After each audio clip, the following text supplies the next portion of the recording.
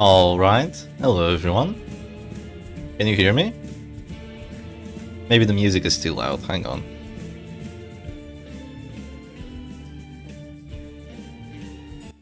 Oh, now it's non-existent, but there we go. It's back.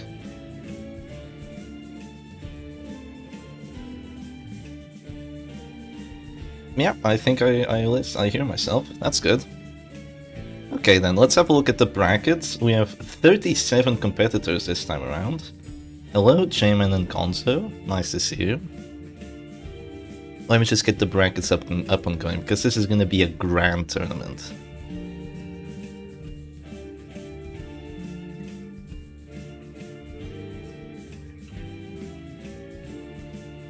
Alright, there we go. So, here we are. Look at this gigantic thing. Can I maybe unzoom a little bit? Is that gonna work? Yeah, it works. And now the now the names look super small, but it's okay. So we have a winners and a losers bracket, but oh, there's already someone in the losers bracket. Well, that's sad. But yeah, we're gonna start off by watching one of the matches from round one. We're gonna play them all simultaneously up until the quarterfinals. Alright, hello Shepard. My butcher circus is everyone. Welcome to my name. Hello, hello. Yeah, nice to see y'all around here. Okay, and I'm not quite sure who we're going to watch immediately, but I think there's some people ready. So yeah, let's just have a look.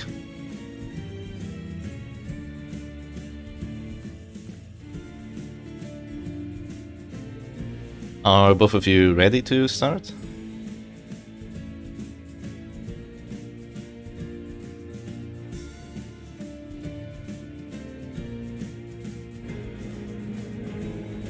I believe that these are the two competitors, so Pure Smoker and the King. Oh, now I have music overlapping, that's not good. Okay, Pure Smoker and the King, yes. I am also in the tournament. I'm gonna be playing in round 2 against Tusculus, so we don't have to play just yet. But yeah, I've got to give the order for them to start. I'm just gonna ask if they're ready. So let's go and give everyone the order from round 1 to start.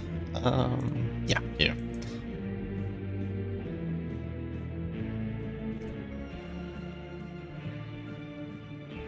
I don't think they're connected, actually. Are you two connected? Are you ready to play?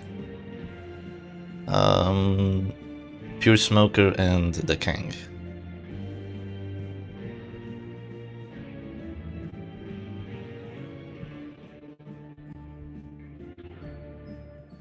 Maybe we have to give them a little more time. Yeah, the silence after asking something, Yes. but... Oh, We are ready, but I am setting my game and we will start fast. okay, they're setting their game. Alright, sounds good. Yeah, we're not gonna stream every game. We are not gonna stream every game. That would be absolutely insane. We're only gonna stream every match, one match of the first round and second and third, and then we're gonna stream every game from there. Like, keep in mind that we also have a losers bracket, right? We're only gonna stream like the final matches of the losers bracket. It's gonna be a 2-day tournament just so we get enough time to do all this. Setting up the RNG, yeah, that's what they're doing. They're setting up that RNG. Just waiting on them to be ready, and then everyone is gonna be able to start. It's gonna be pretty fun.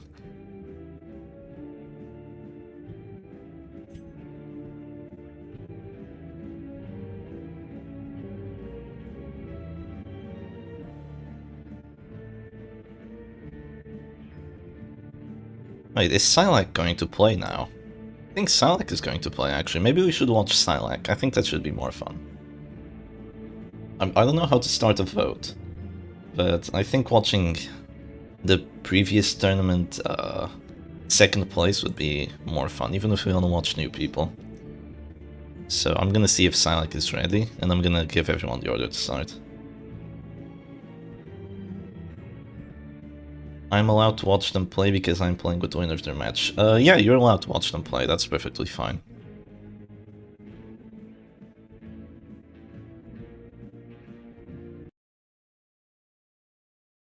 Hello, are you ready to play Silek? I am. Okay, good. So let me just give the order for everyone to start. Alright, looks like we got a match going very soon. Yeah, Silek is just getting ready. I don't believe their opponent is here. Let me just put on... Oh, actually, you can't see anything. I have the image on. Good. And let me just give everyone the order to start.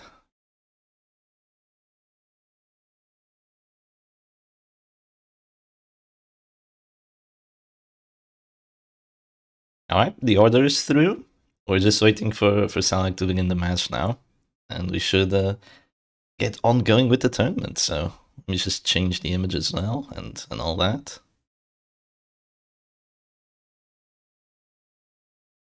So it's gonna be Silek versus I don't know who the opponent is. I don't think they have a name. Versus Nameless. So it's gonna be 0-0 of this best of 3. Every match is a best of 3. Wait, I forgot the R in November? I didn't. Yeah, I won the last tournament, but Silek got second place. And he won more matches than I did in our final like face down against each other. But since I was in the winners bracket, I ended up just winning because of that. Did I really forget the R in November? I just wrote Novembe. Oh, that's funny. Ah, come on, you know what it means. Oh, don't complain. Oh, they're starting. Alright, here we go. Does Silek have sound? I don't think Silek has sound. Yeah, I do not think Silek has sound. Okay, that's sad. Let me just change out the image. And yeah, there we go. Silek, you do not have sound. I've got to put on some music to cover this. Maybe I can tell him to put on sound. Hang on, let me give him a message. Maybe he'll notice. But yeah. Okay, here we go. On to the match. Let me just put on Butcher Circus Combat. Please no ads. Damn it, there's ads. There's always ads. That's okay. Alright, let's go on and see what's up. So Silek is going to start off with the hit squad, as per usual, and our nameless opponent has a very aggressive team. Oh, I think Silek is reacting. They're gonna put on sound. No, I don't hear anything. Oh. Okay, there we go. There we go, that's nice. Alright, we have sound now. Great. Alright, so I think that's a little bit on the loud side. Yeah, that should be nice. The torch was ticking, so I'm sorry for Silek to have to take the torch while thinking at the same time, but yeah. So Silek is playing the hit squad with his variation too, so there's the spiked bat on the flat front. Very, very nice team. Kind of struggles against dodge a little bit, and I think that our nameless opponent has dodge, but what they really have here is a very, very aggressive team. But Silek is playing aggressively as well, going for just the sniper shot with the Arbalist. This is a very interesting Arbalist setup. There's no piercing quarrel, instead there's Eagle Eye Talisman and the Tiller. It's fine, Chef, just make the noises with your mouth. Jesus Christ. Maybe I could do it, I don't know, I've been playing this game for so long. But I'm not very good at copying noises like that, but yeah. There goes the finish him onto our opponent's character, our nameless opponent, but they are probably going to go for their final action here, so this is kind of a sacrifice from the bounty hunter. A very aggressive team from Nameless here. Should we just call them Anon? I don't know if we should call them Anon, like J-Man, right? Yeah, that is a dead bounty hunter, that's for sure. But Silek isn't gonna go for the bounty hunter immediately, they just want to prevent another Reign of Stars before the kill comes. Because there's nothing you can do to save this bounty hunter now, right? Like, literally nothing. All the bounty hunter has to do is just click and go for the kill. And it's GG. There's no pulls, there's no disruption, there's no guards, there's no heals. So Silek doesn't have to worry at all, and he can just go for other moves first to just get some pressure going immediately. So yeah, very aggressive team. I still haven't seen the trinkets on that backline, but I see the Crimson Hook and the Hemlock on this flat front, so just the full-on Reign of Stars shenanigans. But against a defensive team like the hit squad, they do have a lot of healing options. So if they're able to get a kill and then just kind of delay a little bit with the healing, it is possible for them to win, even against a lot of this offense. So I see that the Antiquarian has a Materia Pestis, because the Blight was applied for 4 rounds, so that is going to be very difficult to deal with. This Materia Pestis Antiquarian has to go down unless Salak wants to have all his characters at this door.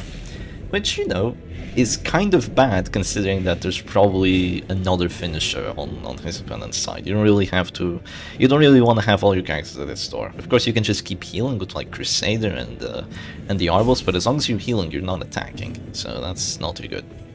Sadly, here this Flagellant does not have the Rain of Sorrows, so he can't go for some very, very nice bleeds on the enemy backline, but he can go for a Gleam instead, just keep his other characters alive, and like that, he will be able to attack the enemy side by keeping his characters alive and making sure that they don't have to heal. So yeah, there's that. Now Salak has a few choices. He could go for a pull, he could go for a stun. He's probably kind of scared of the take cover, just not getting enough pressure, but oh, that is unlucky. He goes for the stun with this Crusader, even with 2 stun trinkets, because, you know, that's what everyone runs. Even with 2 stun trinkets, does not get the stun on that Flagellant, despite the Flagellant only having 55% stun resistance, so that is always that 85, and sometimes you do not get it, which is pretty annoying. The match started with like a crit stun for like 10 on the Bounty Hunter. Yeah, I think I saw that. I did think I see that. So there was a mark there into a sniper shot for kind of a min-roll. When have you seen sniper shot rolling this slow? This Arbos is not pulling her weight right now, and the damage and the stress is adding up on Salak's side. Does Anon here actually have a chance? Is it possible? Because the characters are all going to start dropping 0 HP now, once they act, and that's when the DOT team finally gets some advantage going, right? And so, well, considering that they've already lost a character. So if they still had all 4 characters, they would be totally winning here, but they don't. So they need to get a kill like yesterday right now. So here goes another stun. This time is it gonna work? Okay, this time it works. And that puts the Flagellant in a very, very bad spot, because they're not going to get their action until round 6, which is a very long time not to have an action for, especially when playing against Hit Squad. So here comes the Dirk Stab onto the Bounty Hunter, and Salak right now would love to just sniper shot finish him, but the problem with that is that it's not a confirmed hit chance. It's a big hit chance, but it's not a confirmed hit chance, and that he would also have 2 characters at this store after doing that. So instead, he can just click the Flagellant, drop himself to this store because he had applied Reclaim a couple times, go for a massive heal with the Redeem, and kind of make all that pressure that Anon here was building up and make it totally useless, at least for the time being, because the Bounty Hunter is now out of their store. And here goes Rejuvenating Vapors, which is a safe play. But is it safe enough? Is it too late? The Arbos survives at 1 HP, and now with the Eagle Eye Talisman, giving that extra 10 accuracy, so coming in very clutch with that extra 10, you won't get any more accuracy with the Sniper Shot with the usual setup of Tiller and Piercing Quarter unless you go last. And now the finish him is a pretty good chance of getting the death blow. It's a 76, and it does go through. If that failed, it would have been terrible. It would have been really terrible if that finish him did not get the kill, but yeah. After this match, whoever loses gets to ban 1 character, or 1 trinket. You can also ban a trinket, and that character or trinket cannot be used for the end of that best of 3. So that's going to be pretty fun. I think the idea behind banning a trinket is if you also want to use the character. So, for example, you want to ban like Content of Absolution, but then you bring Flagellant anyway. Oh, Salak goes for a bit of a weird stun. Doesn't get the stun chance, even though it was only a 35, right? I think maybe that was just to get damage on the Flagellant, potentially.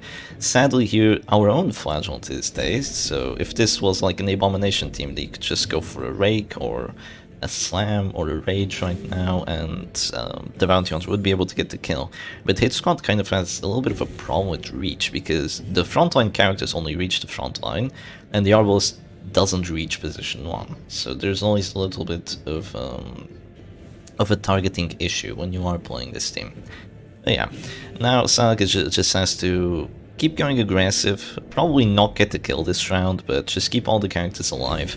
And even though the Antiquarian's a pretty strong character, against 0 afflictions and against 3 healing characters, this is going to be really difficult. One character or trinket, one character and trinket. No, just one character or trinket. You can ban a character or a trinket. And the character will be banned for the duration of the best of 3. Yeah, every match is going to be best of 3 apart from the winners finals, the losers finals, and the grand finals. Yeah, banning a character and the trinket would get really complicated, I think. So here goes an Exsanguinate, even after the regen, because, you know, you kind of want to have some HP. Gets a crit. I'm not sure if it applies a bleed or not, but the Crusader was ticking down to 0 anyway, so that doesn't really change too much. And now there's 21 HP on that Flagellant, which is a little bit too much to just bring down to 0 immediately. Unless Salak's own Flagellant gets like a crit Exsanguinate for 15, that's the only idea that you can go for right now to still get the kill. Let's see, what does he want to do? He's gonna go for Redeem on the Arbalest. That's a little bit of a preemptive Redeem, because there's still minus healing skills. But I guess getting that extra action with the Arbalest is quite good. If you ban Monkey's Paw, are you just banning one? No, Gonzo, if you ban Monkey's Paw, you ban both trinkets. Yeah. Can you imagine just banning Monkey's Paw, and then the second opponent would have to ban Monkey's Paw again, so there would be no Monkey's Paws in the match. Yeah, that would be really funny. That would indeed be quite funny. Okay, the Festering Vapors goes through. That is going to cost 2 afflictions, and this is when Anon here might actually have a winning chance, because Silak hasn't been able to clutch out a 3rd kill, and they're still pretty far away from clutching out the 3rd kill, and the characters are starting to be put in a really rough shape. They're all still dropping to Death Star, and here goes a stun on the Flagellant. So just trying to break through that Flagellant, but it's very, very difficult because the Arbalest can't shoot him. It becomes quite difficult to take him out. I'm pretty sure the Bounty Hunter now would do enough damage, even though he went selfish. He would probably do enough damage. Oh, look at it! Look at that! The Arbalest hit the Flagellant, but didn't cure his stress with Content of Absolution. There goes your on-hit cure stress, right? I guess the Arbalest Act Out doesn't count as a hit or something. I don't know. So here goes the finish him, and it does do enough damage. There's double damage synergy on the finish him. There's stun and daze, so you get essentially double damage on that. So even if you have Death Star debuffs, even if you have Selfish, you're probably still gonna do a very good amount. First ban versus Silak, Rancid Cure-All. Silak actually plays Rancid Cure-All, believe it or not. Yeah, Silak actually plays Rancid Cure-All on the Man-at-Arms, and it's not bad. But I think there's stuff that's more important to ban than Rancid Cure-All, yeah. And now Silak should be able to just get a kill here. It's a 95, so it could fail, but could and would are not the same thing. And now it is definitely a 4v1, and there's only 2 afflictions, and there's still a chance for Virtue on the Crusader. So now Anon has to be feeling really hopeless in this situation. Keep in mind that even if you lose the first best of 3, this is a double elimination tournament. Wow, look at this Arbalest just going abusive everywhere. This is a double elimination tournament, which means that you can technically lose a best of 3 and still win the tournament. You just have to go to the loser's bracket and then just rip and tear your way through back to the winner's side, right? So here goes a heal. Silak does not want to leave anything up to chance, just healing everyone, making sure everyone's healthy and happy. And now is this going to be a reclaim turn or a punish turn? Maybe trying to clear those corpses? Not too sure what he wants to do right now. No, this is just going to be a reclaim turn onto that bounty hunter. I'm not sure if that reclaim will be enough to prevent the Blight from still keeping him at Death Star, but it sure helps. And that Antiquarian, she might look like she's healthy and she's alive. Shep, are you too contestant of this tournament or only moderator? No, I am also competing at this tournament, but I only started round 2. So yeah, we're only gonna be watching me play by the start of round 2. So there's that. And the Flagellant, here he goes. Heals all the other characters. Is he gonna go for an Exsanguinate on the corpse? There's no more redeems. He already used up 2 redeems. I will say, if this Antiquarian just had a few more afflictions, had a little bit more stress on Silak's side, and she had 2 dodge trinkets, she could definitely win this. But the way things are going right now, there's just going to be a mark into a sniper shot or something. Oh no, looks like it's going to be a pull into a stun. Well, that works as well, I guess. Removes the antiquarian action. It is going to be slow, but she is going to get pummeled to 0, I guess. I think just going for a shot there would have been cooler, but yeah, that's kind of the problem. The stun does not land because of that small dodge, and now the Arbos really can't shoot, even though she's abusive and she has the double plus accuracy. So it is really sad that you do not let her shoot here, because I think she really wants to shoot an antiquarian, but she can't because she's in position 1, right? Imagine if Arbalist could shoot position 1. That would be really broken. It's like the one place where you're safe from Arbalist. If you could shoot that too, oh man. So a little bit more stress, but there isn't quite enough for heart attacks. Not yet at least, but the crit could actually come in clutch here, because now that's 25 dodge on the Antiquarian. I think the Crusader is dropping down to 0, just barely, so that's minus accuracy again. Hits himself at this door, goes for the stun, lands the 65. That was a very important stun right there.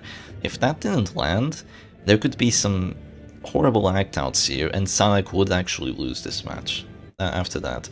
So it was getting pretty close there for a second, but considering that the stun did go through, this is already looking a whole lot better for Salak here. He's going to be able to keep his characters alive for a bit. Kind of the problem of healing against Antiquarian and Hansari, especially Antiquarian, is that she's doing stress as she's doing DOT, so you can cure the DOT or, you know, heal after the damage goes through, but you can't really cure the stress. So eventually you'll get the heart attack, and, you know, DOT teams have some collateral stress damage, but just not a lot of it. So Antiquarian really just has to rely on getting kills, and considering that it's round 9, you didn't get a single kill, it's just really difficult. Really difficult. Of course, this was a bounty hunter, DOT team, so one of the most aggressive you can ever play, but sadly it did not pay off too well. Maybe it did not pay off too well. No, okay, there she goes. Yeah, this should just be the finish him now, and that's gonna be a GG to the Antiquarian. So yeah, that is gonna be... Let's just get the finishing blow. Oh, Salak, come on. Be greedy, just go for the death blow. Don't go for the immediate stun or something like that. Death blow here should just confirm the W. Oh, he's thinking about it. He really doesn't want to leave anything up to chance. You know, Salak has been... Oh my god, hits himself again at this door. Jesus. Goes for the stunning blow. Oh, the stun fails. If the bounty hunter just hits himself at this door or passes, the Crusader would die. Maybe? He drops caltrops on the Antiquarian. Are you kidding me? I guess we gotta watch for a bit longer. God damn it, I've been trying to finish this match for like 2 rounds. He drops caltrops. The ban is only for the best of 3 it happened in. Yes, only for that best of 3. The Arbalist does some stress.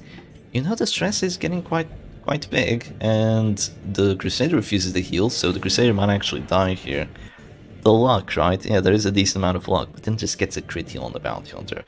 And considering you're at this star, like, the Bounty Hunter isn't gonna pass like 5 times in a row, right? You have to get really lucky. But yeah, this Festering Paper should be a death blow. And the crit as well. That's extra dodge. Maybe. Look at that, that's almost a heart attack there, if there's some act-outs. This is insane. What do you mean so greedy? That was an act-out, Shepard. Yeah. Shepard number 2, but yeah, there we go, finally the death blow, and that is gonna be 1-0 for Silax, so let's just see what is banned for him. And give the players a little bit of time here so they can prepare for their match number 2.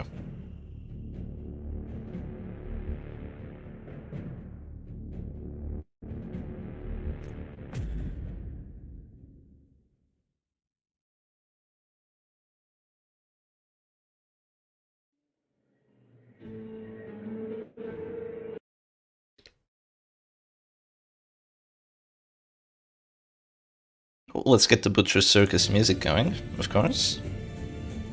Let's see, what do they want to ban? I actually don't really know what they're gonna ban here.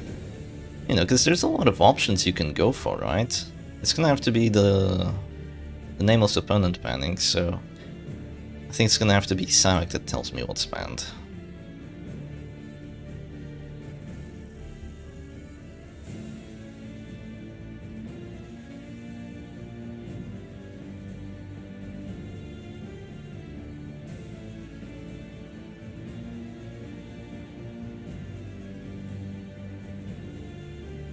Okay, we have some matches coming through already. Let's have a look at the brackets. Maybe some things have changed.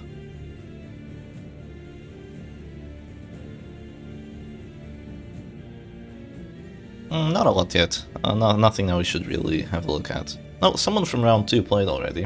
Whoops, they weren't supposed to do that. It's not the end of the world, I guess.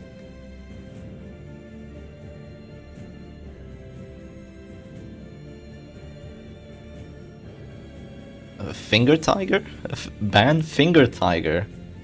Sonic says ban Finger Tiger. What the hell does that mean? I am confused. What does Finger Tiger mean? Can anyone tell me? Let me just show this. Okay, can someone explain to me what ban Finger Tiger means? What is Finger Tiger? Is that Monkey's Paw? Did they ban Monkey's Paw? What the hell? Okay, I'm gonna ask, is that Monkey's Paw? Because I have no idea what Finger Tiger is. Finger Tiger, that's gotta be Monkey's Paw, right? The Finger Tiger trinket. Hound Master. I don't know.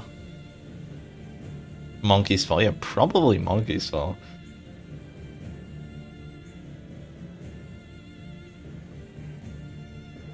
Savak just writes a question mark and says, I don't know, haha.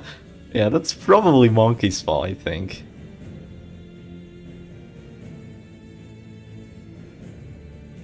A tiger named Finger. Yeah, I think this is a Chinese opponent, so maybe their translation for the English like gets messed up every now and then. It happens. So Monkey's Paw is banned. That's interesting that Monkey's Paw gets banned.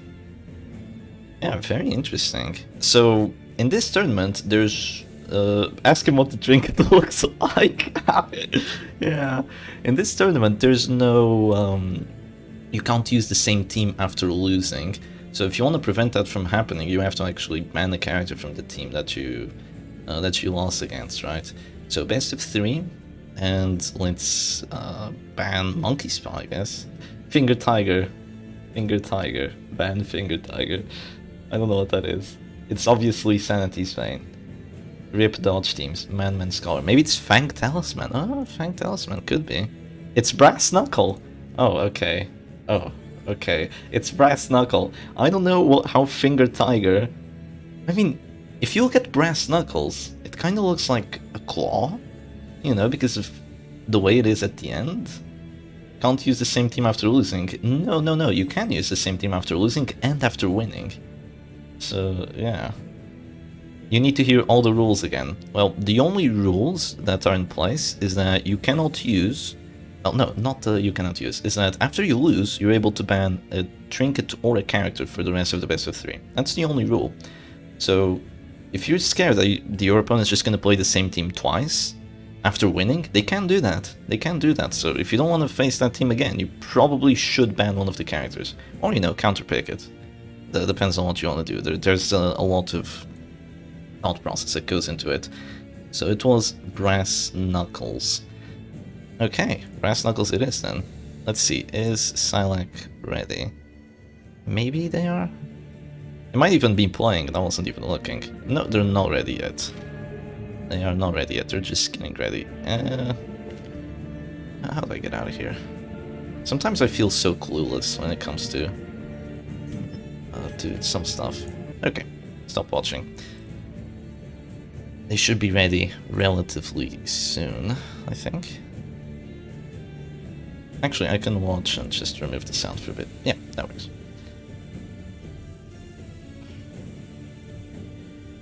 Yeah, the saxophone was saying, wait, let me just use the English translation, because they just left the game and started again to have the English translation. Both players cannot use the banned character or trinket. Yes, it applies for both players.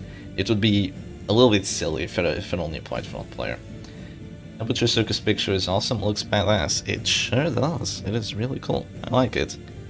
I think that's the one that they actually released first, like when they made that Twitter post, right? Because I remember I think it was like 1st of April, they made a Twitter post like oh, Darkest Dungeon PvP is coming soon, and it was like this really shitty design that they had pulled through, like with paint or something, and it was the characters like fighting each other. But then the day after that, or like a week after that, they actually made an official statement that the Butcher Circus was releasing, and everyone was like, what? No way. So we need to wait for round 1 to be completely over before round 2 matches start, right? No, you just need to wait for my order to start. But yeah, we're probably gonna wait until everyone round 1 is ready. Okay, he's using an English version of the game, might be off for a couple of minutes. That's okay. We have a couple of minutes. Let's have a look at the bracket then. Let's have a short look at the bracket. So it looks like there's already some people in round 3. Some people did not wait, but oh well. And we should have some other people playing, like Sergi and Goodnight Yoshi. They're gonna play against J-Man, so that's gonna be pretty cool. Who do you think is the 4th person in the picture?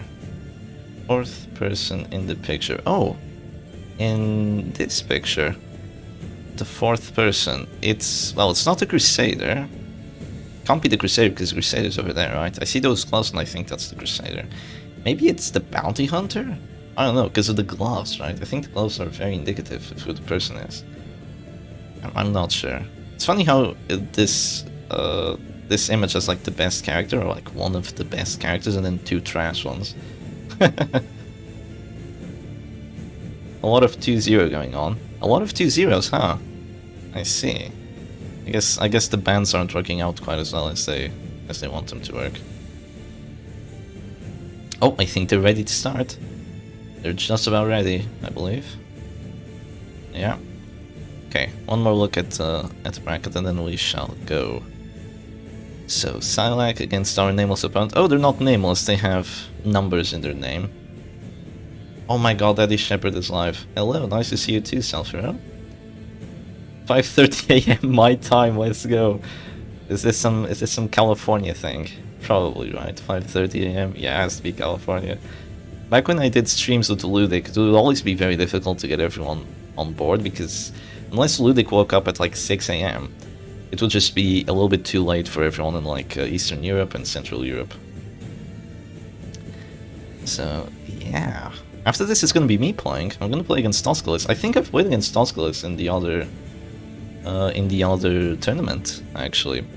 So it's gonna be fun playing against them again. Are they ready? Nope, almost. And they should be readying up. They should be readying up. Hello, I'm a Korean Darkest Circus user. I've been watching each video since a few months ago. Hello, Korean Darkest Circus user. I can't read your name, sadly, but I'm glad to hear it. Hope you're enjoying it. And here we go. They are going onto the match. So let's take off the image. Don't want to leave that on. I think that happened once. And here we go. So Monkey's Paw was banned. Watch Chef get eliminated first matchup. Nah, that's not gonna happen. And Monkey's Paw was banned, so Silac is gonna be playing with Chef's Dress number 3, right? So it's the Grave Robber instead of the doggy. It's not really Chef's Dress number 3, but you know, it's fun calling it that because it's easier to identify. So yeah, there's a Grave Robber. I don't think Silac usually plays this. It's very rare to see Silac actually playing Grave Robber, but well, that's the Grave Robber. Maybe he has been practicing with some additional stuff. And oh, this is not a good matchup. This is not a good matchup at all. If that Musketeer, if our Chinese opponent is playing what I think they're playing, yeah, Brass Knuckles was banned. Brass Knuckles was banned. How about Pan Trinket for the rest of the tournament? No, that would be way too complicated. So yeah, there was B-Spile crit into B-Spile crit already, so that's a good start. And if our nameless opponent here has what I think they're playing, this is going to be really rough for Silac to win, because that is a very defensive, very anti-stress team. And yeah, here goes Suffer already. Oh boy. Chef's Dress number 3 versus Chef's Dress number 6. I'm not sure if that's Chef's Dress number 5 actually, because Musketeer... No, number 5 might be Arbalist. Yeah, Arbalist is number 5, and Musketeer is number 6, I guess. Yeah. Double Numbing Instance. Yeah, the Man-at-Arms won't be taking too much stress, especially after this Pulsar goes down. But Silac does have one thing going for them, is that they have a very aggressive Grave Robber. So if they had a doggy here, this would be more difficult, because because he would always have to just hit into that repulse, right? That would be difficult. But yeah, the Musketeer has her defensive abilities with Curing Blight on heal, so there's that for clearing the panic darts. That's very good. And there is also ranging shot to clear stress, increase accuracy, and reduce stress taken. Hello, Irpen Fauzi, nice to see you here. Irpen Fauzi is actually playing, I believe, this tournament. So yeah, there's that. Hey Shepard, I've been following you for a few months and I really like you. I'm not very good in Dark Souls or PvP, but you manage to entertain me every time. Greetings from Italy. Well, greetings from Portugal. I'm very glad to hear that. Hope you're enjoying it. Every team is Chef Stress if you're brave enough. Every team is indeed Chef Stress. You're right, Annie. Okay, more panic darts, more aggressive action going on, and this is just going to be a slugfest here, I think, because there's just going to be stress heal after stress heal. Oh, stress heal actually failed. It's RNG every single time, so an 85% chance. So there is that. And now this Man-at-Arms. Do you want to drop Bellows or do you want to drop Command? The problem with Bellow here is that it's going to do practically nothing apart from reducing that repulse damage. Like, that's literally all that's happening. Like, what's happening right now is the Flagellant and the Man-at-Arms are just staring at each other screaming. The Abominations are puking everywhere. and the Musketeer is trying to deny everything that the Grave Robber does. Shepard can kind of understand Italian. Well, I am Portuguese, so, you know, they're similar languages. Yeah, did that bellow do force stress? I think the bellow from Salak did force stress, yeah. Yeah, it's really not a lot. 2 numbing instances, a Gauntlet of Absolution, it's just very difficult. Also, you can also understand Italian, you're also Portuguese. I mean, a little bit, you know, you can probably get a few words in a sentence, maybe know what's going on from hearing it. I'm really liking the Musketeer. Musketeer is epic. She's a really good character, actually. She's very underrated. Even as not so much as a shooter, because as a shooter she's almost as good as the Arbalist, but as a stress team she's also really good. Alright. Shep il migliore. Oh crap. Oh no, I actually have to speak Italian. Shep il migliore. That means something better? Shep is the best. Shep is the best. Does that mean Shep is the best? Because melhor means kind of best or better in Portuguese. Yeah, stress isn't working for anyone. Yeah, it's difficult, right? So Salak is already transformed here, and what that means is now the Musketeer can start clearing the stress from transformation when she goes for that ranging shot. Musketeer does not actually have her brass bugle in this match, so if there was a brass bugle here, I would bet all my money on the Musketeer. But since she doesn't have brass bugle, it's a little bit more of a fair match. And let's see, is there going to be a bellow here? I want to see how much it actually does. Okay, bellow? No, guard first, okay. Yeah, clearly the same word. It looks very similar. Yes, you're right, Chef is the best. Oh, thank you very much. Okay, and the Musketeer action finally goes for a heal on the Man-at-Arms, so heals him for a lot. 12 is a lot. Cures the Blight, and also makes him have plus healing received. Of course, as you do that, there's going to be stress, but there's only 12 stress on Panic Darts.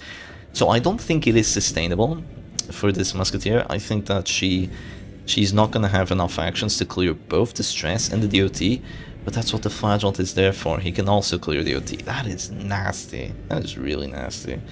Yeah. If only YouTube chat had gamba, can you imagine? I've... Gamba? I don't know what you mean. That's a food in Portuguese. What is the best place to visit in Portugal? During the summer, you go down to Algarve, where all the beaches are at. During... You know, also during the summer, but during every other season, you just go to Lisbon, because it's the coolest. Gonzo will tell you Porto, because he's from the north, right?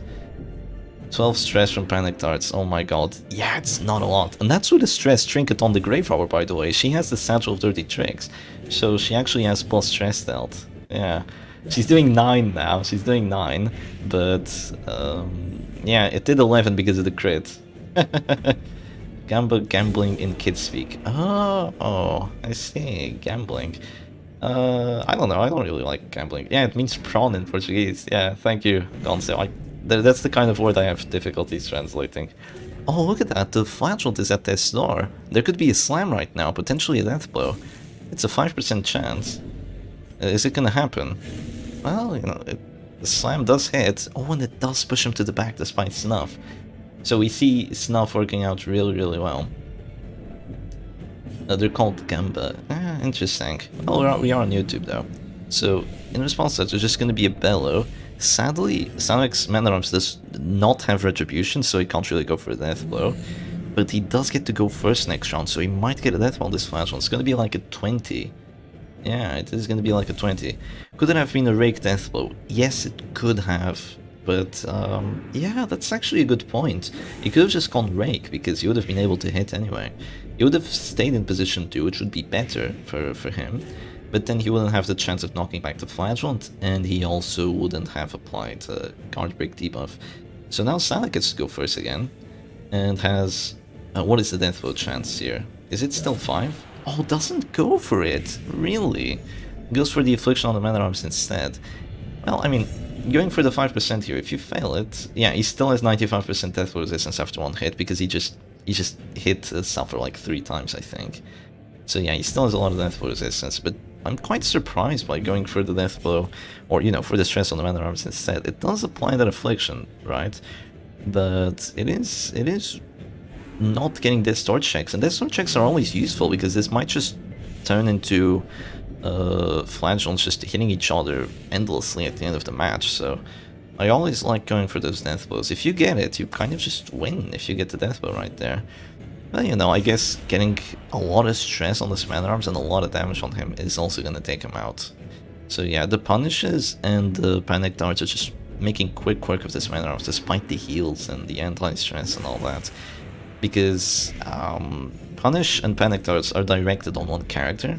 They do a lot of stress and a lot of DOT to one character, while the anti-stress from the Musketeer just cures everyone, so it's not really enough to prevent Affliction from coming onto one character here, sadly.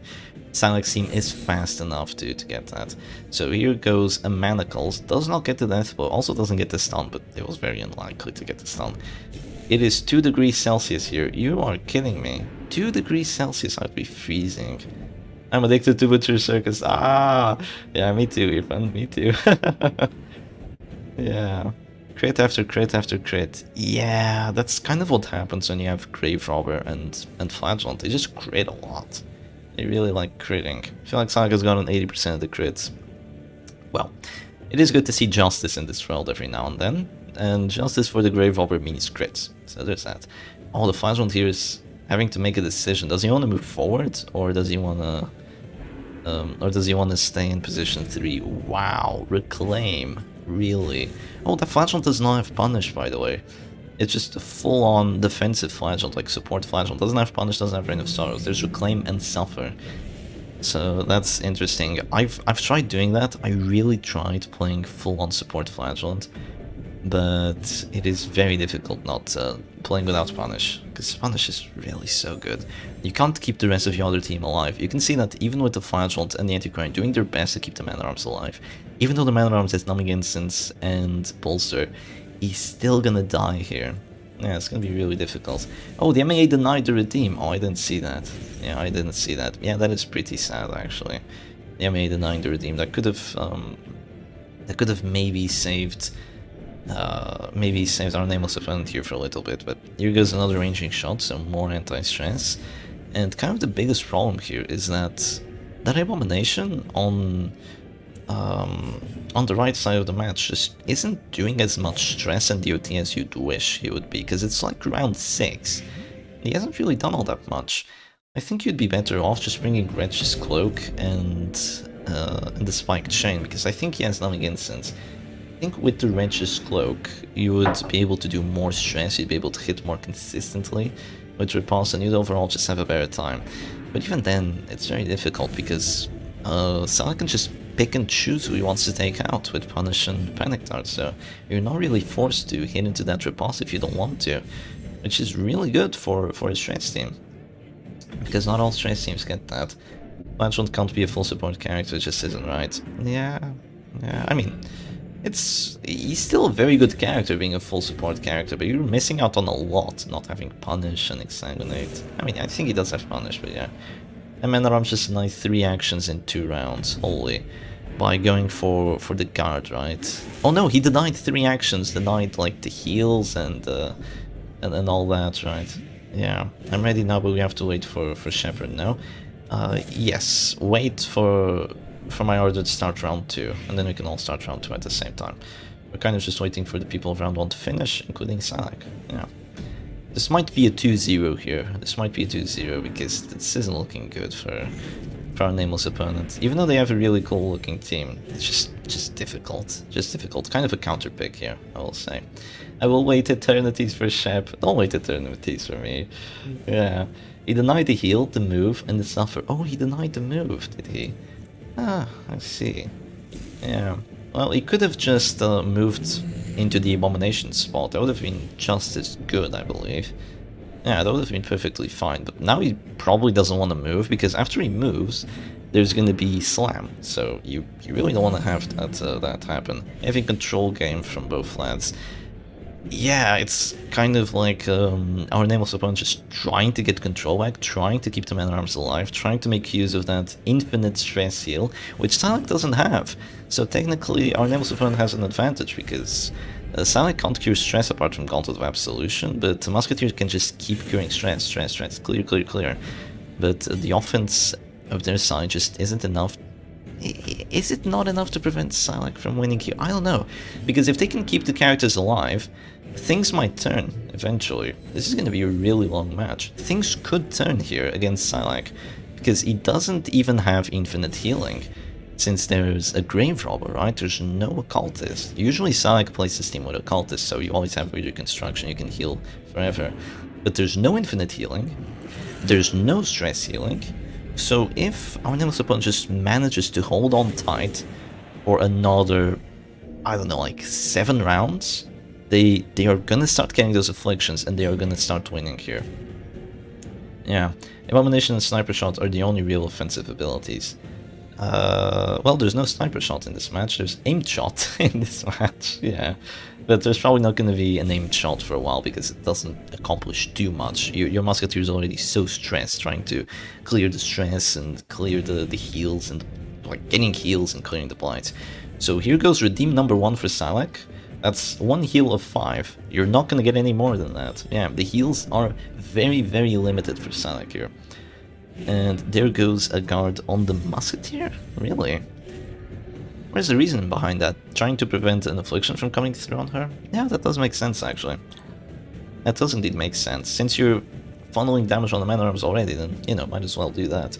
The Abomination is kind of impervious to stress here, because he does have Numbing Incense Pulsar. So if you start going for the Abomination now, you won't be able to make use of the stress you've done on the man-at-arms, because Ranging Shot will start having like triple value here. It's gonna be really good. So here goes another Ranging Shot. Does it get the stress heal? It does get the stress heal, and yeah, you can see Flagellant and Abomination are at 0 stress in the stress match. Can you believe it? And the man-at-arms gets healed with some stress, and so does the Musketeer. If the Musketeer stays guarded here, she's not gonna get afflicted. A Bellow is not enough to get her afflicted right now, and there's already been 2 transformations, so there's that. After this second transformation runs out, Flagellant can stay guarded at 0 HP forever. He is not in risk at all. As long as you can keep the man-at-arms alive, right? That's the question here, if you can keep the man-at-arms alive or not. Okay, Flagellant drops to 0 HP, so he's gonna have to go for a heal here, unless he wants to die, of course. So you obviously drop a heal here. Thing is, the heals, these limited heals on our nameless opponent's side are not quite as valuable as the heals on Salak's side. Oh, got the bleed there. You can see Salak just wiggling his mouse around, because Salak has Numbing Incense on the man-at-arms. No, well, Numbing Incense and Rancid Cure-All. So that bleed chance was only at 25%. That is really, really difficult. You don't see the win condition. You don't see it yet. Once this Abomination goes back, keeps applying that Beast Spile. If you can't get a kill on the characters, slowly but surely you're gonna start getting stressed out. You're gonna start getting afflictions on your side. You're not gonna be able to heal forever. Yeah, 33 heal because of the healing received on the Flagellant. That is really cool to see. Yeah, the Abomination moves back there.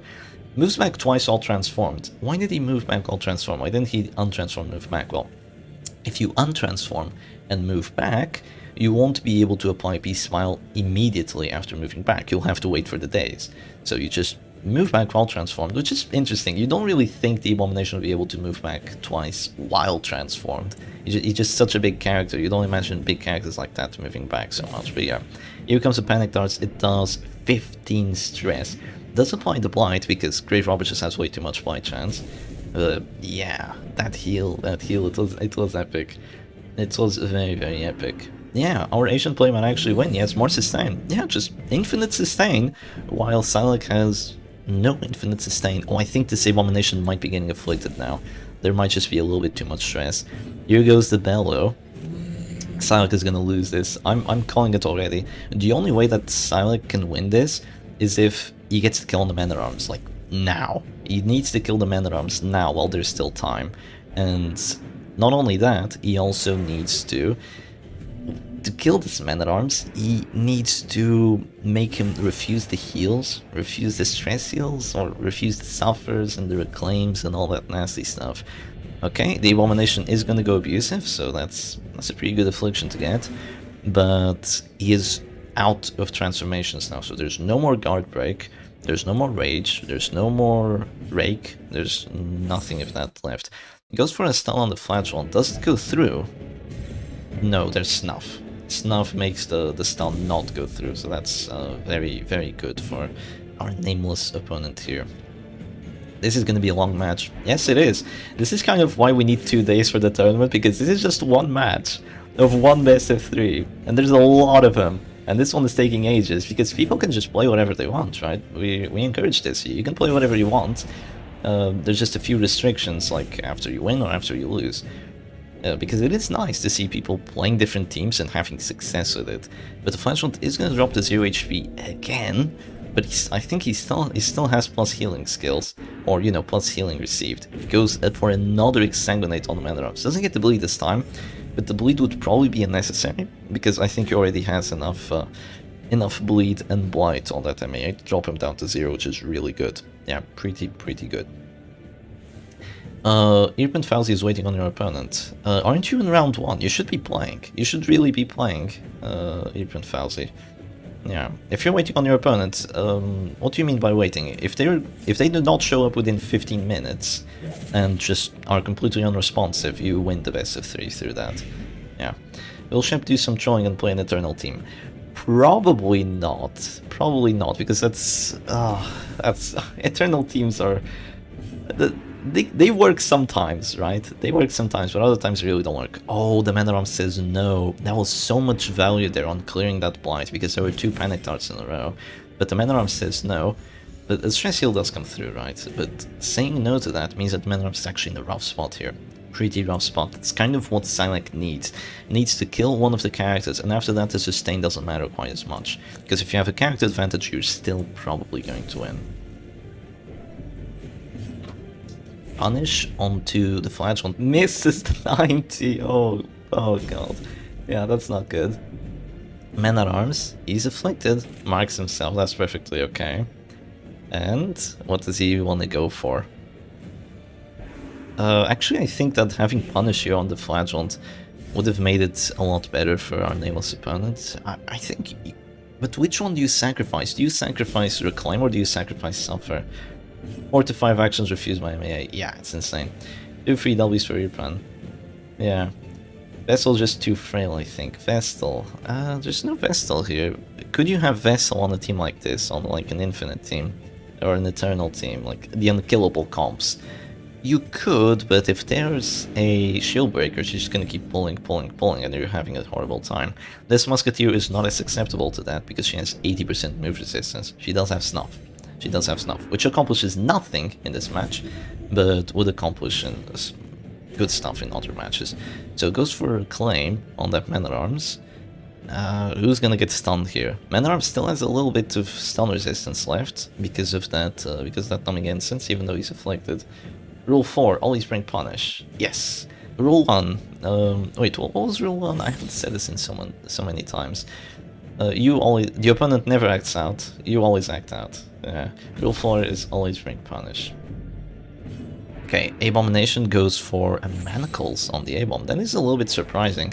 I think just keeping that Beast Smile spam up would have been would have been better here, but I guess stunning the A-bomb action does also do wonders for you, because now there's no more stuns on their side, and stuns can be very annoying here, very annoying.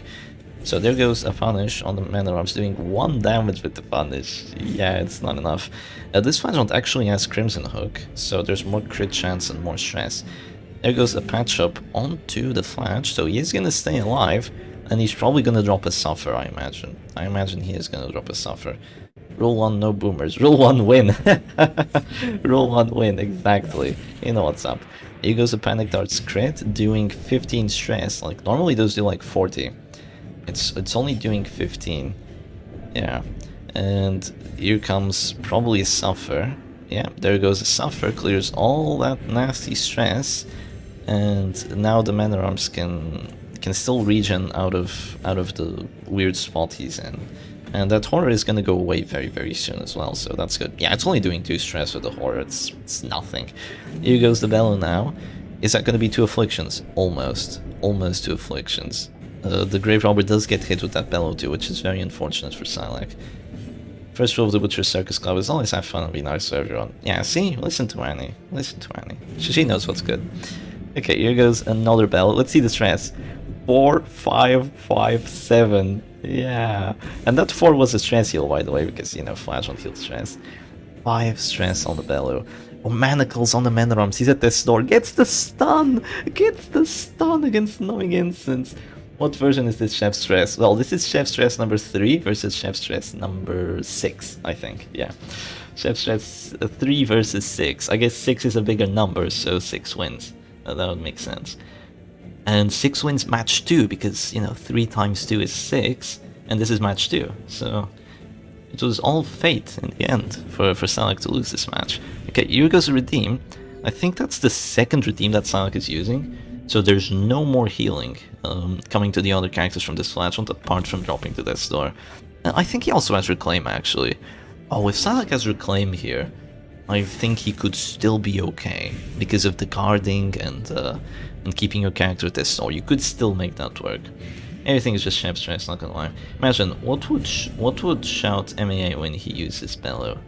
I don't think he even shouts, I think he just screams. I don't think he shouts anything, he just screams in the opponent's direction. Look at this crit, just keep on critting and maybe you'll kill the Man-at-Arms. And this is, like, he's not killing the Man-at-Arms, and this is with a lot of crits. Doesn't apply the stun either, so that's really good. And thankfully for our Chinese player, they are getting all of the stress heals, because it is an RNG chance of getting that stress heal or not, but they are getting it, which is really good here.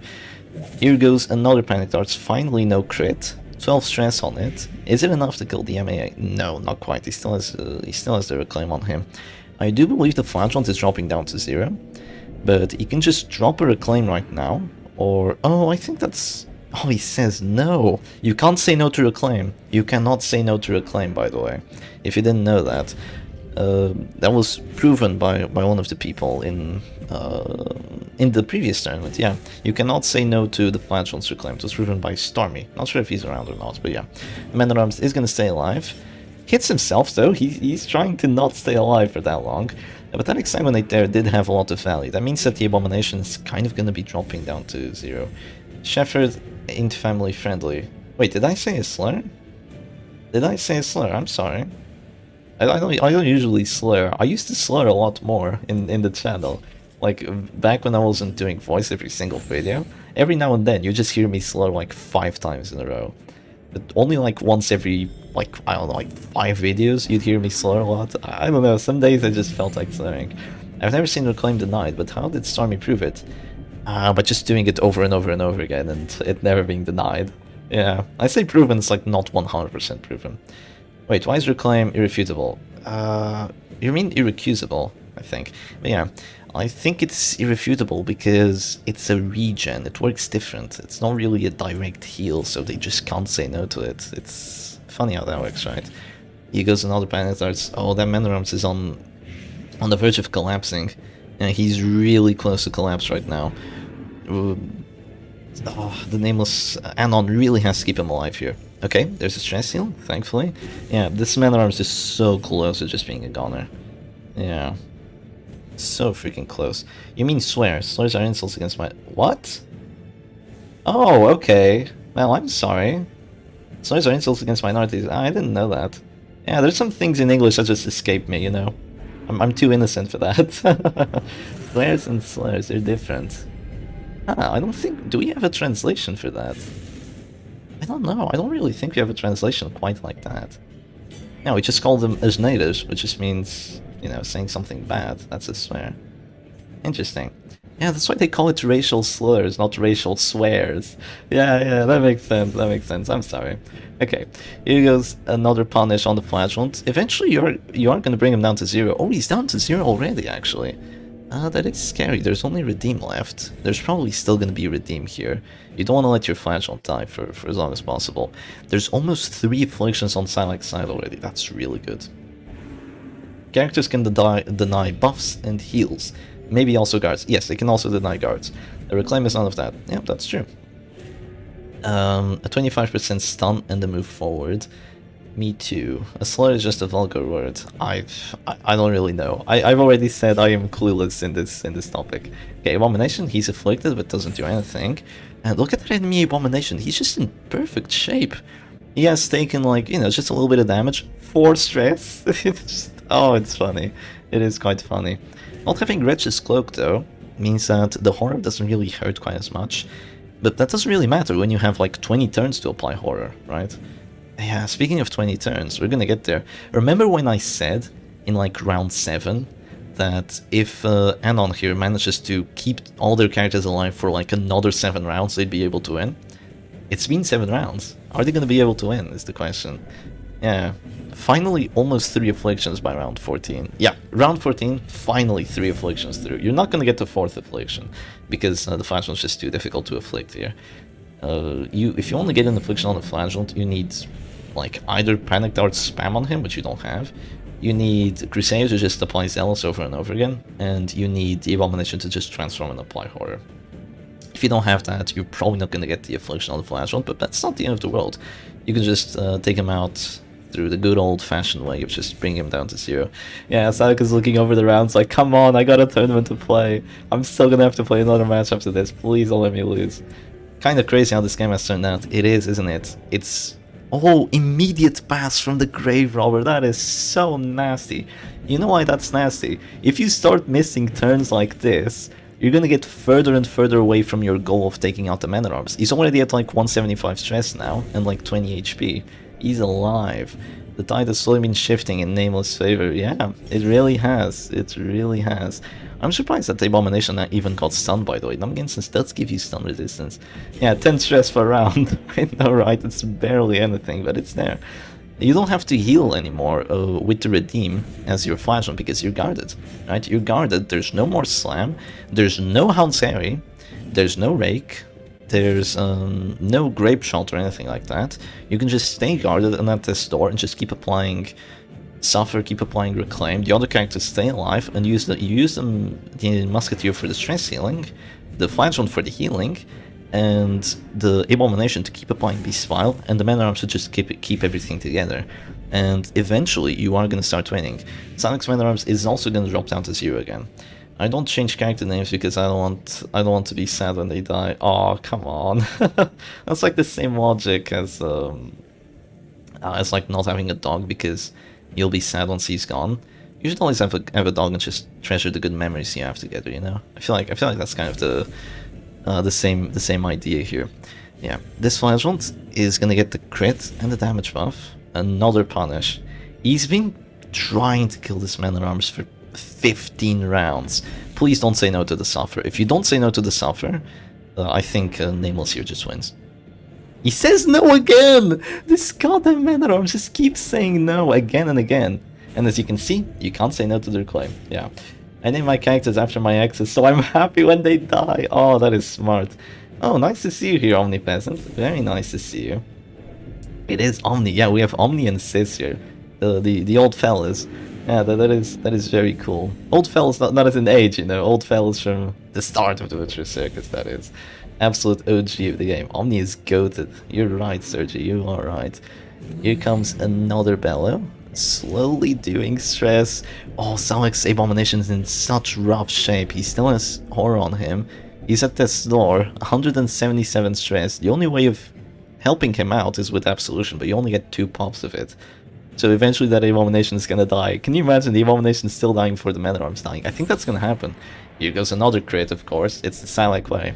That you can get all the crits you want in the world. It's still not gonna kill this Man-at-Arms, especially if you don't get stuns.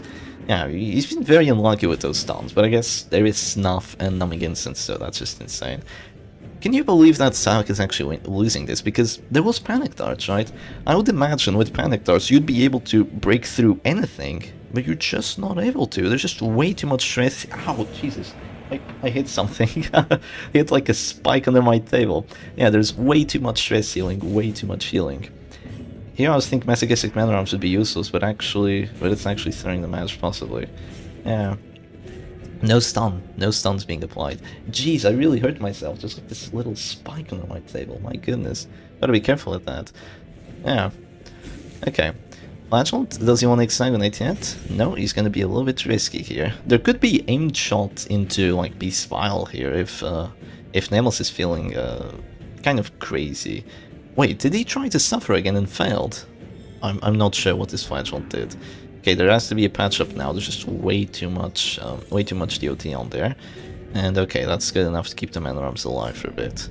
Grave Robber passes again. Oh, that's so nasty. That is so nasty. Spike table 25% drop off. Spike table minus 20% bleed res. Yeah, can you imagine having a spike under your table for no reason? It's been here for, I don't know, probably since I've had this table. And I've never even noticed it, thankfully. Apply tetanus. It's okay, I have my vaccines. I'm not an anti-vaxxer.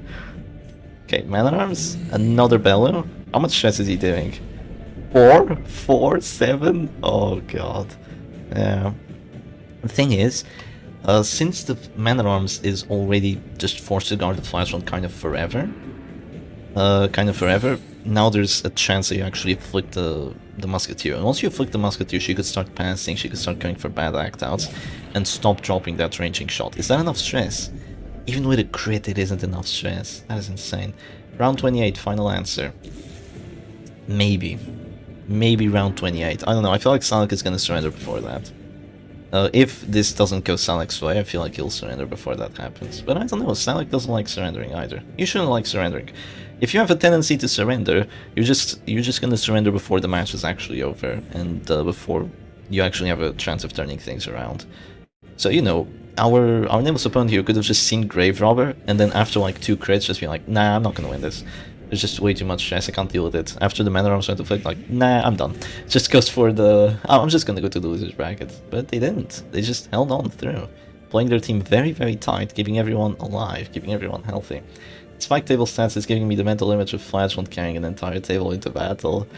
Flashland carrying a table into battle. He could carry like a small table on his back. It would actually look pretty cool. It would be like a shield, you know, on his back. Yeah, that'd be pretty funny. Depends on the condition, it's not tie at round 41. Yeah, you don't really get a tie. It's round 41 when it ends, and there's never a tie. The way I think it works is that it's based on HP amounts, and after HP amounts it's based on stress. So if you have 1 more HP than your opponent, like in total, at the end of the match, you will win. Oh boy. Man-at-Arms hits himself at this door. Salak got really unlucky with the afflictions, I will say, but you know, it's been a lot of rounds, eventually you're gonna get some bad act-outs. And yeah, Nameless here has a character advantage. Can you believe it? This is one of the most insane matches I've ever seen in tournaments. Like, this is brutal. I did not think that Nameless was actually going to win here. When I saw the Panic Darts and the Musketeer not having Brass Bugle, it's insane that they're actually winning this. Like, this Man-at-Arms is just... he's been hit and hurt so many freaking times, but he's fine. He's okay. Well, the Nameless Man-at-Arms, the Sonic Man-at-Arms isn't okay. Why isn't Shep playing his game, by the way? I'm only playing round 2, so it's okay. I don't have to play just yet. Yeah. RNG has been pretty even this game, I think. Yeah. Oh god, another pass from the Grave Robber. That's like 3 passes in total. That is not too even, I will say. I don't know, it's just been neck and neck here, because the ranging shots have all been hitting. I think I've only seen 1 ranging shot not get the stress heal. So there's that. Of course, there was also a lot of refusing actions from the man-at-arms, but those aren't quite as important. Well, you know, at least they haven't been quite as important as the passes on Salik's side. So there goes the Exsanguinate, quite a big stress heal, but, you know, if you just keep on stalling with the Musketeer, you can still win. You can keep punching your way through that heal, and eventually you'll get there. So here goes another Reclaim. I'm a little bit surprised by not the Suffer and instead the Reclaim, but I think the reasoning behind that is that, let's keep in mind that our opponent is probably a lot of, like, very experienced in this team. Very experienced in this team. I've heard that the meta in like the China region is actually a lot different from the meta everywhere else. Like, people focus more on what do they focus more on? Like weird trinkets that we don't usually see, like that numbing instance abomination. It's not something you usually see, right? And they have weird teams that kind of put people in hopeless positions. At least that's what I'm seeing so far. I also saw a team like that just tried to get a kill immediately, like with a leper and a grave robber, something like that. I saw that like 2 weeks ago playing against the Chinese opponent. So here goes a punish on the abomination, does 4 stress. Oh man, 4 stress. Yeah, Musketeer can't heal stress and damage. Flag country claim dodge from everyone. That is true. That is true, but I mean, it's not working. You saw all those punish crits, all those panic darts crits. I think it's just it was just really rough for Salik trying to get a win here, because you just couldn't kill any character. You couldn't say no to their claims, even though he went for the death blows on the flagshot. Neither of them went through. Even though he got a relatively early affliction on the man-at-arms, it definitely caused an impact, but it didn't cause enough of an impact. But finally, the Musketeer gets abusive. Abusive is not terrible. He's definitely not terrible. Yeah, that's true. He banned Brass Knuckles so there wouldn't be double stun. Look at this, just insanely good idea, right? Ban Brass Knuckles and you're never gonna get stunned, because you just have stun-resistant trinkets. Yeah, you have 3 stun-resistant... No, you have 4! You have both exotic snuffs and both numbing instances, and you ban Brass Knuckles. You're never getting stunned. Which means you can run Musketeer instead of Arbalest, because you don't need to flare stuns. There's, well, you know, there was a stun right now, but that's like the stun on the most acceptable character, and there was only the initial stun. There's no double stun here. Like, double stun is pretty much impossible. And yeah, there goes a Reclaim on the Musketeer, just to keep her out of this store. That does make sense. But here comes maybe another punish on the Abomination. Oh, the Abomination's in a rough spot, actually. Yeah, but it's not the end of the world. He can just heal himself. You know, you can click and then you heal with the Musketeer, so very well played by our opponent here. Can an abusive act out bypass guard? Abusive act out bypass guards? I think so. I've never seen that happen, but I think so. It would make sense. It would make sense. I don't know, I've never seen it, but I'm pretty sure. It's ironic that Salik banned Brass Knuckles. No, it wasn't Salik. It was a nameless opponent that banned Brass Knuckles. You ban after losing, so you have some like window of making a comeback. Because if you're the one doing the ban, you're more familiar with what you're banning. Technically, if you put a lot of practice into it, or kind of encouraging that as well. You can play whatever team you want, and you can put a lot of practice into all these different scenarios, like characters banned if you want to, and you'll have a better chance at winning the tournament. So they banned Brass Knuckles and played very well into it. Well, they didn't ban Brass Knuckles, they banned Tiger Finger. I'm not sure if we remember that, but they banned Tiger Finger. That's just gonna be a meme from now on. Tiger Finger is pretty funny. Friendly fire bypasses card. I see, yeah. I see. How much blood does Flashhunt have? Infinite. Well, no, actually, he only has like 5 pops of extra blood, I guess. Yeah. Okay. Was that an act out move forward? That might actually be good here, because now the Abomination can keep spamming that Beast Smile and not be in punish range, so that's really nice. But he's probably gonna have to go for a self-heal now. Yeah, there goes the self-heal. Those are... Oh my god, 34! 34 on the stress heal! What are you doing? What is this? That's your entire HP back! That isn't even what you should be healing for. The crit is normally 26. Oh my god. This is where the Howlers shine. Howlers would have a really good time against this. Oh, resisted the Blight. Interesting. How? How do you resist the Blight there? Flashlight has 25% blight resistance, right? Yeah. 34, it is insane. It is insane. That Abomination will just like, oh, you know, he's at death's door, he's still gonna bleed out after you heal. Oh, it's not great, but he's back. He's back. He's back and he's in it to win it. Here goes a stun on the Abomination. So, say goodbye to his action. After a punish, no, there's no punish actually. But yeah, this doesn't look too good. Here goes a punish on the Man-at-Arms. He's at death's door. He hasn't dropped the death's door once, by the way. Yeah, and on here has been playing so perfectly on keeping his Man-at-Arms alive that he hasn't dropped the death's door once, so he doesn't even have the death's door debuffs on him. That is insane. I think this is going to be a Suffer turn. Oh, a Redeem turn.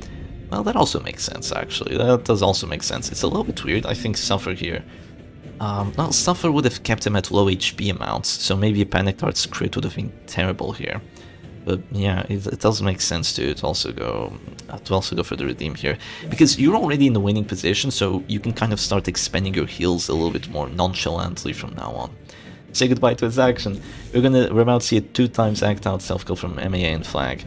Well, Flash can't act out self hit because he's not afflicted. Gauntlet of Absolution completely prevented that, and the Man-at-Arms is masochistic, but as you can see, our Chinese competitor does not want to drop this Man-at-Arms to 0. He does not want to drop him to 0. Was that the first redeem? No way, that was the first redeem. You're kidding. Was that really the first redeem from the Flatland? I have no idea how that's possible. That is insane. Redeem used on round 22. Yeah, absolutely insane. It is. It really is. Maybe full-on support Flatland is the way to go. Maybe I just didn't try hard enough to make him work. Because I really tried making him work, like having both Reclaim and Suffer, like no Punish, no Reign of Sorrow, just full-on support Flatland. But I couldn't. I would just get to the point where my entire team died, even though I tried really hard to keep them alive, and then the Flatland would be alone and no Punish.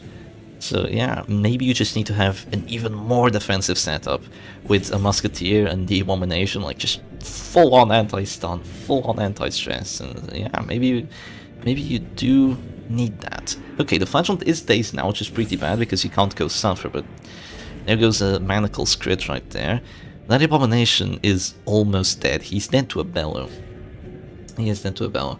Do we have any statistically minded people in the chat? It would be good to see a whole list of the RNG things per game. Whole list of the RNG things per game. That is very difficult to do. That is really difficult. I think if you're playing, you will kind of remember all the bad things that happened, though. Oh, I'm surprised that the Man-at-Arms actually dropped to 0 HP here rather than preemptively healing him.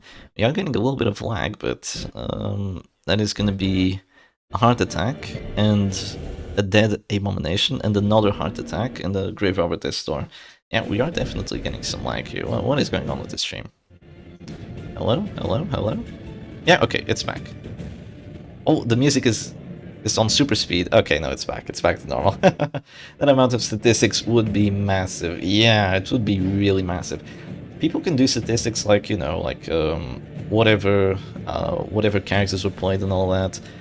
But yeah, oh, there we go. Finally the torch passes and the Grave Robber has her action. Of course, if there's if there's a heal from this... Oh, he says no! There could finally be a kill on the Man-at-Arms at last. It might be too little too late, I will say. Yeah, it might be too little too late. Would be pretty big, but it's done before for a turn or two. I think that was done, but only by this person called Sticky Blad. I remember that, and they like wrote down... Maybe it wasn't Sticky Blad, maybe I'm wrong. But they wrote down all the characters that were used, and all the bans, and all the win rates, and all that stuff. And you'd think that Crusader would have a very big win rate. But he was actually like smackdown at 50 because everyone's playing Crusader, right? So that's something that's very interesting about really overpowered characters in any game, is that if both teams are playing them on each side, because they're so overpowered, everyone wants to play them, right? So both teams play that character, they end up having like a 50-50 win rate, and then you think, oh, well, I guess they're balanced. But they're really not, balanced, just that everyone's playing them on each side. I think it was Sticky Blad. Yeah, I think so too, but I'm not entirely sure, yeah. He went really deep into it, that is true. So the Man-at-Arms says no to the heal again, that's like 8 times saying no. Silac hit his computer with his baguette, that it started to lag. You see, that's funny because Silac is French, yeah. Silac is French. He must be He must be saying all the... not slurs, all the swears with his croissant right now. Oh, finally, the Panic Darts crit. Say goodbye to your MEA. Yeah, Man-at-Arms is gonna die anyway without the crit. Yeah, he was taking enough stress because he was at this door now. Yeah, double refuse. Insane, right? He refused heals like 2 rounds in a row. But I just think it's too late. Maybe it isn't. Maybe it isn't actually. Flagellant doesn't have punish. And now you can't guard him. Oh, this could be rough. Was using Suffer that other round instead of Redeem actually the play? No, yeah. I don't know. I don't know, because now this is terrible. Yep, there's a kill. Are you... Is Silex still gonna win this? I see him winning now, because that's -2 characters. I think Sis called it. Yeah. I can now listen to Shep complaining about flare dodging live. Yeah, you can. Yeah, that's good. Misses the stun with the manacles finally, you know, there's 69 dodge on the Grave Robber, so that's nice, but she passes again. I think that's like four turns in a row. Yeah, calling someone French is a swear. Yeah, I will agree with that. So Grave Robber drops to this door again. Like, this is insane. This is insane, because now, if you want to win, if you want to win, you have to kill the Flagellant, and I still think he has like 1 Hexagonate left. And if you want to take him out with just Abomination and Buckshot Musketeer, like, it's not gonna be easy. Okay, here goes a B-Spile, does some stress and does also apply the Blight. If you get like a named shot crit right now on the Grave Robber, you will win. Watch out, watch out, watch out. I guess round 28. I think I'll be wrong. Yeah, you were probably wrong. This is a perfect game with Butcher Circus. It really is. This is Butcher Circus in a nutshell. Oh, there's a Reclaim there. Trying to keep that Grave Robber alive. The longer you keep her alive, the better your win chances. I didn't see how many Exsanguinates Flagellant has left, but, you know, it's at least 1. Here goes a named shot. Drops her down to 0. She is regenning out of this door, but that could actually be... bad here, because after that regen, oh no, she's only at 192 stress. She might stay alive. She might actually stay alive. So the thing is, B-Spile will do 2 to 3 damage, but oh, there goes the Toxin Trickery. 74 dodge. Can you break through 74 dodge is the question. Aim shot crit here wins the match. What's gonna happen? Aim shot, normal aim shot would also be ranging shot at this point. Oh, I guess it does give you accuracy. It does give you accuracy. Yeah, 5 turns for corpses. I'm not sure when the Flagellant died, but it was very recently, but he's probably gonna bleed out. The corpse is probably gonna bleed out, yeah. There's gonna be an Exsanguinate at this door, Exsanguinate at this door onto the Abomination. That is so greedy. Round 27 Toxin Trickery, by the way. Yeah, round 27. Exsanguinate at this door, potentially dying there with Flagellant, but no, he stays alive. And now you don't really do enough stress to, I mean, enough damage to this Grave Robber unless you go for Manacles. But there's just an absolution here from our Chinese opponent. Why didn't he try to stun the Flagellant? You have to kill the Grave Robber. Oh my god, she passes again! Can you believe it? That's like 6 passes! What is she? Is she like selfish? That's gotta be selfish. Oh, I'm surprised by the immediate Abomination action. I would say that's a mistake. I would have gone aimed shot first, but oh, now there's a stun on the Flagellant. Well, the stun chance is far from guaranteed. That's why I wouldn't go for it. And now comes the punish. Into a death blow. 25. 25% death blow. Yeah, is it even possible to be greedy on round 27? Well, you just saw it, Mugalbin. It was round 28, but yeah. Greed. Last character alive, Musketeer. You see that exotic snuff coming into play? -4 accuracy. Silex is gonna win! You all doubted Silex, didn't you? Myself included. Silex is gonna win this. I don't think that Anon here has a chance anymore. It was really close. It was really, really close, but I don't think they can win anymore. Maybe a name shot crit here for 19. No. No, it's just not enough. Flagellant still has 1 Exsanguinate left. He is dropping down to 0, so that could be nasty. That could very well be nasty, but the Flagellant corpse is gone. The Abomination corpse is gone. There's only going to be Buckshot from now on, so Buckshot is going to drop the Flagellant down to 0, but after that you'll just have an Exsanguinate, which I believe will be a 100% hit chance. It has 95... oh no, maybe not 95 accuracy, it has less. It could miss. But the Musketeer has 0 dodge, so it is very difficult for it to miss. Yeah. Okay. Exotic Snuff still coming in clutch. That dodge on the Grave Robber is just insanely good right now. And the exact one it can miss, but it's really unlikely for it to miss. Yeah. Please do not surrender so I can be just one round off my prediction. No, no, no. Select one is 20% and dance on the corpses of 10% and 25%. Look, that just keeps passing! The creep over just passes forever, but it doesn't matter anymore. It's GG, you cannot beat the Flagellant at this point. Well, you can, but you're doing like, what, 3 damage? He's dodging! Oh, Jesus. He is dodging that, and yeah, it is gonna be a GG for Salk. That's gonna be 2-0. So thankfully we're not gonna have to have this eternal match go on for any longer, right? Yep, it ends at round 31, so I think someone bet round 28. That was pretty close, but no cigar. Okay then, that is 2-0, so Salak is gonna take the W. So let's have a look at the brackets. There was probably a lot of updates already. Let's see, what have people been doing?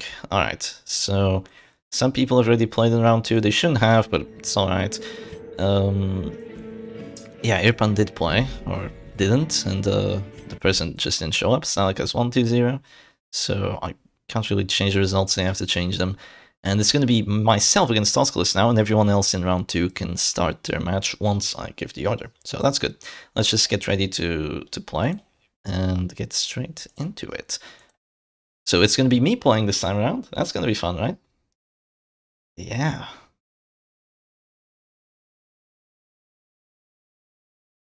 Alright, so let me put on the music while we just get set up.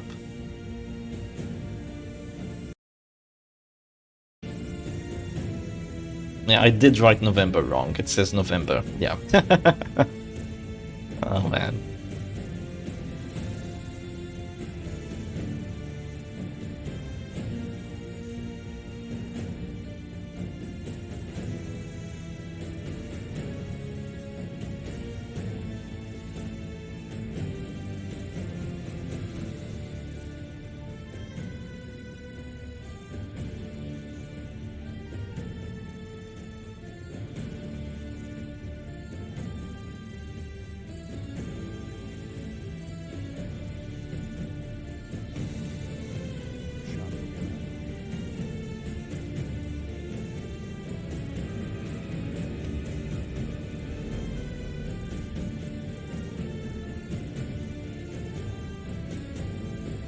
Well, I have to leave the stream for the games. See you later.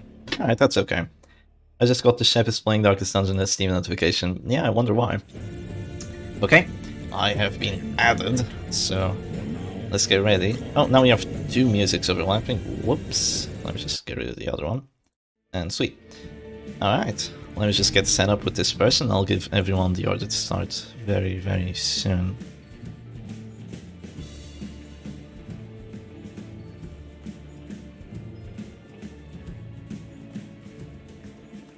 I believe I do have the image on. Yes, I do. Let me just change what's going on. So this is going to be Shep versus Tusculus. That's my opponent. Best of 3. And it's 0-0. Right, sweet.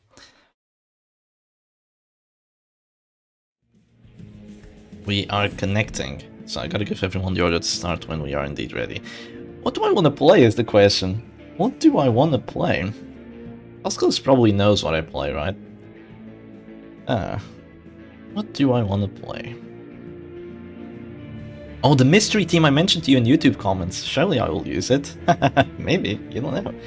Maybe I will, maybe I won't. Should I use it is the question.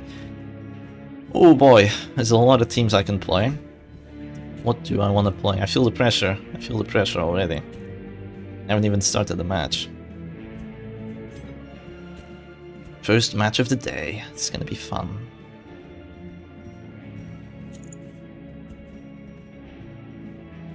Just getting everything ready. I have an idea of what I want to play.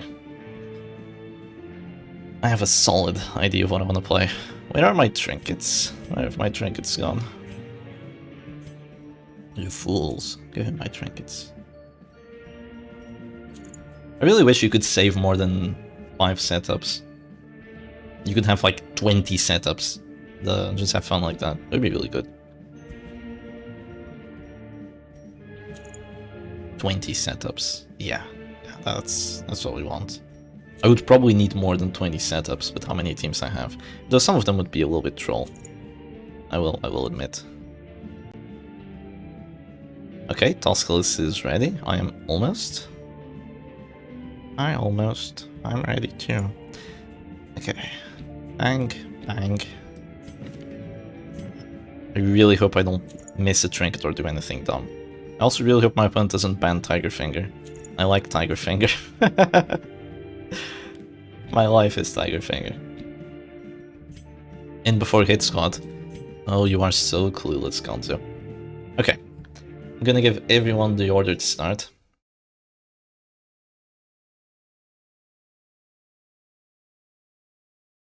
Can you begin second round? Yes. Wait, let me just ping tournament contestant.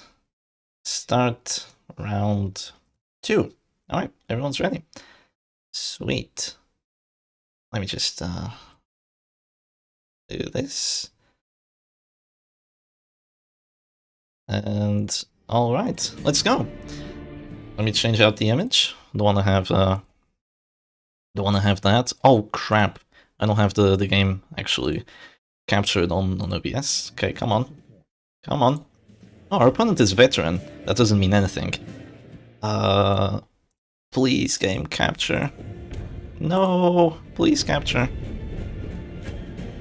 Oh god, it's not capturing. Please. Oh, there we go, finally. Alright, sick. And here we go. Match number 1.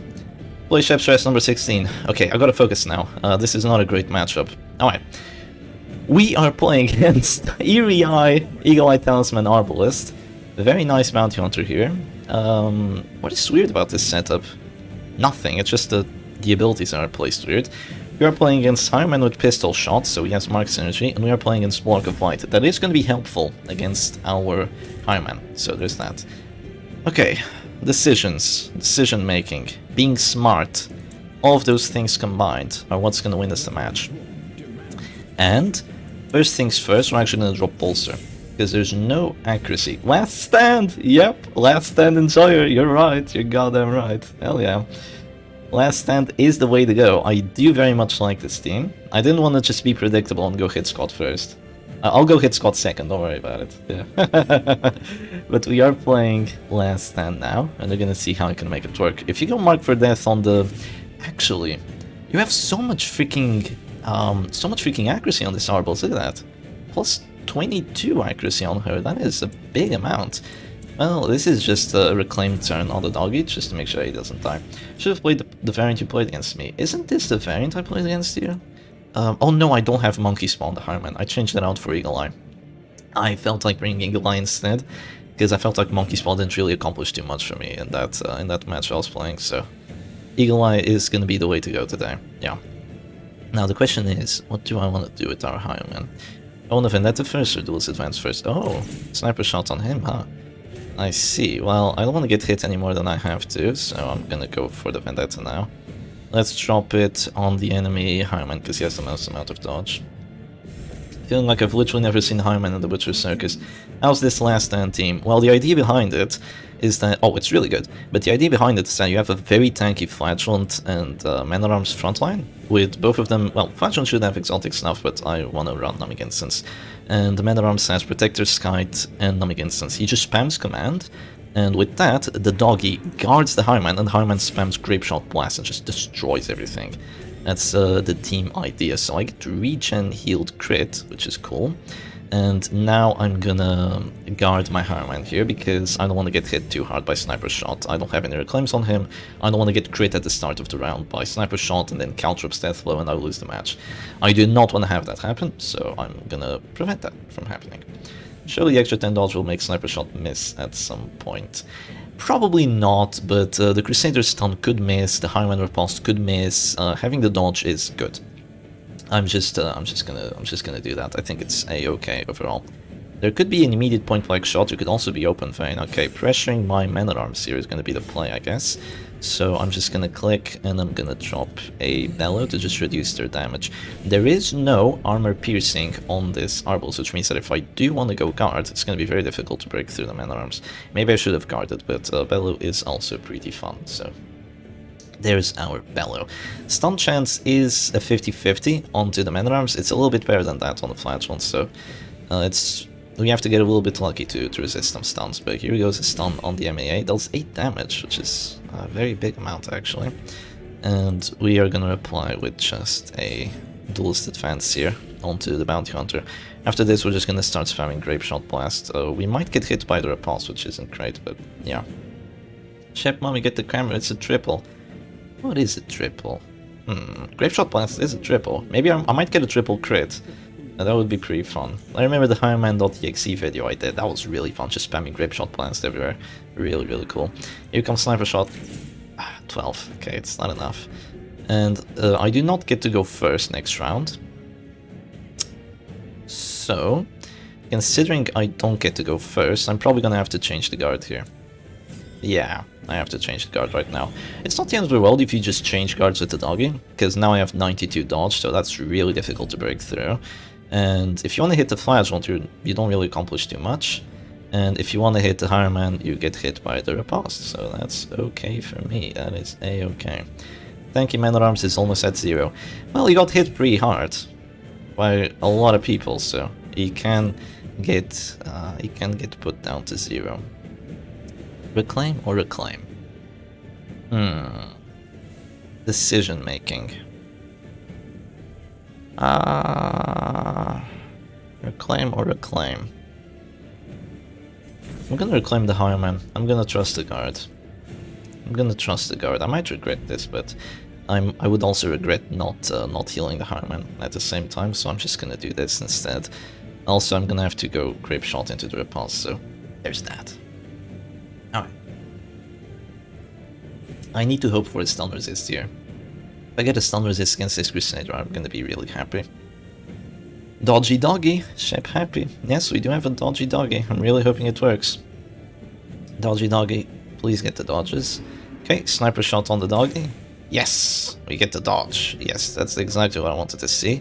And now we're gonna drop the Grape Shot Blast. And we only get hit by repulse for 7.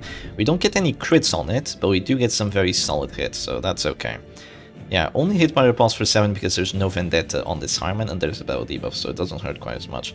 Why does Hireman have pistol shot? I will say it is weird that Hireman has pistol shot, but the reason he has that is for the mark synergy, I suppose. So this is a little bit of an interesting mark theme here. Accuracy buff and dodge debuff.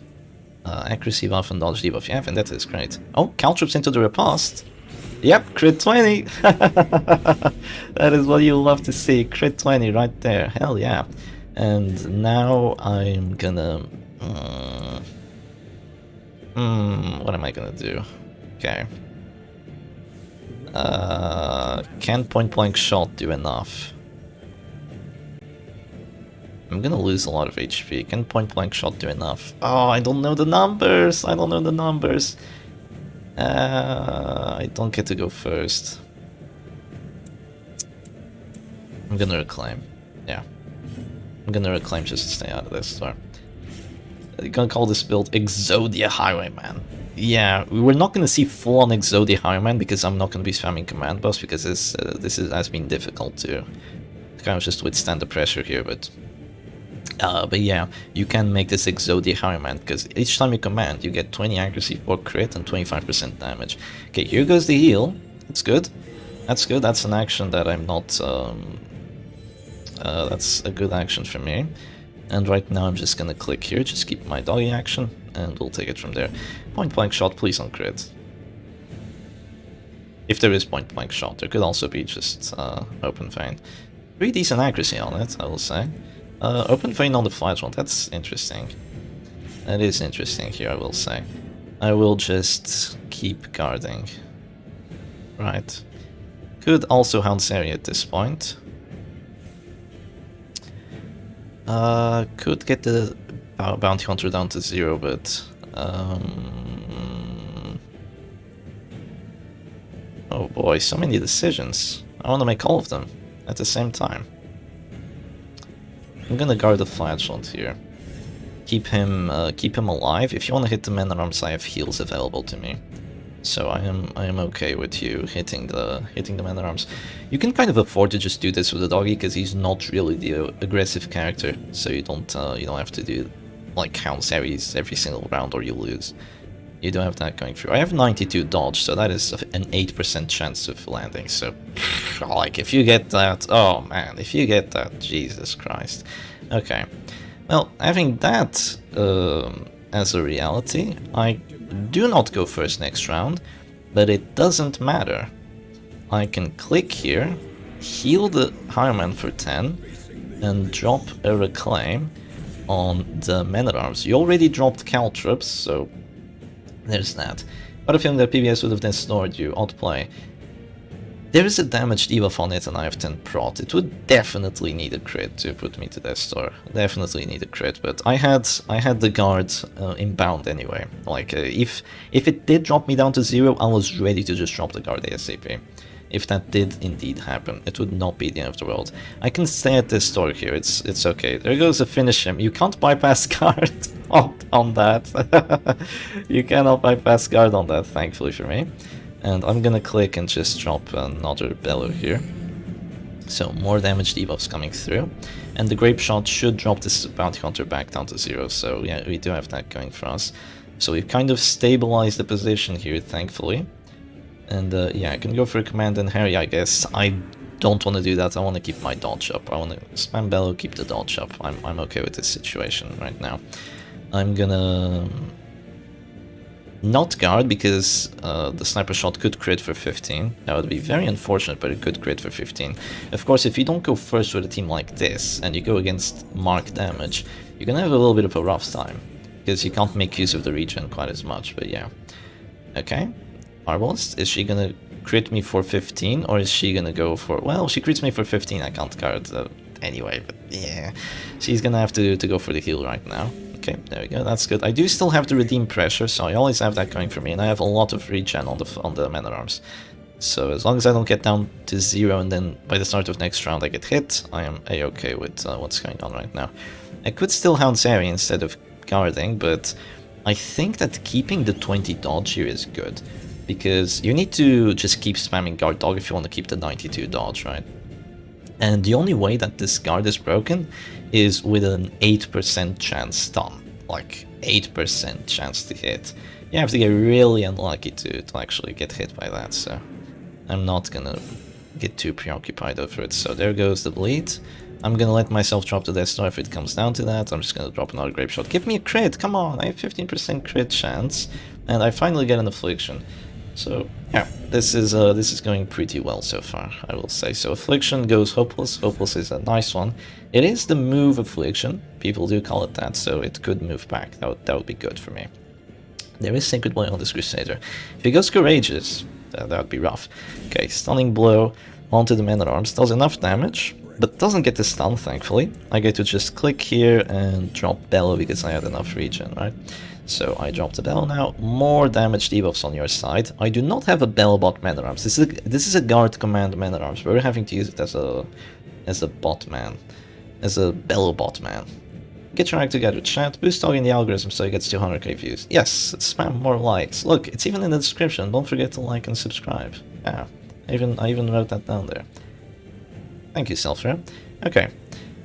Bounty Hunter action. What do you want to do with it? Of course, you still have Sniper Shot finish him, but if you do drop the Sniper Shot on the Man-at-Arms right now, or even if you don't, I'm still gonna have to go for the heal here, right?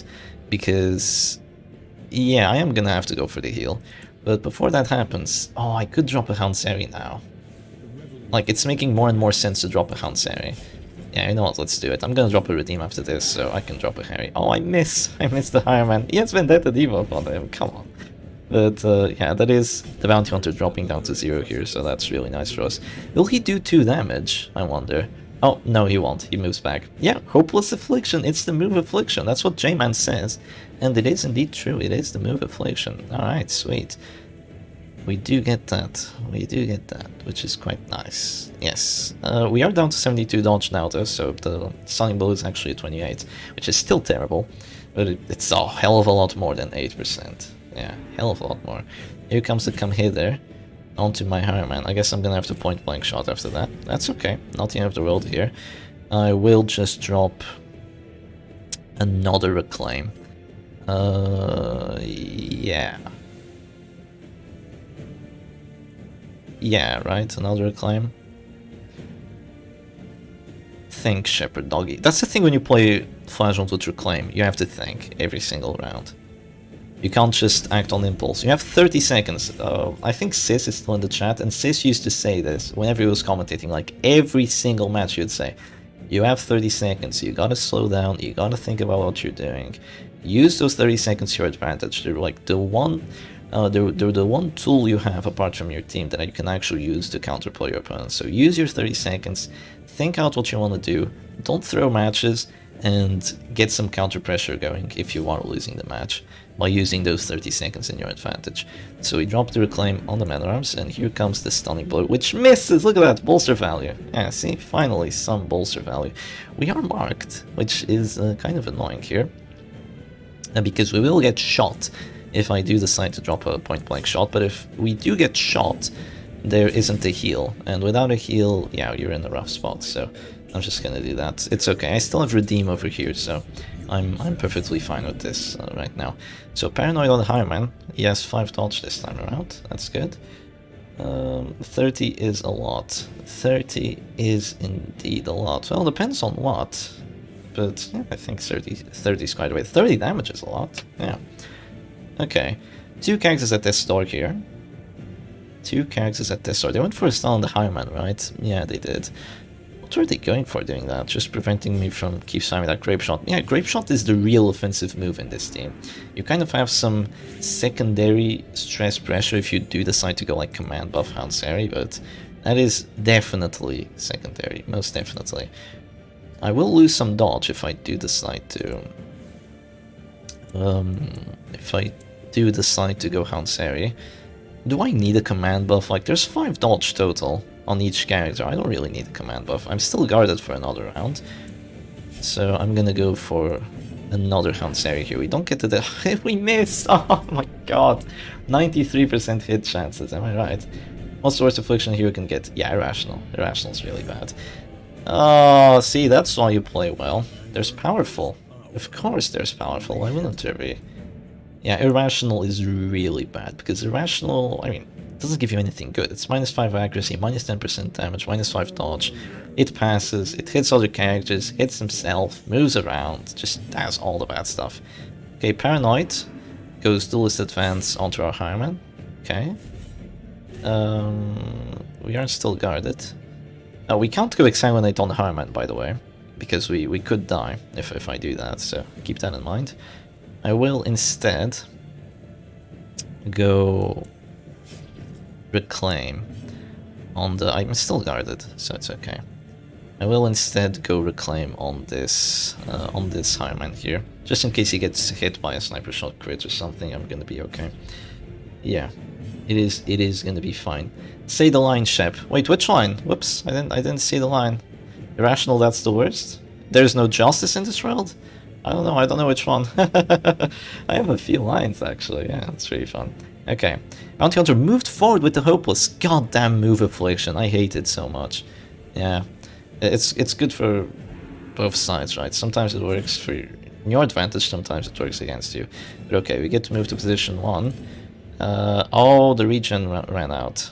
Yeah, regen ran out comparatively to the bleed. So I will have to probably drop another Reclaim or another Redeem on there, but I have to be smart about my actions. Powerful. There is no justice in this world. Yeah, there is no justice in this world. Winning a Crusader, 5% chance now. Yep, literally 5%. Love to see the cogs in Shep's head work as he's figuring out the pain algebra he's been given. I know, right? Yeah. There is a lot of pain algebra going on right now. Okay, I get hit by a point blank shot, so now I definitely have to drop the Redeem. The gig is up. I finally have to relinquish some pressure from these characters and use the Redeem, but Oh boy, there is justice in this world. Crit 58. Yeah, can you believe it? Crit 58. Break through that. Come on. Even if you sniper shot me right now, even if you crit, you're gonna take like what, half my HP? I'm fine. I'm totally fine here. Please don't get the stun. Come on. I want to drop a bellow. I really want to drop a bellow. Yeah, maybe even a command buff. But no, bellow's probably the play. Powerful is a good affliction, but it's not fantastic, you know? It's not courageous. I would prefer dealing with powerful than I prefer dealing with courageous. Courageous is just even more annoying than this. That mark is going away. I really wish I had flare. Who do I wanna?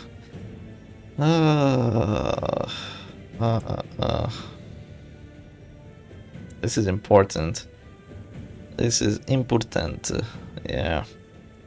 I'm gonna click the man-at-arms. And then I'm gonna drop a grape shot after that. Yeah. After a grape shot here on the bounty hunter, if we finally get a crit on the bounty hunter, we'll be okay. And he'll be gone, and then there'll be no death blow chances, and I think after that we confirmed win. So here goes Battlefield Bandage on Harman. He says no, because Paranoid. Nice. Very nice. So instead there's going to be Sniper Shot on Harman. Only does 15. That's okay. Right now I can drop a Guard or a Hanseri. I'll drop a Hanseri because the Bounty Hunter dies after the Hanseri. If it hits, of course. If it hits, the Bounty Hunter will die because he bleeds. He's gonna go down to 0 and then Grape Shot should be the kill here. Ironman isn't doing much for Tusculus. I like to bring Shieldbreaker instead for Helicomp. Thing is, he's doing more than you think, because Open Vein is what really punched a hole through my Man-at-Arms. Like, Open Vein is what's actually doing the most amount of damage in Tusculus' team. But yeah, having a Shieldbreaker here would probably be better, because she could do the same thing with Adder's Case, but also have Puncture Shenanigans, and also have the... what do you call it? Also have the Serpent Sway. But you have to keep in mind that against traditional stress teams, this would work a lot better because you actually have to riposte. So a doggy that is forced to spam Hanseri or has the Hanseri trinkets would have a way rougher time against what's going on right now.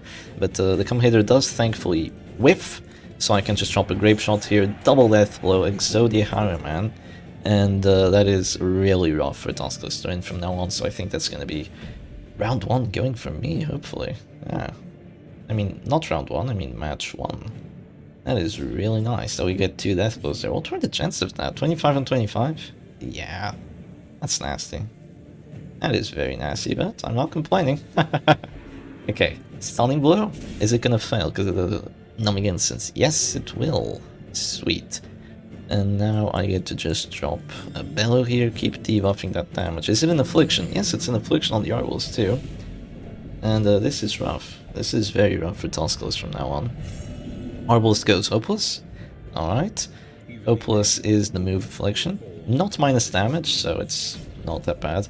Justice, I hardly know her. No, I do know Justice. There is Justice in this world, come on. You should know this by now. Yeah, sometimes there's Justice in this world. When I win, there's Justice in this world. Oh. Okay. Arbalist? What are you gonna do? Yeah, I really think that Tusculus should surrender at this point, because even if you have a Virtuous Crusader, it's really not gonna be enough. Because it's high noon somewhere in the world. I'm just gonna keep my regen up. Like, I'm not gonna slip up, you know? I'm not gonna slip up if that's what you're hoping for here.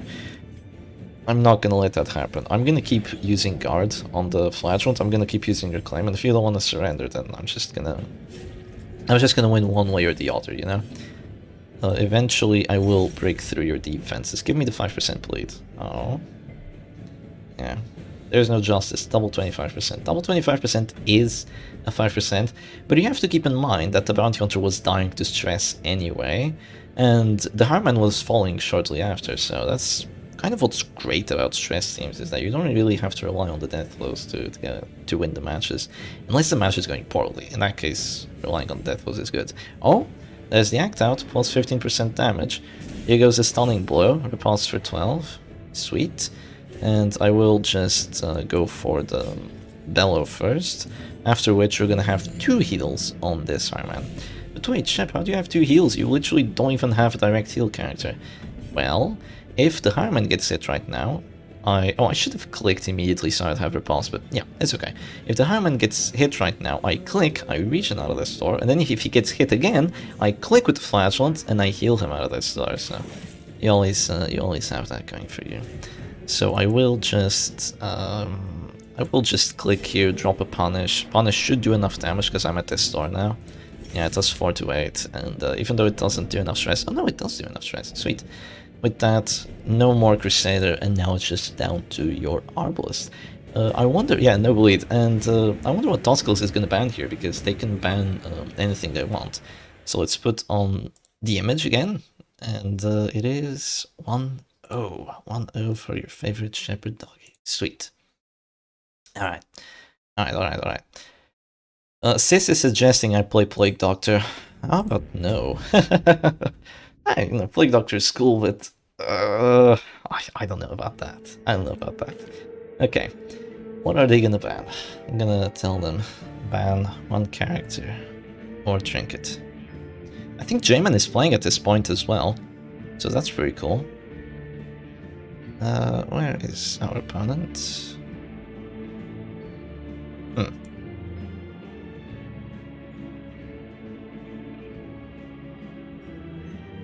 I'm gonna have to message them on Discord.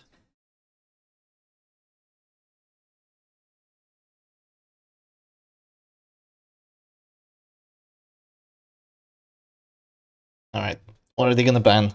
They banned Flagellant! They banned Flagellant! Oh man, no Flagellant for us, I guess. Okay, ban Flagellant. Yeah, Flagellant is pretty OP. Alright, no Flagellant allowed. If there's no Flagellant, what do I want to play? Oh, it is rough. It is rough. No Flagellant, huh? There's a lot of things I can play still. Yeah, no Flange. Ooh. We don't get to see our Flangey today. I know what I'm gonna play. Yeah, I know what I'm gonna play. Don't you worry about it. Where's my trinkets? What did they do to my trinkets? God damn it. Who stole my trinkets? I already know what I'm gonna play. Is the image on? Yeah, the image on. Okay, thank goodness. Let's go grab... Oh, no. I'm not going anything. You didn't hear that. Did you hear what I said? I said like the first 2 letters of a trinket. London residents, come on, Shep. I don't know. I don't know, Face Carpet Cleaner. I love your video, but I don't know if I want to play that team. I don't want to go to losers bracket just yet, you know. No Flange. Butcher Circus players be like, what? What the hell do you mean no Flange want? Yeah, no Flange. Yeah. Oh, I was almost gonna run with no trinkets on this character. Whoops. Okay. All good. Yeah. All good. I'm ready. Alright, just waiting for Tusculus now. Surely Shep is choosing Zealstrike. You know what? Zealstrike would be fun. Zealstrike would actually be a really good pick right now, because there's no Flagellant. Flagellant was one of the biggest weaknesses of the Zealstrike. But here we go, onto the match. Let me not forget to change out the image, because that would be silly of me. And voila. Alright. What a power move. No trinkets. No, I do have trinkets. I do have trinkets. No, I do have trinkets. We are playing against same team. Yeah, woof. Okay. Oh, they have the right trinkets this time. Oh crap. They have Tiller and Piercing Coil this time around. Oh man. I played myself. No, I go second. Ah, I hate it already. Okay. I'm playing Halo comp. You know, just good old Halo comp. And my opponent is playing their team again, but this time they have Piercing Coil, Stabilizing Tiller, so interesting how that goes. Stunning Blow lands, which I do not appreciate, but I just have to live with it. I'm gonna go for... immediate pull on the Arbalist. Come on. No! No! The RNG. Oh. Okay. Okay, it's fine. It's fine. It's because my base game experience very fun. Damn. Yeah, this is feeling very deadly. Alright. Alright. Alright. Is there gonna be a pull? There's a pull. Please don't get the pull. Please. Oh, that's so good! Flare value! Woo! Okay, there we go. Flare value, let's go! Alright, sweet. Okay, looking better now. But the Arbol still has a reaction, which is gonna hurt like hell. So, it's not great for me, not yet. Alright. Alright, alright, alright. What is this assignment gonna do? Okay, focusing down the Crusader, I see. Crusader is getting focused down pretty hard here. Just gonna go Harvest. Oh, nice crit. 2 bleeds. I bled the Crusader. Are you kidding me? That's nice. I did bleed the Crusader here. And there's gonna be a... What is this Arbalist gonna do? What is she gonna do? She's thinking. She's gonna heal the Bounty Hunter. That is very preemptive. That is very preemptive. Okay, I'll stun your Crusader in that case. So no Crusader action for you, and you are bleeding as well, so that's good for me. 25% be feeling different when it's a pull failed chance and not a death blow. Yeah, it does feel different. We both failed it though, so there's justice, right? If we both fail it, there is justice. Okay. A Bounty Hunter? What you gonna do? What you looking at there? Bounty Hunter? I could go finish him with my Bounty Hunter and do a lot of damage to the Crusader, by the way. I could do that. Very passive, I don't know if I agree with it. Yeah, it is quite passive. I will give you that much. Okay. Do I want to go finish him? Come on, give me the crit! Ah, I rolled for 12. Ah, that sucks. Okay. It's okay. It's okay. It's a decent amount of damage. I was really hoping for a little more. Like, you can crit that for like 27 right there. It would have been amazing, but... Oh well. Such is the way of the Butcher's Circus. Alright. Give me the crit now. Yes! There we go! Alright, nice crit. Nice crit onto that Crusader. He's at this door. So that's great for me. The finish him wasn't unnecessary, but, you know, it definitely helped. And here goes Battlefield Bench. How much does it heal for? 9. That is a big roll. I was hoping for a 7. Because then Stunning Blow could have dealt enough, but it does... Oh, it does a poor amount. It does 6, and it doesn't get the stun either. It's a 70, you know, it's a 70 of getting the stun. I really wish that was a crit. If that was a crit right there, I would have won the match on the spot, but it's okay. No stress. Don't stress yourself out, we're fine. Point blank shot could hurt quite a bit. It could hurt quite a bit. But hopefully it won't. Wishful thinking. What's the crit chance on that? Yeah, it's pretty nice. Ow! What's the crit chance on that, says the Shepherd Doggy. Oh, why don't you have a look? Why don't you have a closer look at my crit chance? Alright, there goes the Dirk Stab. This is bad now because I got knocked back to position 3 with the Crusader. And what does that mean? That means I can't use my stun anymore. Yeah, that kind of sucks, but... Oh well, what can you do about it? Is Yarbo's gonna go for a heal? If you heal, I finale. I don't care. If you heal, I finale. I'm not gonna think twice. I'm gonna take the character advantage with the Crusader. Like, don't even think twice here. Don't even think twice. If they lose 2 actions for their turn, and you can get a character advantage while still having 2 healers, like, don't even think about it. Just do it. Just do it, and you're fine. And of course, the Crusader now doesn't have any targets because there's repulse, but it's okay. Just heal yourself and kill someone else with your Arballs, because you just got a crit, right? Yeah, just don't even think about it. Just do that and you are gonna enjoy yourself. So I don't get bled, which is quite nice. And I'm gonna go for a heal onto this Arballs because she's the only one that can heal. Yeah, I crit heal myself for 8. That could be handy here because the Bounty Hunter could actually fail the finish him, dropping us down to 0. And if finish him doesn't drop us down to 0, I will be able to just mark sniper shot and kill someone. So that's going to be really good. Is there going to be a pull? I will be surprised if there's a pull. Quite surprised. I'm here, Shep. Awesome pork. Thank you so much for the $3 Australian. I'm nice to see you around, my man. Nice to see you around. Hope you're doing alright today. Thank you very much. Okay, we do get crit down to 0, but that's not the end of the world. I can just heal. And my Crusader will eventually face some hardships. He might eventually die here, but I will have the advantage until then. Do I want to drop a pull or do I want to just hit? I'm gonna drop a pull. Come on, please work. Okay, there we go. There's a pull. Hopefully it doesn't do 8 damage on the Piercing Quarrel Bola. Like, if it does 8 damage, it's gonna be pretty poor for me. But I kind of had to do that, yeah. Shep gameplay is so pro. Thank you very much. Hello, Awesome Pork. Yeah, very nice to see you around. Oh, I was missing someone here. Okay. Alright. Crusader's at 0 HP. Who do I want to heal with? You know what I could do? I could just shoot the Arbalist right now.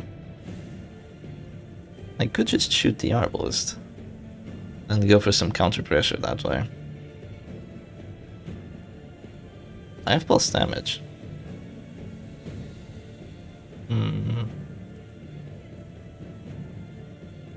I think that's a little crazy of me if I do that. I'm gonna go for a heal on the Arbalist, but that's also gonna have a problem because now Bola is probably gonna knock back my Crusader, and that's gonna be rough. Yeah. Yeah, it is gonna be quite rough.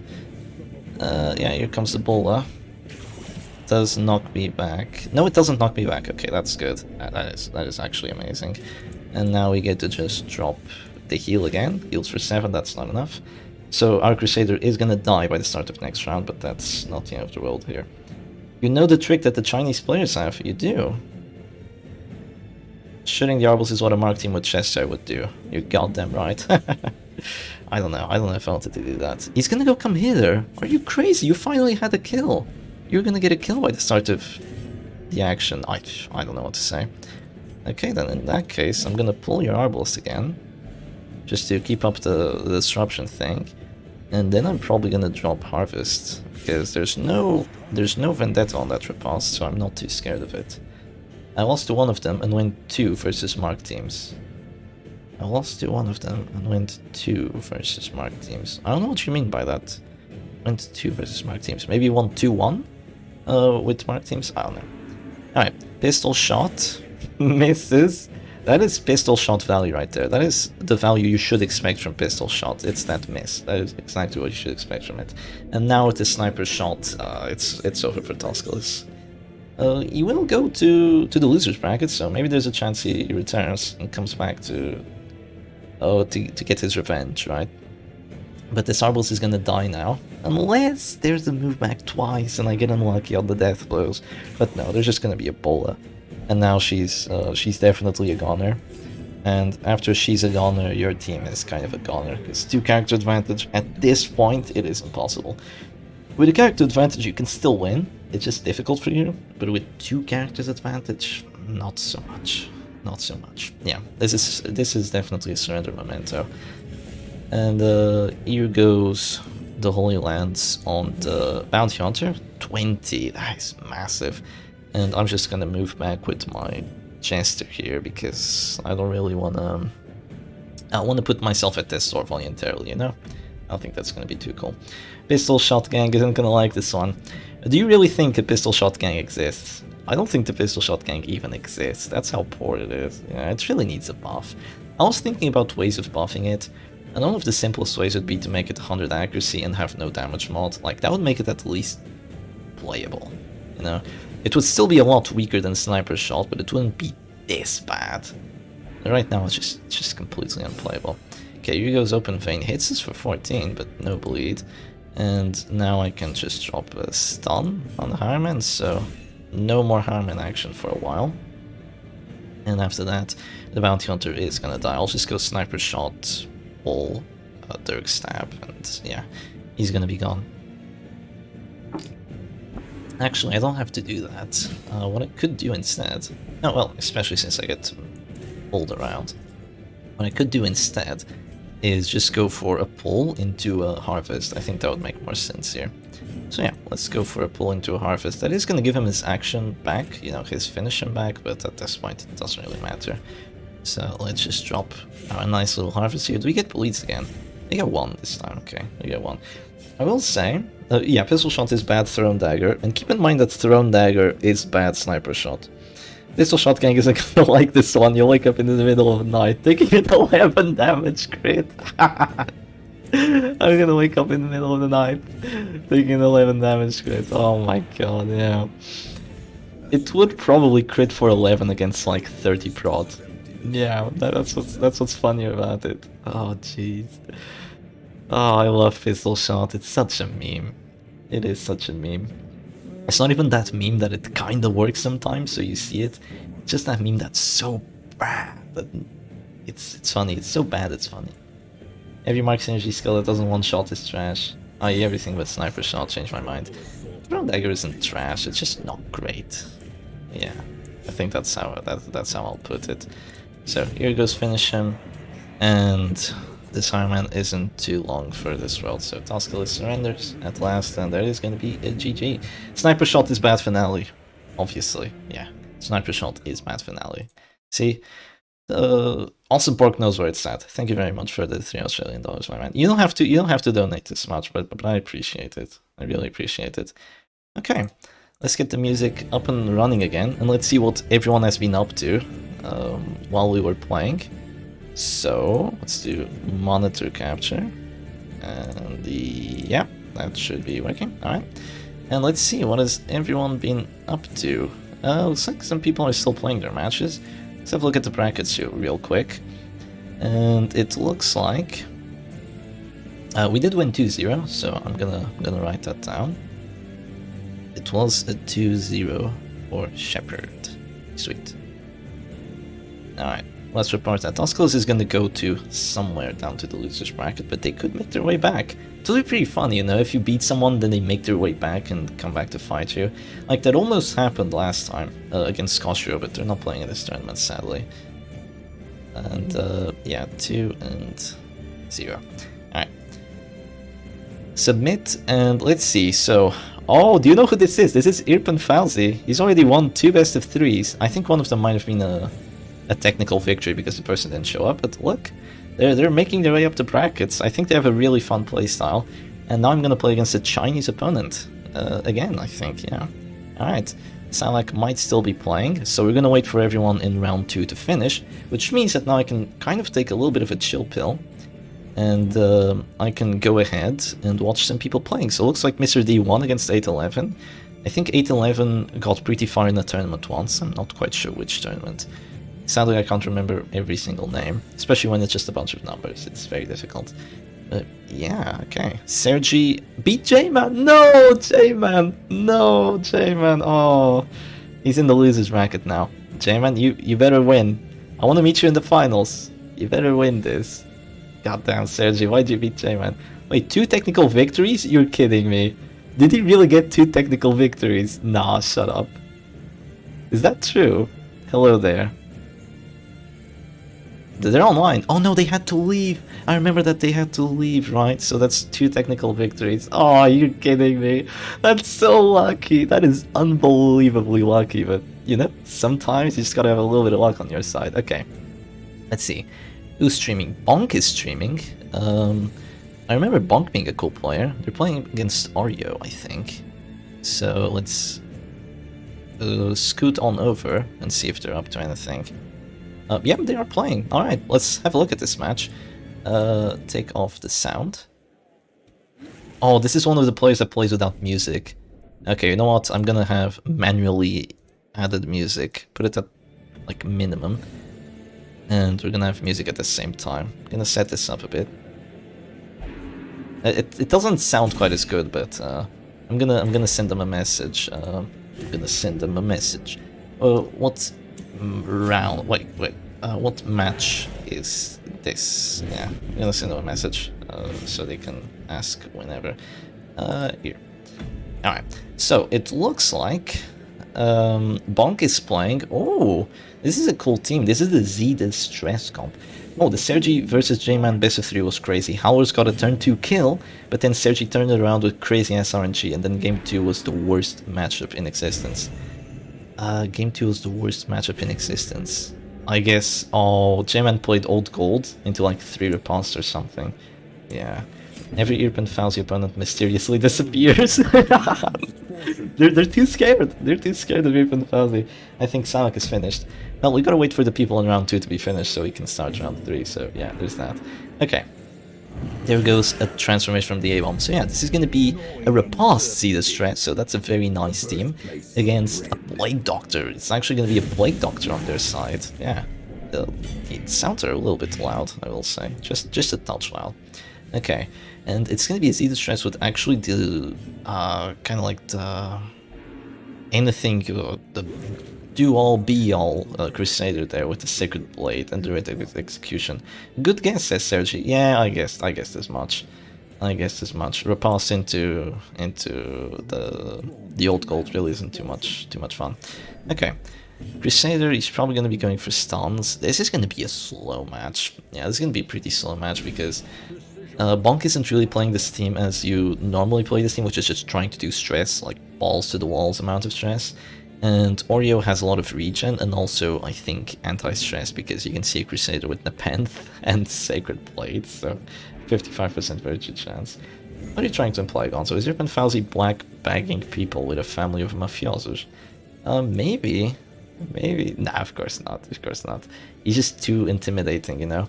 They just see who they're playing up against and it's like, oh no, he's gonna Vestal me with 80% virtue chance, I won't win. I only use PD. You only use PD. Royal Oreo has PD. Okay, Houndmaster has Attack, Whistle, Crimson Hook, and there's no Repulse on Oreo's side. And if they want to do anything aggressive, they have to eat Repulse from Bonk. So this is a difficult match. Yeah, this is a difficult match. You play against the loser of this. Good night, Yoshi. Very excited for this. Oh, I see, I see. Zedith Stress? You mean Chef Stress number 45? Would it be 45? Would it be 45? Good night.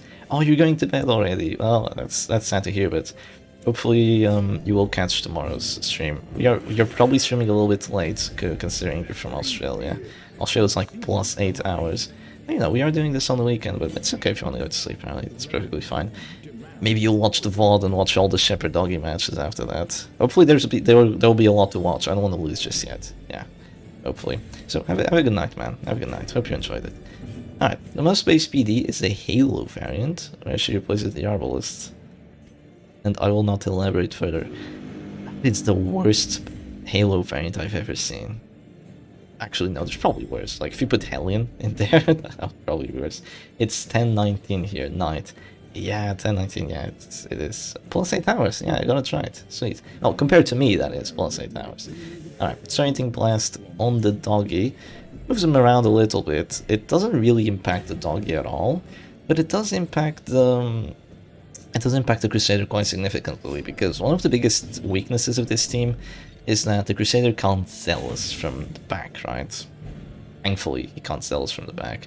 So if you are in the further back positions, you're gonna have to rely on Sacred Blade, which kind of sucks if you don't have Holy Lance, which kind of sucks if you don't have Sacred Blade and Rite of Execution. But there is Sacred Blade, Rite of Execution, and this is kind of a mix and match between stress and just having the repulse and just doing damage. So I will say that this Crusader might not have as much of a horrible time as he usually does. Don't knock it till you try it, Mr. Doggy. It makes the magic happen. You know what? That DOT could come in clutch, you know? Who'd you buff with the Plague Doctors of Holding Vapors? Like, just Crusader and spam Zealous? That'd be pretty fun. Like, maybe go for a stun every now and then, get a crit 15, and then just Zealous your way to victory. That'd be pretty cool. Or maybe do it on the Jester, get a finale for like 40. That'd be fun. Okay. Inspiring Cryo and A-Bomb. Oh, look at this virtue chance. Double. Wait, is there a triple virtue chance? I think A-Bomb has 2 virtue trinkets. Crusader has 2 virtue trinkets. Antiquarian has a virtue trinket. Oh man, this is gotta be so annoying to play against. Yeah, and they also take less stress because of all this virtue trinket chances, right? And the Panther makes you take a little bit less stress, which is interesting. It doesn't really make... Yeah, it's not double virtue, it's triple virtue. It's a little interesting how trinkets that give you virtue chance also give you minus stress taken most of the time. like Nepenthe and Tears of the Lost, because, well, if you're gonna go Afflicted, or, well, if you're gonna go Virtuous, you kind of want to go Virtuous. Clean the text in OBS. Oh, yeah, sorry, I forgot about that, whoops. Yeah, this is, oh, Bonk has a response. This is third, okay, so this is 1-1 for them. Thank you, Annie. Alright. We don't know what was banned, but it's Bonk versus Royal Oreo, and this is the last match, so this is a very high stakes match. Whoever loses this has to go down to the down to the losers bracket, which is really bad actually, because losers bracket might look okay, but if you go to the losers bracket, you're gonna have to win more matches, because there's a lot of people going to the losers bracket, and instead of winning like 6 best of 3s to get to the grand finals, you're gonna have to win like 8. So that is really difficult, really difficult. So you want to stay alive for as long as possible.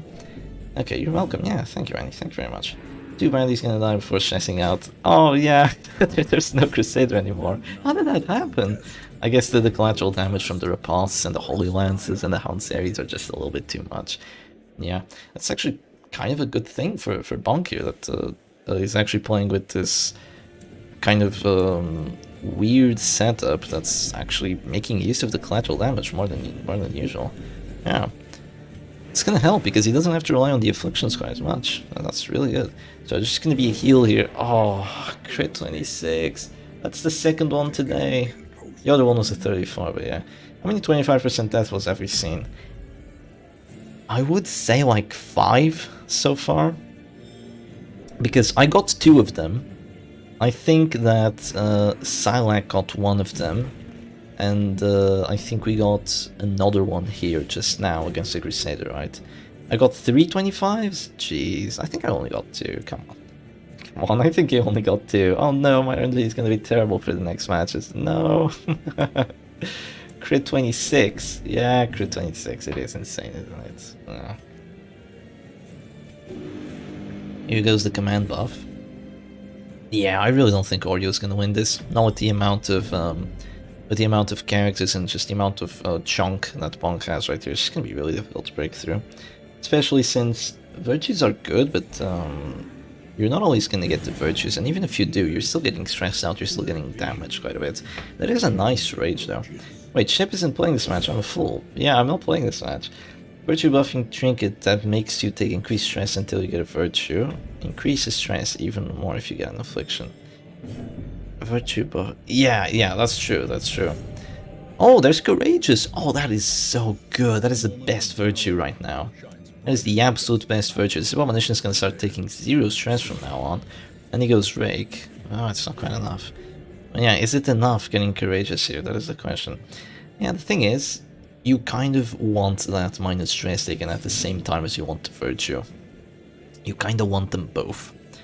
So it's quite difficult to just make a Virtue trinket that doesn't give you minus stress taken, because at that point, if it fails, it doesn't accomplish anything. And if you have minus stress taken, at least you can prevent the affliction, right? And even if you're virtuous, you can make use of that minus stress taken. Okay, Masochistic Plague Doctor. So Masochistic is bad, she can move forward with that. But she does have stab, so yeah, not the end of the world. There's gonna be a Noxious Blast on this Crusader here. Can you imagine if Bonk gets a Virtue as well? Like, just goes Courageous. That Flash Powder gave me flashbacks to the time I peppered Daioji with 2 Flash Powders back to back, and it paid off for like 2 missed actions. That sounds fun, that does sound fun. Welcome Surprise though. Someone help me if I'm remembering it wrong, but did there used to be Heroic Virtue? Heroic? I don't think so. At least I haven't seen it. Yeah, it was Bonk's game before the Virtue. Even after the Virtue, I don't know. There's gonna be another Virtue here, is there? Let's see. Yep, that's 2 Virtues in 1 match. 1 Virtue from each side.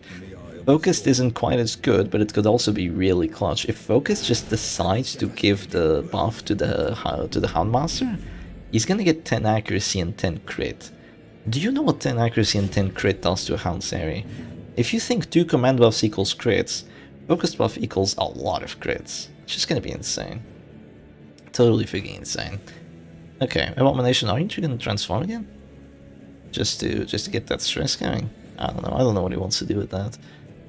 Maybe transform, maybe not. No, there's just gonna be a stun on the Plague Doctor, which also makes a lot of sense. How quickly the tide turns. What is going on? Yeah, it's just way too much stress. I know, right?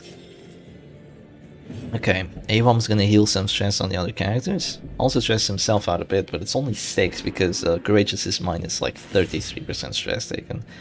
So it is really nice. A really nice virtue to get. And I think it's a broken virtue to get. Oh, it's on the Man-at-Arms, so probably the least useful character to get it. But there is Shield Spike and Retribution, so it's not that bad. Yeah. What kind of Crusader would let him be shaken by the courage of a monster? Yeah, not Reynold, but it's not Reynold that's playing, it's Gombu. Gombu? What a weird name. Sounds French. Reincourt? That looks like French names everywhere. Yeah, so many French names here. Is Punk French? I don't know. Okay. 2 crits on the Hound Sari.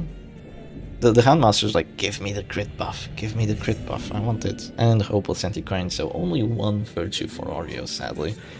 And you know, the Crusader died before you even got the resolve check. Anticrine only had a 30, and the Abomination had a 50, so I guess that's fair. There's no such virtue as heroic, but there are many. Courageous, vigorous, stalwart, powerful, focused, and I think that's about it. Yeah, Vigorous is one of the best, probably the best. This is the Circus match yet. There's so many virtues. I think that the Circus match yet was the one between Silac and our nameless Chinese opponent. Like, that one was just insane. That one was just insane. I thought Silac was winning, then I thought Anon was winning, then I thought Silac was winning, then Silac really did win. It was a roller coaster. This one's a roller coaster too, but considering that there's so much HP on Bonk's side, even with the virtues, I don't think it changes too much. Because virtues are really good, but sometimes they don't change quite as much as you think they would. Unless it's Courageous. Courageous changes a lot. Yeah, it changes a whole lot. Especially in a close match. Okay. Crusader. Down to this sword again. Early access you recall seeing heroic. Oh, I don't know early access stuff. I have no idea. Early access was a crazy place.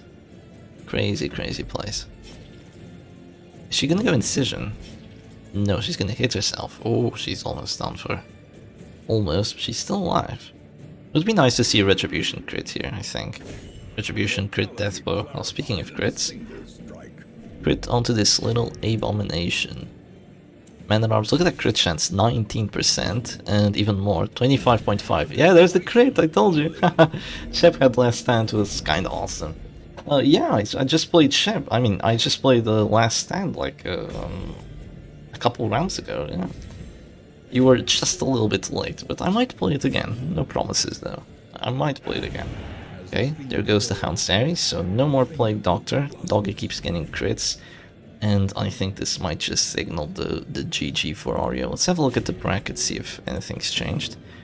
Someone is pinging me. I had some question about it, so yes, your ban worked for the whole best of 3, not only one match. Yes, that is true. Best of 3 works for the entire tournament. The people in losers bracket can play whenever they want. They can start playing whenever they want, just to finish their matches. We're not going to stream any of them because there's just way too many. So if you're in the losers bracket, just play whenever you have the chance against your opponent. So yeah, I think that should have been obvious already, but so was the ban thing. But it's okay if people have doubts. Let's see, what does this look like? Wait, let's have a look at the match. Yeah, just heals, everyone's just delaying. And I am gonna have to play against them. I don't know who this person is. I have no idea who this person is. Should probably get that ready soon. But overall in the bracket, in round 2, we are just waiting for them both, and also Sonic, but I think Sonic already finished. At least I think so. Yeah, there's no stream, so Sonic already finished, I believe. J-Man is playing as well. And here goes Rage. So, yeah, Oreo is gonna go down kicking and screaming. Virtue, Stalwart, Courageous, Focus, Powerful, and Vigorous, nothing else. They're all really good. DD2 Circus would be epic. Swagful. DD2 Circus. I don't know, I don't like DD2 that much. I don't like DD2 that much, believe it or not. I would love DD2 Circus, but I would love the DD2 And because it's Dark Nostalgia, because it's Circus, not because it's DD2. I really like DD2. The way it's built with like the tokens and that stuff, like I don't enjoy it. I really don't enjoy it. Which is sad, you know, I wish I enjoyed it. Sometimes I watch Shuffle actually play DD2 and I'm like, yeah, it looks okay. But it's probably because Shuffle's the one actually streaming and he's fun to watch. So yeah, if it was just DD2, I wouldn't watch at all. You know, I definitely wouldn't watch or play. I have the game, but I don't know. I don't like it. I really wish that they do some massive upgrades with it. I think Crusader is coming soon. So maybe with Crusader around, it's gonna be fun. Maybe Flagellant makes an appearance to enjoy this ratio. Yeah. Manacles on the Antiquarian. Yeah, she's done for it. She's done for it. She's gonna be Hanseri and 10% death blow. Is that the luckiest death blow this tournament so far? I think so. So that is gonna be 2-1 for Bonk, and that is gonna be the end of this best of 3. So let's just wait and see how everyone else is doing. I'm gonna ask Salak if he's finished his match. Have you finished your match, Salak?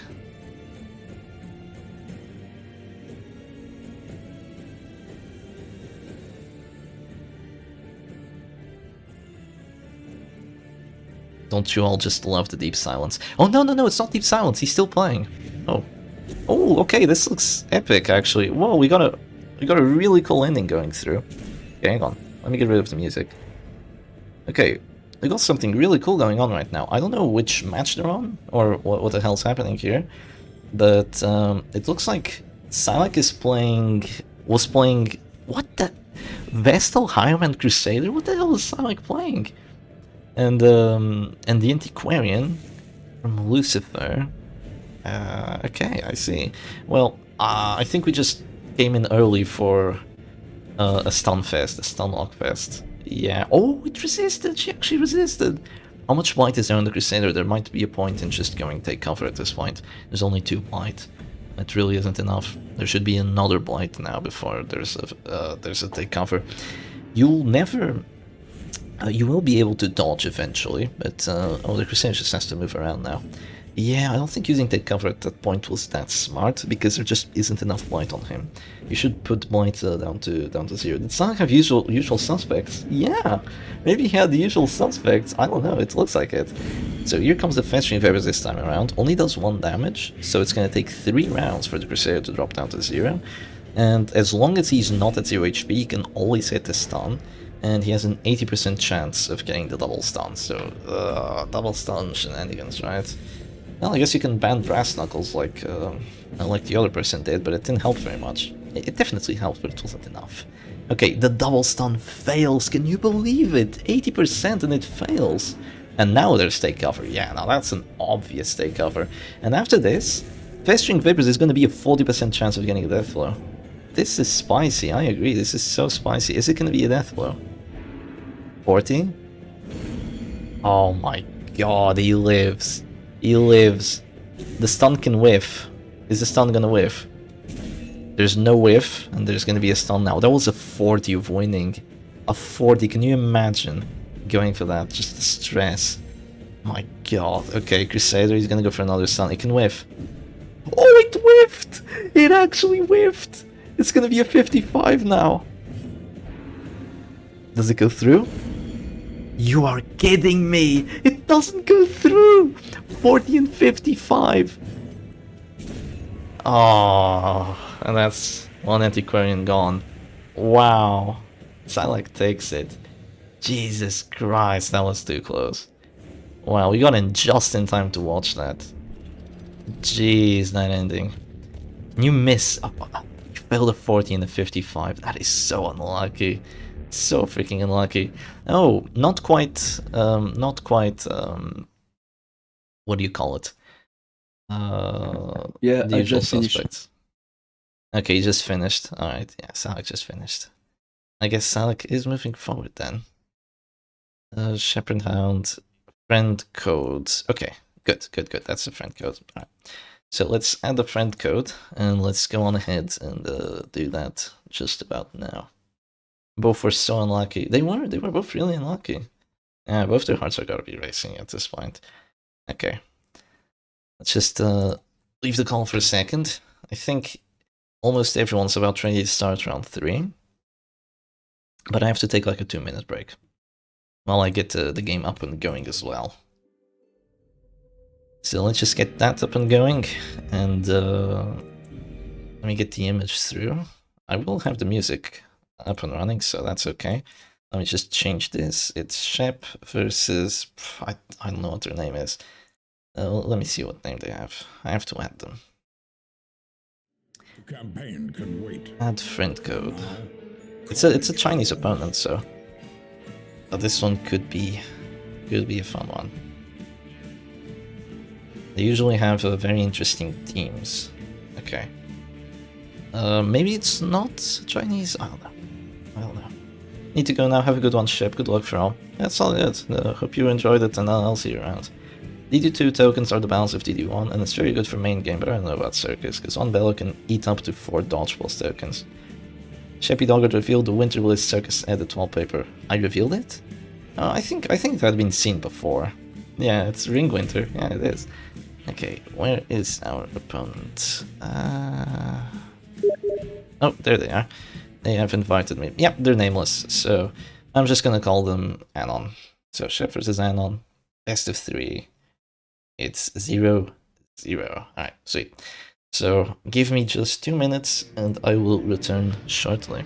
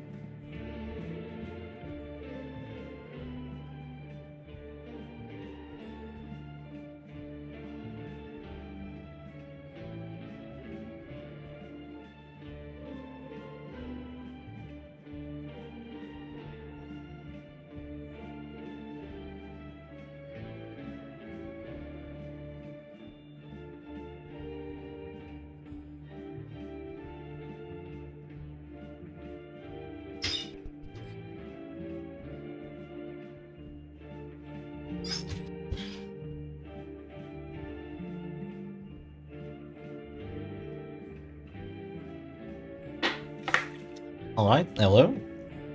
Hello. Yep, mic is on. Alright. I think we are ready. So I gotta give the order for everyone to start. Yeah, alright. Are they still playing? I don't know what's going on. Round 3, I'm gonna tell round 3 to start whenever they're ready, so tournament contestant round 3 start. Alright, they can all start. After this, do not play your quarterfinals, because we are gonna watch that one. Yeah, let me just write that down. Do not play round 4. Alright, sweet. And we are ready to go. So, I gotta choose what I want to play.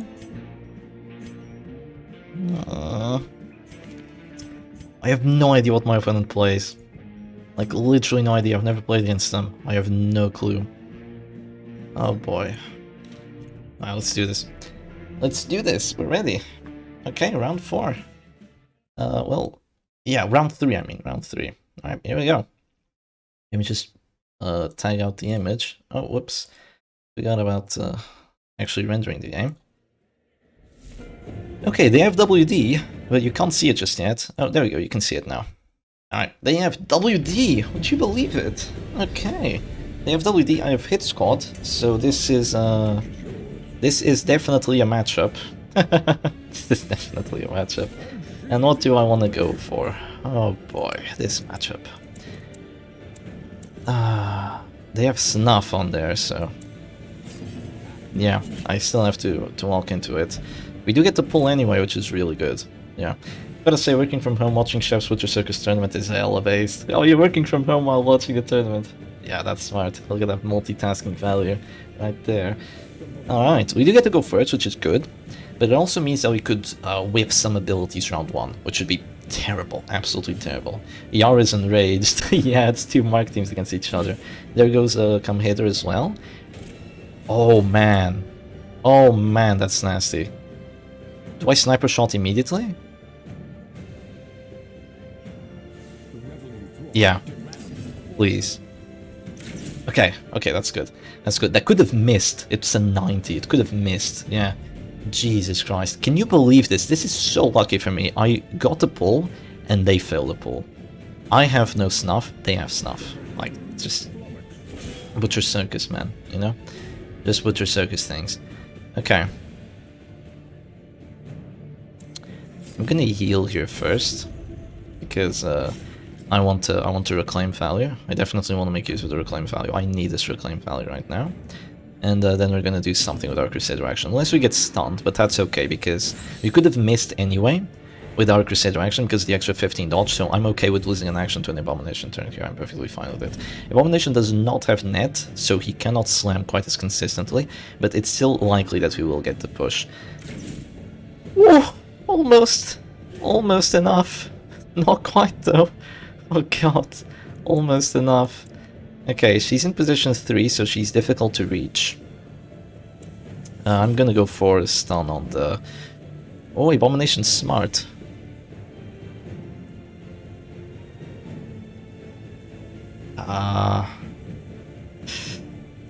Let's go A-bomb. 10 damage, that's good. That's good, let's go A-bomb. Yeah, his action's annoying. So let's go for the A-bomb and just remove that. That means that we're not really gonna get a kill on the Arbalest anytime soon, but it's not the end of the world. Oh my god, I keep resisting! Oh, I love it so much. Okay. Do I go reclaim on the Arbalest as well? Do I think I'm gonna get shot down to 0? If I get shot down to 0... Nah, I don't reclaim the Arbalest, I go punish here. I go punish. I need some pressure. I do 5, but that's okay because we get to bleed, so yeah. Would have loved like a crit there. Whoa, it would have been so good. But it's okay, this is fine. Yeah, this is okay. I just resist 2 pulls. I'm speechless. I am speechless right now. Okay. I get to go first. You're kidding me. There's still 2 heals. I won't get enough. Yeah, I won't really get enough pressure, but let's go for it anyway. Let's go Sniper Shot, and they have 2 heals, so they're gonna be able to stay alive for however long they want, because I don't have A-bomb. They have A-bomb, I don't. So yeah, they're gonna be able to stay alive here with the Arbalest. 7, okay.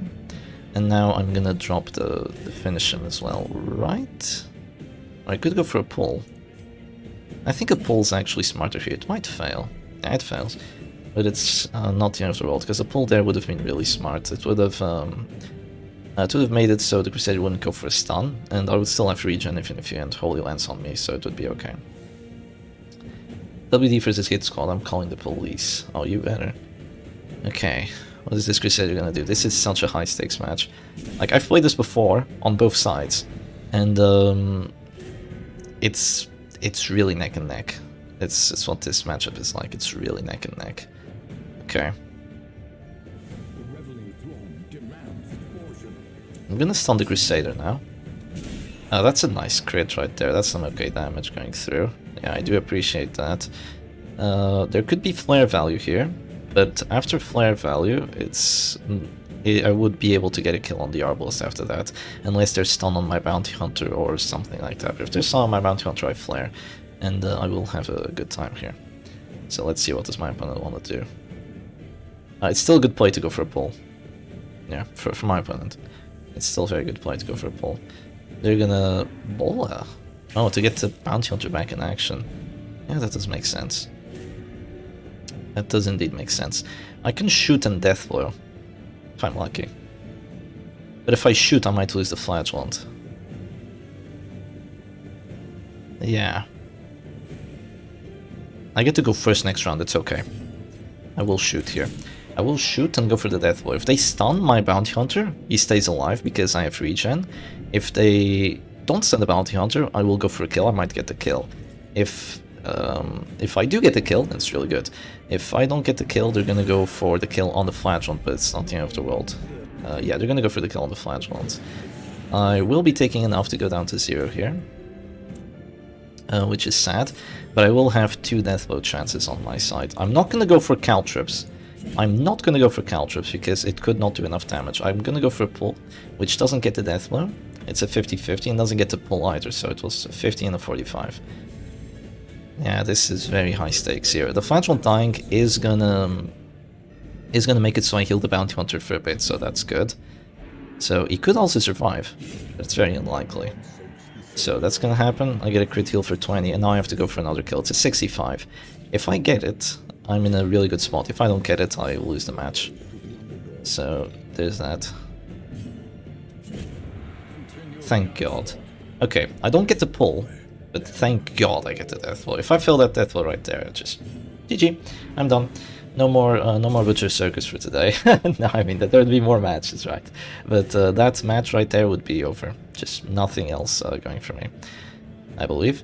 I'm just gonna click here, and then I'm gonna go Sniper Shot on the Crusader and just take it from there. I could also flare, but after I flare, there's just a stun on my Crusader again, so I mean, who cares? Now the Abomination's gonna have to go for something weird. Either a lot of damage, like with Slam or something, which, yeah, it makes sense. That's a max roll on that Slam. Max roll Slam. And now I'll just Sniper Shot the Crusader for crit 29, Arbalest. Destroy them all. Yeah, Arbalest, you're doing great. You're doing great, little Arbalest, good job. Okay. Yeah, we definitely got the advantage here. We're pretty much up 2 health bars right now. I'm not too scared about the pull, actually, because you know what happens after a pull, right? There's 2 Death Stores. So I'm gonna go for it. And there's 2 Death Stores right there. And the Crusader might go for a heal, but after that I hit him again, and then unless you stun the Bounty Hunter, I will get a Death Blow. And even if you stun the Bounty Hunter, I'll just get a Death Blow by the start of next round. I'm done! I'm done, yeah, the plate emoji. Yeah, that is a pretty funny meme. There's gonna be a stun on my Bounty Hunter, which is smart. I will just pass that stun away, if you don't mind. And just wait for their action. Their best play right now is to not heal with the Crusader and risk a 25. Because if they heal with the Crusader immediately, well, that's good. Wow, that was a 90. What the hell? Oh, Bounty Hunter should not have this much dodge. Yeah, if they heal with the Crusader, I will Holy Lance and then I will kill them by the start of the next round. So it's better that you take the 25 instead of taking the 100, right? It does make sense. Okay.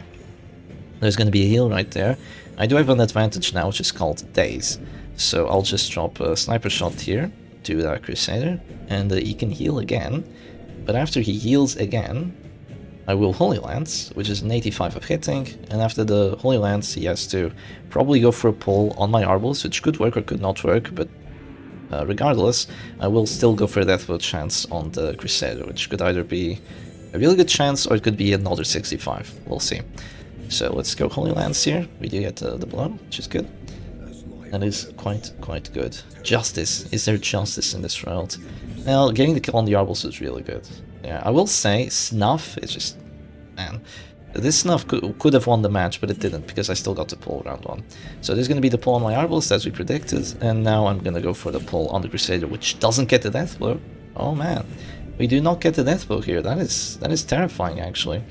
Because now they can stun my Arbalest, and my only way of getting a Death Blow now is through Bola. Bola might not do enough damage to the Crusader. I have plus damage versus Marked, but I'm not sure if that works. Oh, it works, thank goodness.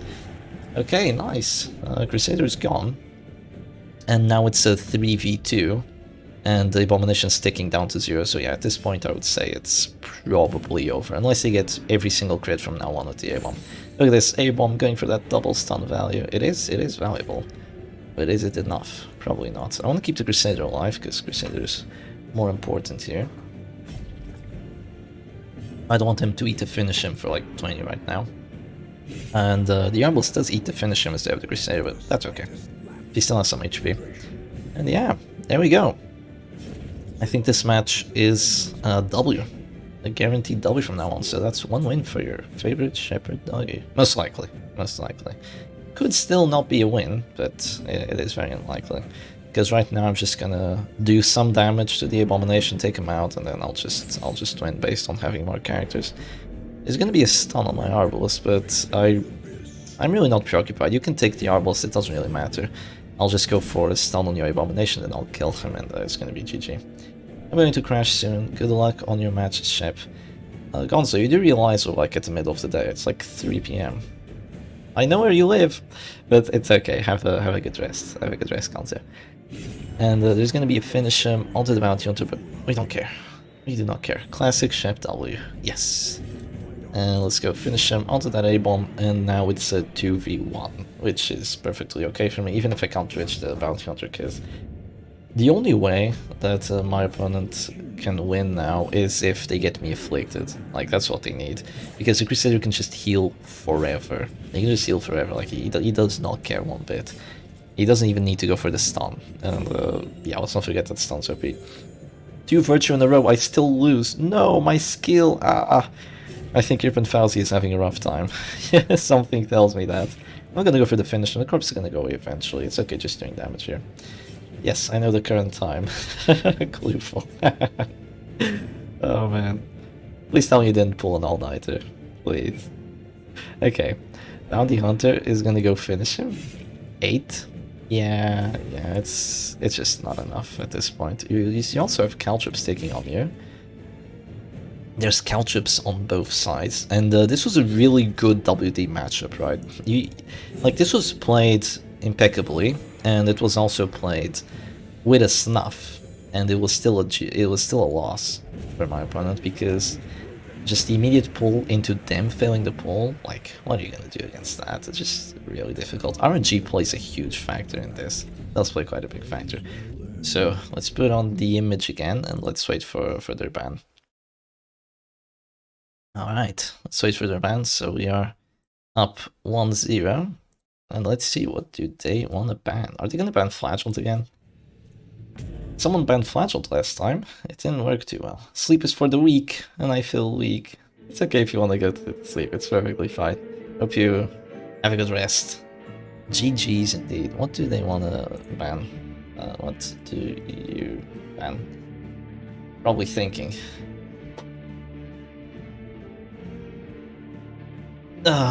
If I lose, I might ban Arbalist. Yeah. You ever think they're gonna make a Butcher Circus in DD2? Yes. Another Finger Tiger. Wasn't it Tiger Finger? I think it was Tiger Finger, not Finger Tiger. Yeah. Tiger Finger. Oh, what a joke. Oh, it's so funny. They're banning Gauntlet for revenge. If you ban Gauntlet, like 90% of Flagellant players aren't gonna play Flagellant. So yeah. Roar. Tiger Finger. And it was Brass Knuckles, like, can you believe that? Yeah, just have a look here. If you look at Brass Knuckles, Tiger Finger, I mean, you can see this as like the claws, right? So like Tiger Finger, I don't know. I don't know. I felt like it would be Hunter. They banned Hunter. They banned Hunter. I'm not sure if you can see that, but they banned Hunter. I think that's Bounty Hunter, right? If they ban Arbalist, wouldn't you just go stun or bell spam? Yes, but there's probably gonna be stun resistance trinkets, and both players can do that, you know. Super interested in hearing from some of the mysterious Oriental strategies. I know, right? They are so mysterious. So, ban Hunter. I will assume that's Bounty Hunter, right? Like, I think so. Bounty Hunter, right? Yeah, I'm just gonna ask if it's Bounty Hunter, because like it would be really unfortunate if it was wrong. Okay. And then yes, yes, they say yes, yes. Okay, yeah, it's pretty funny how the other translations go. Like it's always fun to read those because you never know what's gonna show up. Okay, no bounty hunter. What do you play, Shepherd Doggo? And there's no bounty hunter. I wonder what I play, and there's no bounty hunter.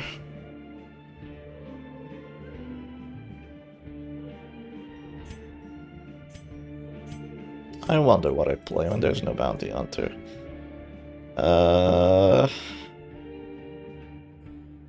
Come on, where's the trinket? Okay, there. Where's the other trinket?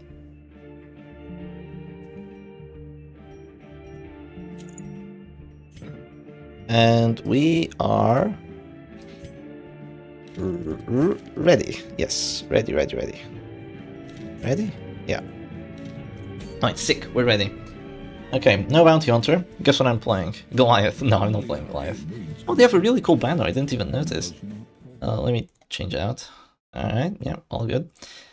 So we are playing Shep Stress number 4 because there's no bounty hunter. Oh, of course there's Shieldbreaker, damn it! Of course there's Shieldbreaker, I should have guessed it. No! There's no punish on the flagellant! There's no punish on the flagellant, there's no pick to the face!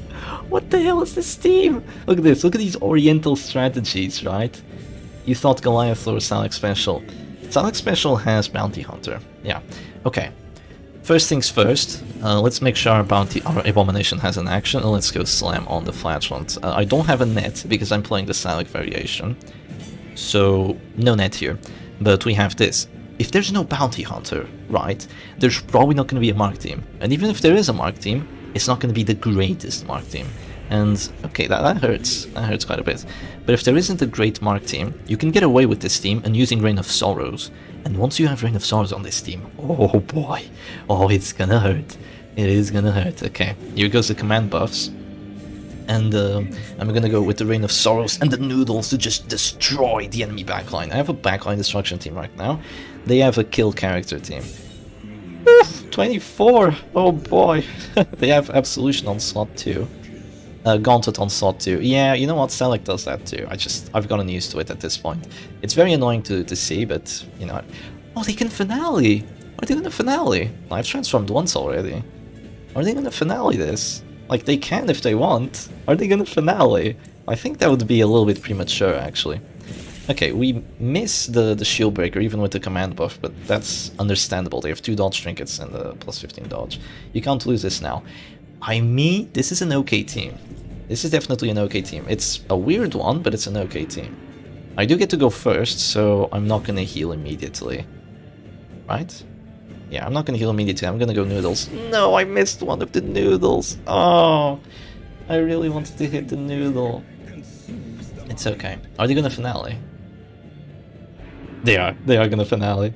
Oh, that is so cute. Yeah, they actually finale that. That is really funny. Okay, haha, finale go bro. I know, right? So the thing is, as long as I kill these 2 characters, these 2 can't win. Because she doesn't have pick to the face. So if she's the last character alive, she loses. He doesn't have punish. So my flagellant is on a path here. No, I miss again. Come on.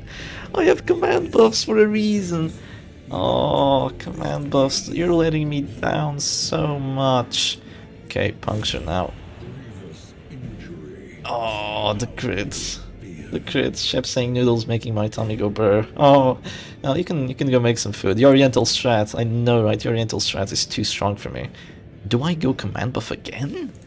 Or do I actually bolster here? I'm gonna bolster because it's gonna be good in the long run. Oh, puncture is gonna disturb you a lot though. Yeah, it is very disturbing. Well, not disturbing, it's disrupting. It's not disturbing. That's not the word for it. And there's gonna be a reclaim on the Jester, which isn't really gonna accomplish too much because he's just gonna die through stress. Reign of Sorrows, don't let me down. Okay, finally 2 hits. Please bleed. Okay, good. Alright, that's nice. I really wish the Noodles just hit everyone and not like 1 crit. Like 1 crit from Noodles and oh, it would have been so good. But yeah, we didn't get it sadly. Let's launch, please miss. Ow! Ow! I'm gonna lose 2 characters by round 2! No, please don't! No! I'm down 2 characters. Is there any rule in this game except man? Nope. This is the only rule. And man, oh man. I'm down 2 characters. Oh, I missed 2! You're kidding me! I have command buffs. What the hell? What is this? I see why Shieldbreaker is called unfunny or annoying. Yeah, she's very annoying. Okay, you're selfish. Like, yeah, sure, I have the advantage because Flash One doesn't have punish, but look at this, my team's dead! My team's dead, I don't have a team anymore! Okay, they do that. Rain of Sorrows, get them. Get the Rain of Sorrows, kill them all. Oh, why is my occultist dead? Why are all my characters gone? There's no justice in this world. Yeah, someone just said say the line, and I'm saying it now. Puncture on the Flagellant, you know why that is? So they can actually launch the Flagellant. Jester resisted the debuffs. Yeah, he has good debuff shares, I guess. Oh, okay. They're gonna go reclaim on her just so she stays alive and well.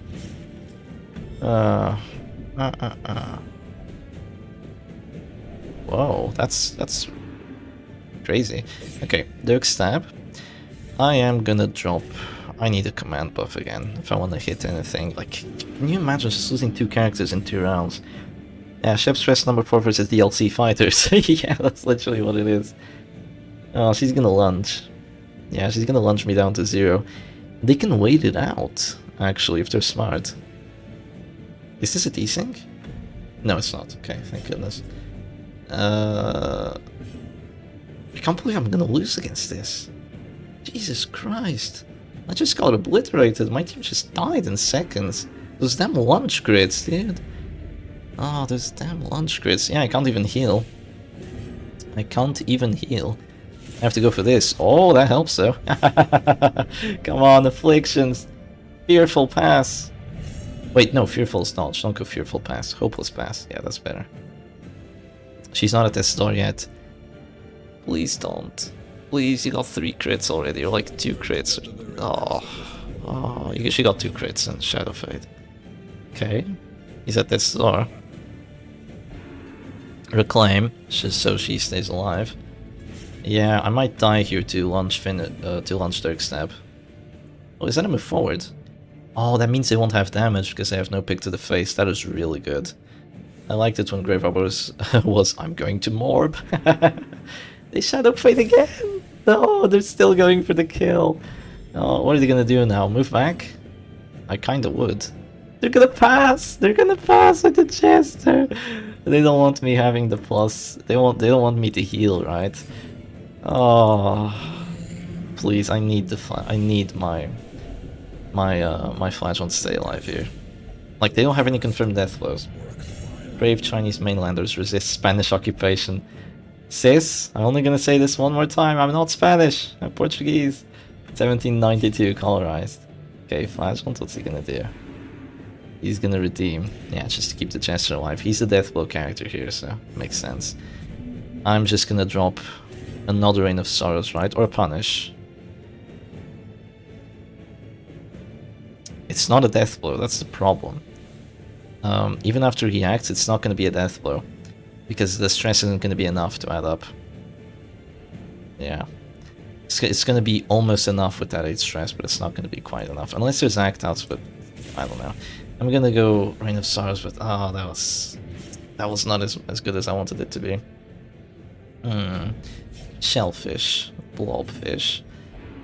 Okay, expose before the launch, just to make sure that they have enough. I think that's a little bit overkill. This launch is definitely gonna do enough damage, I think. Yeah, Hopeless isn't minus damage. Oh, what are they doing? Do they want to go Dirk Stab and then launch Deathblow? Yeah, they do. Now they get the crit on the Dirk Stab. Launch Deathblow is plus 40. Yeah, it is plus 40. If they don't get it, I'm gonna be so happy. Okay, I lost this match. Yeah, I lost this match. It was just really unlucky. Like, with the 2 characters dying that quickly, just no chance.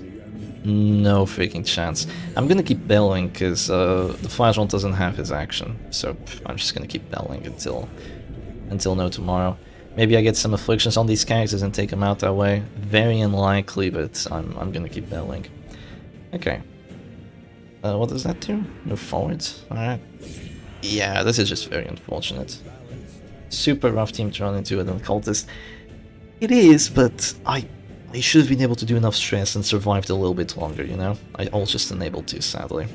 My character just died way too quick. Those double crit lunges, and it's just GG.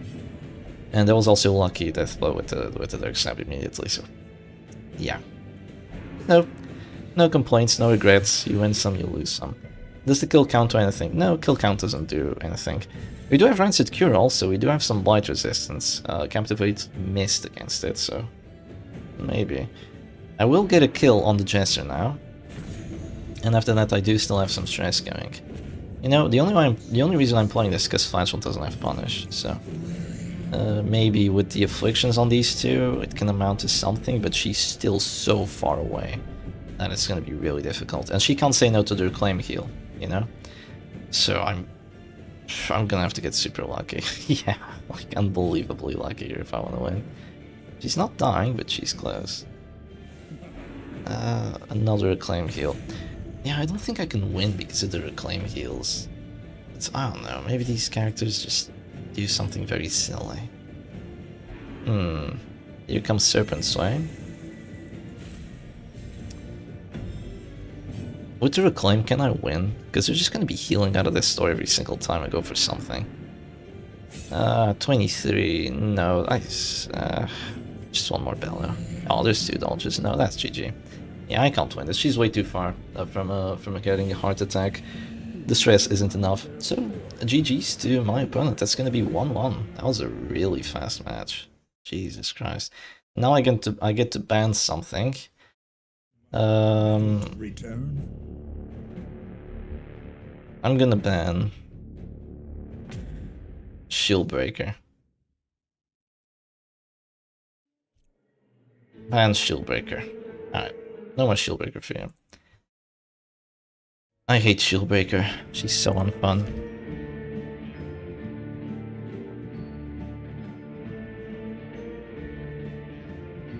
No Flatulent, no Shieldbreaker. What would a smart person do and what would I do? Ban PD. Oh, there's gonna be PD now because there's no Shieldbreaker, right? Alright, we're ready. I picked the team. I have picked a team, and we are ready.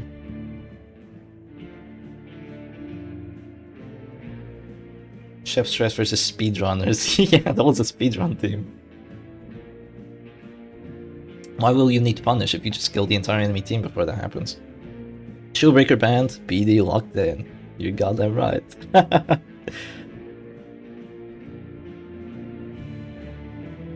That last match gave me an affliction.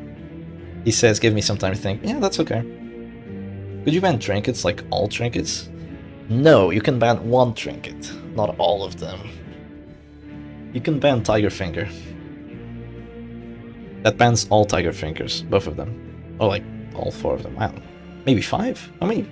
They have 5 fingers, right? Would make sense. They're mammals. It would be cool to have a tournament with no trinkets at all. I don't know about that. I mean, I think trinkets are fun. I think having a tournament with no meta trinkets would be cooler than that. Yeah. Because no trinkets is just base characters and abilities. Trinkets make the game more...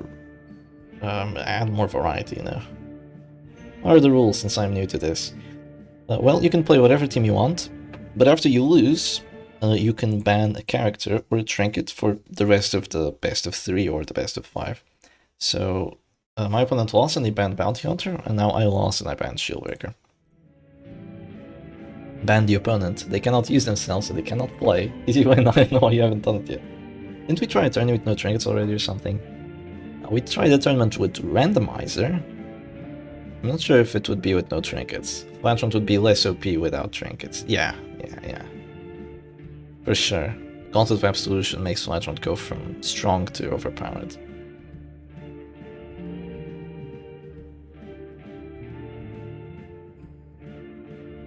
My opponent needs some time to think, because now they don't have Shieldbreaker. They probably like that Shieldbreaker.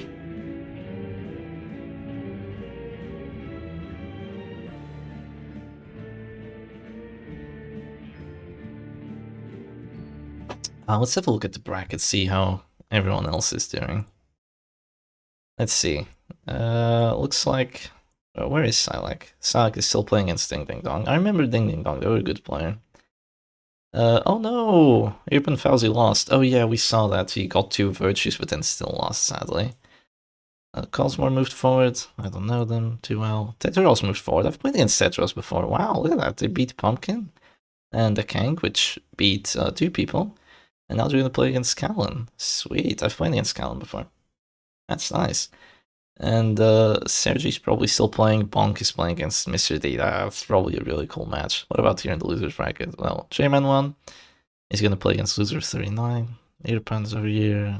Yeah, lots of people. Lots of people. I think these 2 might not be around, so we might just... Huh. How would you do that? I guess we just have to write down the results. Salik's gonna have to do that, he's the organizer. Okay, are we ready? Let me put on the image. No, we're not ready yet. Shep doesn't play dodge, right? You don't know. I could play dodge once. If like Jester and Man-at-Arms are banned. Maybe I play dodge. I played Last Stand. Last Stand has dodge.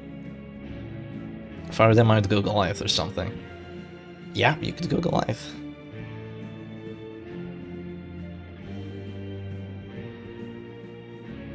Arballs would be less OP without armor piercing. Armor piercing and their trinkets, like guard piercing as well. The thing is, if you play Mark teams without any trinkets, you're gonna have a really rough time, because stress teams are better without trinkets than the Mark teams. Mark teams really need their trinkets. Of course, stress teams like them as well, but they can do well without them. Hit him with the Sis stun control. Sis, I'm not playing Vessel. I don't want to play Vessel. Would a stress team be better than a full damage one? With no trinkets, probably. Yeah, probably. Because if you look at the early matches that you had back when you were a newbie, if you played against stress teams and you didn't have good damage trinkets, you would just lose every single match. That's why Bellabot was so freaking OP. People didn't have the trinkets, or you know, the matchup knowledges to actually beat all the Bellabots with their damage teams, so everyone just went Bellabots. Bello go Burr.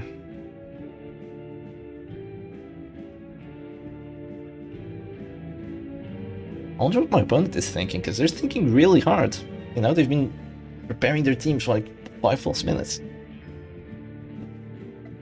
I'm thinking of changing my team, but this is fine. No, you know what? No. I'm gonna change my team. Jesus. I'm so indecisive sometimes. I'm gonna change my team. It's fully remake team. Alright. Bang.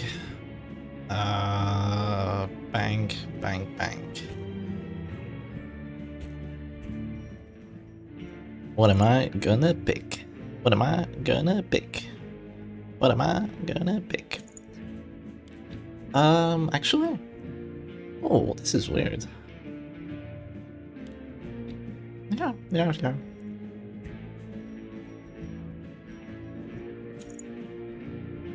am I gonna pick?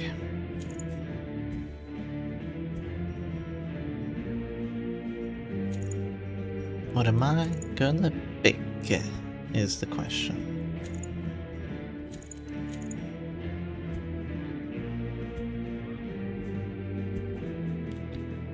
Alright, I'm ready and so is my opponent. Am I? Yeah. Yes, I'm ready. Alright. Germa and Star reference. I don't think so, but Germa's cool. Yeah, watching a tutorial on how to play a team with Shieldbreaker. Probably wouldn't be OP. Stress in Trinkets list would probably be +++ for the slower buff base teams. You know, you still have all the DOT teams and all that stuff. Stress would have a hard time against that. Alright, take off the image, take off monitor capture, and let's go. Guess what I'm playing? I'm playing Last Stand. You're playing Virtue. Okay. No riposte. That's a plus. A-bomb with double slam. Okay, that's gonna be fun. Alright.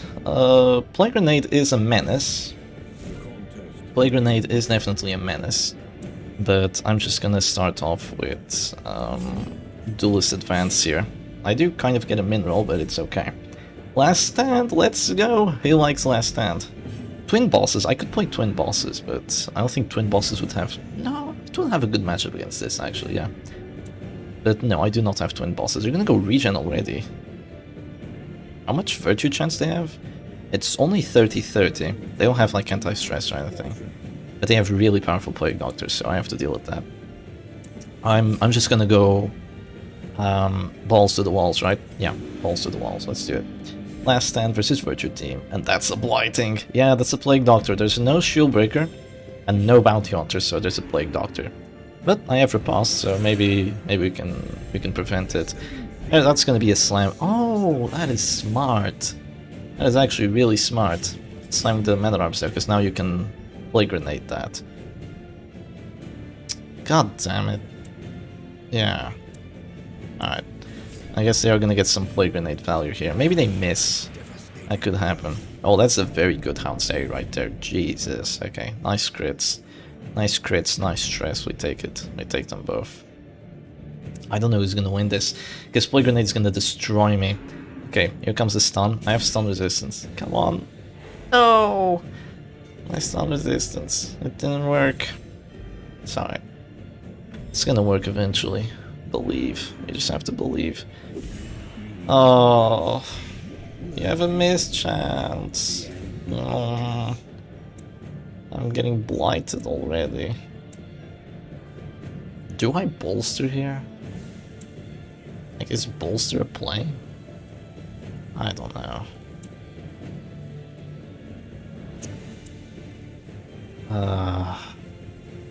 I'm gonna Vendetta. I'm gonna Vendetta first. I'm gonna eat more Plague Grenades, but it's just... There's just nothing I can do about it. I just have to eat the Plague Grenades here. If I move forward, I just get slammed again. So, like, what am I gonna do about that? That's gonna be a stun, but you're gonna need a riposte for it. Oh, okay, that's a lot of damage going both ways. They do have regen, so damage is less important for them. I'm gonna drop a punish on the Abomination immediately before I get slammed. And we do get to bleed on it, so that's good. Sadly here, Numbing Instance isn't really accomplishing too much. I could move forward, but now I have Riposte on me, so now it really doesn't do anything. And there's gonna be another regen, but guess what? I have Hound's Area. So keep getting my crits. Yes! More crits. Was that 2? No, that was just 1. Yeah, that was just 1 crit. There's a lot of regen though. Yeah, the regen is difficult to deal with. If I had Shep Stress, this would be a really good matchup for me. But I don't have Shep Stress. I mean, I have Last Stand, which is also really good. So I cannot complain, I don't think. I think I'm just gonna go Bellow to keep on maybe reducing their damage by a bit. And also... Oh man. Oh man, that deity. And also do some stress. Just can't go wrong with Bellow here. Alright. Nice. No spiked bad curse. Not yet. We got the bleed. We got the bleed yet. We don't have the curse just yet. Oh, rage.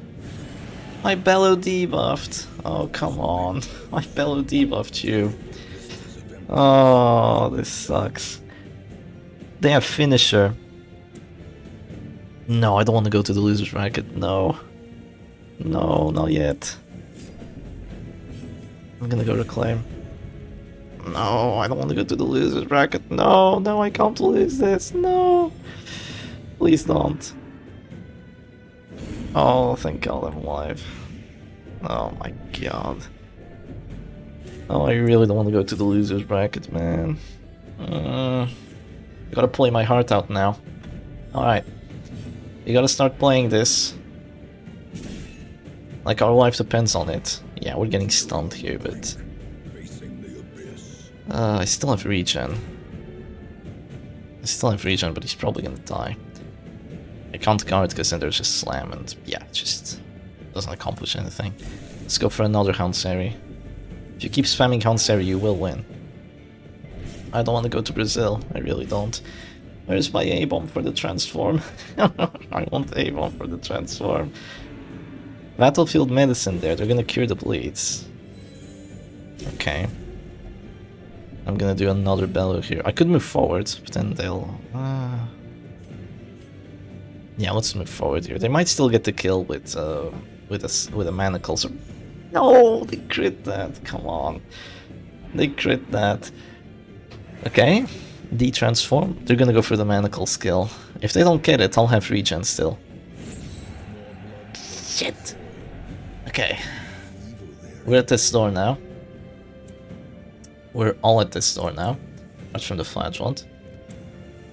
Time to go command buff here. I can't believe I'm gonna lose to a Plague Doctor. I think I lost the game. Yeah. I don't think I'm gonna win this one. Can you believe it?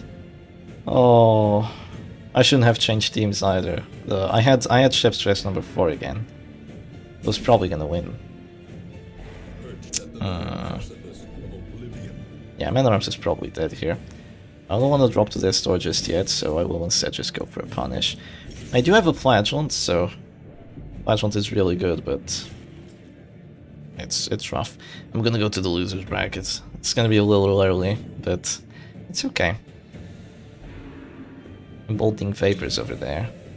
Ah, I guess it's so they do damage with the fetching vapor, so they don't do 0. That does make sense. Okay, another Hanseri. Yeah, we're doing some decent stress, but it really isn't enough. Yeah, it's round 4. We haven't done enough stress.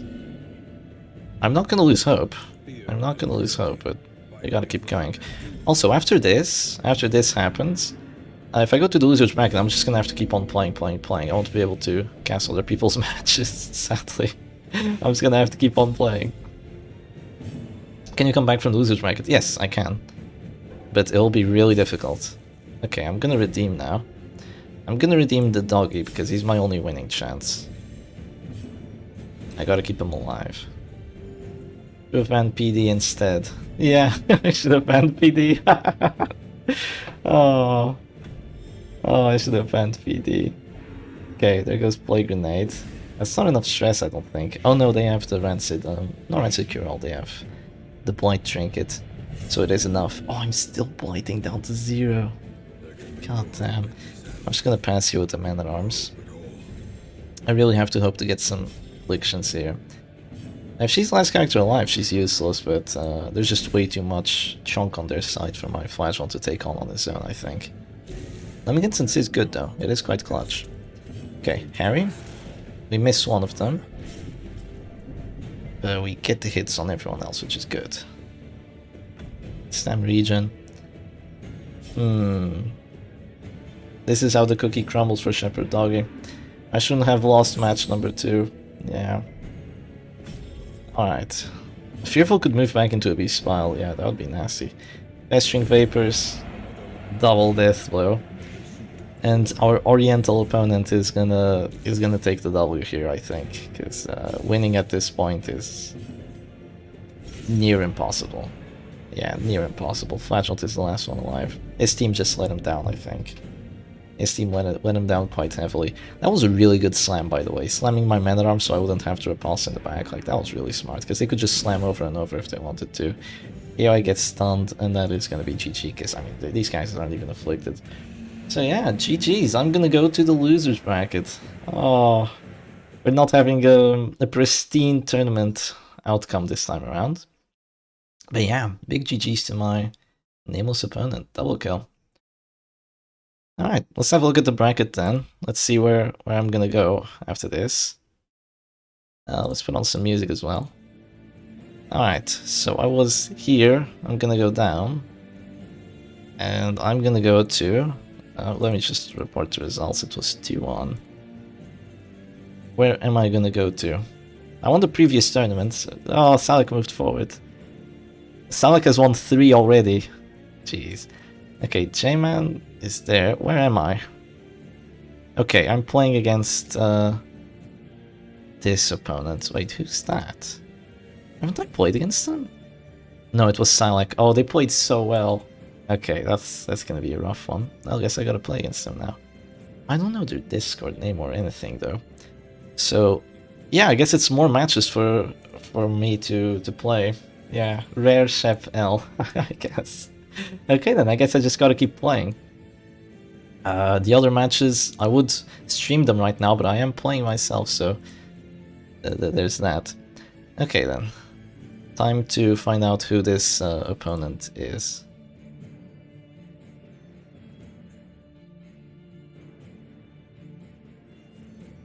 I think the music's a little not loud enough. Well, since we are at the loser's bracket now, I gotta really start tryharding, so... You know what I'm gonna do? I'm gonna bring back that one Oz that helped us win the previous tournament. And I'm gonna put it on. Do y'all remember this? The Butcher's Boulevard music. This is good. This is what's gonna give us the W's. Thank you, nice competition. GG.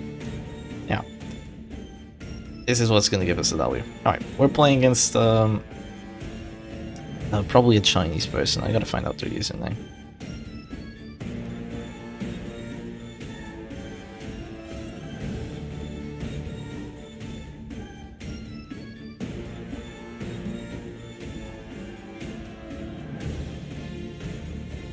I guess it's gonna be another nameless. It's gonna be another Anon.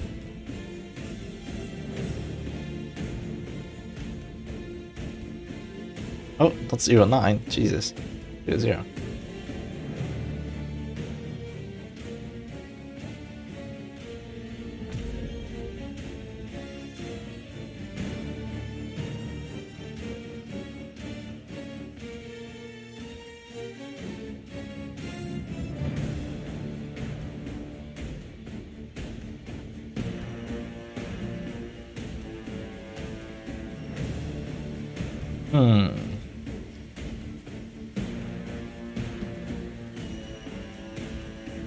Yeah, I do not see them around, so it's gonna be rough.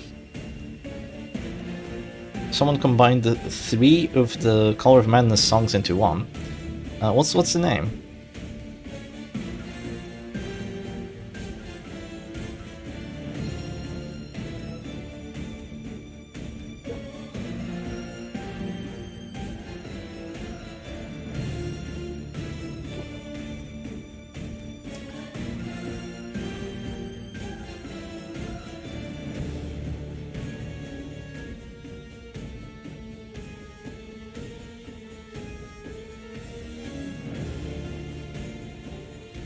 Alright, I'm about to add the person that we're gonna have to play against.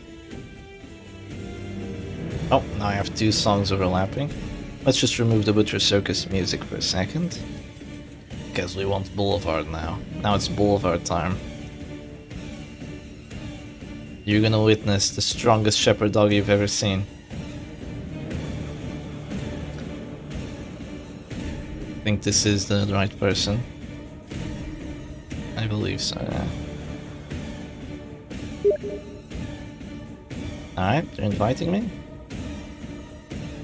And we are ready. Oh, wait, no we're not. Oops. Let me re-invite. Darkest Dungeon, Color of Madness, Ost matchup. I want to go once with the Butcher's Boulevard. I really like Butcher's Boulevard. Alright. Sweet. Yes. Yes, this seems good. Alright, let's go. I can't quite remember what they were playing against Salak, only that they played the Eternal team. And before that they played something that was a little weird. I'm gonna Boulevard, but you're goddamn right, I'm gonna Boulevard. Steam code. Alright, let's remove the image, remove the monitor capture, and here we go. First match of this best of 3. I think the music might be a little loud. I'm gonna reduce that just a... It's just a smidge.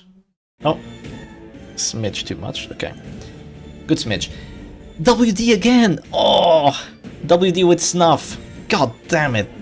Okay, I've hit squad. I get to go first again. This is just a repeat of the... Have I played against this person before?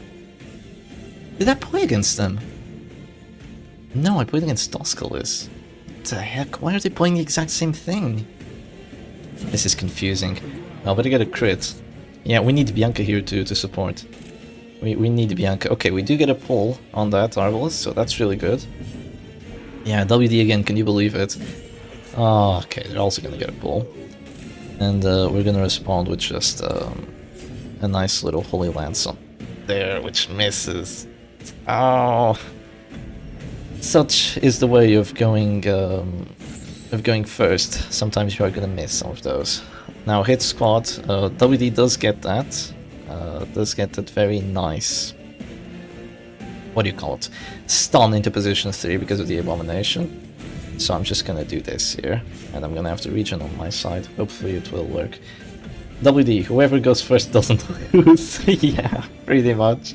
There goes the Holy Lance, and now the shot is gonna bring me down to 0, but then I will shoot them and bring them down to 0 after they shoot me and bring me down to 0. Because I have regen on my side, right?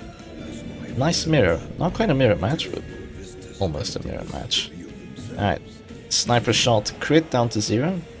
But they still have heals and they still have the stuns and all that shenanigans, so it's not the end of the world for them, not at all. Far from it, actually. Far from it. Let's see, what's gonna happen here? What is gonna happen? What are they gonna do? I have a death blow inbound. Oh, that is crazy! It does 5! It does 5! Please, please, please, please. Yes! Yes, there we go. Yes! Oh my god, you're kidding me. And that's it. That's GG. That is insane. Here goes Holy Lance, but I have regen, right? I have heal. Bounty Hunter doesn't do enough. You're out of position, and it's GG. The greed to go for manacles like that. Oh my god. Alright. Alright, we are gonna take the W here, I believe. Oh, that was brutal. Here comes the come hitter, but at this point I don't know if it's enough. I could drop another acclaim here. I could go punish. Reclaim for 1 round, reclaim for 2 rounds. What difference does it make? It make a difference. But I think punish is better. The mirror, I mean, your bounty hunter pull Arbalist. A classic There Is Justice in this world. Yeah, that hook. That freaking hook. Unbelievable. Here goes the other stun. Yeah, to be expected, I guess. We're just gonna pass there. I don't mind. And just take it from there. Yeah. So you have a massive advantage right now. So there goes manacles. Look at these stuns. All the stuns. They just keep on going on. More stuns and stuns and stuns, and they never end. But it's alright. They will end eventually. Caltrops. Caltrops on top of the stuns. Oh. The Caltrops play. You know what? You can play Caltrops? Or do I pull Bounty Hunter? I think I pull Bounty Hunter, right? I mean, Caltrops is good, but Bounty Hunter is better, I believe. I killed her around 2, so let's keep that in mind. Alright, we pass here, but it's okay. We still have Redeem, by the way. Yeah, don't forget that we still have Redeem on our Flagellant. Yeah, I can redeem this. I can definitely redeem this. Okay. Here goes the Holy Lance. Do they have both damage trinkets on the Abomination? They do. That makes it even more unlucky that they didn't get that. Well, I'm just gonna move back twice here. I think that is the play. They go for the pull, I win in terms of actions, and they could also fail the pull, so I think that's overall a good idea for me. Did he get it? Ah, did you? God damn it. Alright. At least their Flagellant is going to be out of play for a bit. I mean, their Abomination.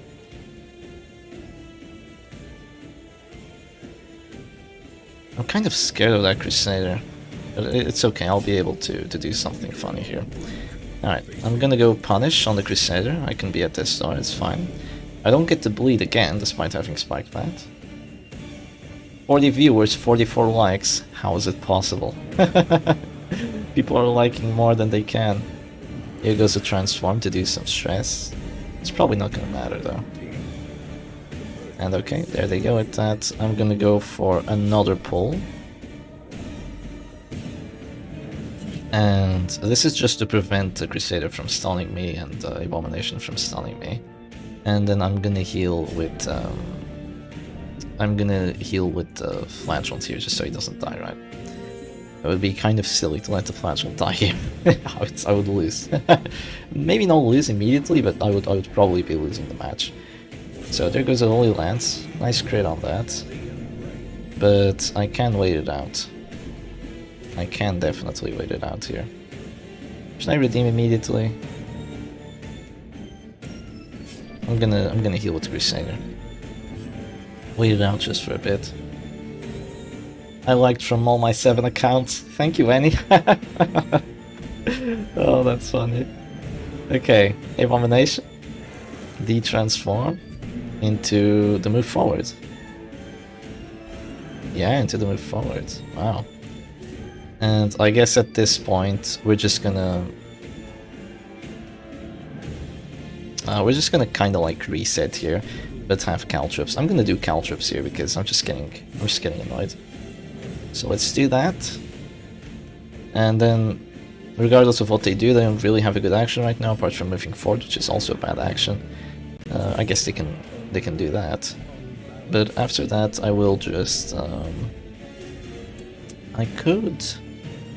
No, I'm definitely gonna redeem here. Yeah, I think I'm gonna redeem. I'm gonna click the Arbals, move back, and then redeem, just to stay alive, just to stay safe. I don't think there's any point in not being safe here. So let's do that. We're not quite at this top, but then there could be a Crusader stun, and then things could get messy.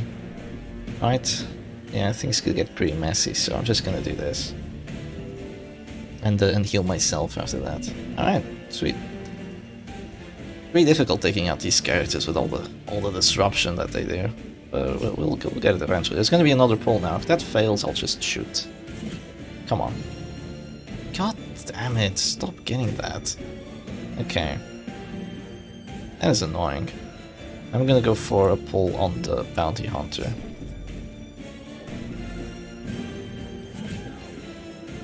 Such intense music, it really is intense. We're about to have a lot of intense matches.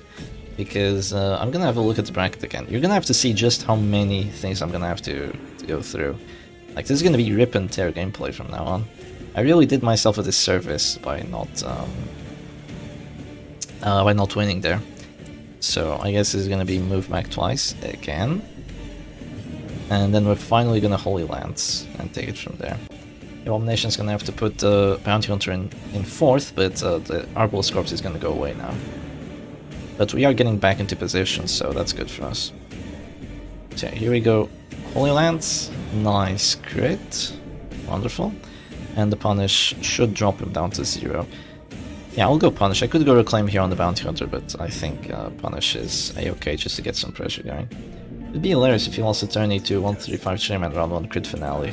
Did that happen to you by any chance? that could have happened to someone. I lost to round 1 finale. Like, that's what happened. I lost to round 1 finale from the Jester. I also won because of round 1 finale, I think. Maybe it was round 2, can't remember too well. So there goes the stun. After that stun, I'm just gonna flare. They might stun again, but I have a chance of resisting. Yeah, like, let me just have a quick look at the bracket. Here I am, I have to win 1, 2, 3, 4, 5, 6, 7, 8, 9. I have to win 9 best-ofs if I want to win the tournament right now. That's a lot of best-ofs. That is a lot of best-ofs. This is just gonna be a reclaim turn. Irpen Fauzi failed finale. I'm sorry to hear that. It's not gonna be all today, winning 9 best-ofs, but gonna have to win a lot. Yeah, gonna have to win a lot. Okay, we regen out of this store on that, and that's a final surrender. Alright. GG's, 1-0 for us. Let's see what the ban's gonna be, and let's move on from there. Alright. We've had some real brutal tournament losses before. Round 1 finales up there. Yeah, you're right. Alright, what was that music? Darkest Dungeon, COM mashup, Darkest Dungeon, Hour of Madness mashup. I think I've heard it before. I really liked the one that wasn't really a mashup, but it was the Blasted Heath like remix or something. I really liked that one. But let's hear the mashup, I guess. We've got to wait for their band now. Vessel's Divine Grace. Band Brass Knuckles. Tiger Finger! Tiger Finger! They banned Tiger Finger, guys. They did it. They banned Tiger Finger. That is so funny. Okay. And let's get the music going. So it's like a mix of all three, or some of the different songs. You don't really know what's going on. The problem with mashing a lot of music like this is that sometimes it turns out cursed. So no Brass Knuckles, huh? I see. Can you still see the game? Yes, you can. Now you just remove that.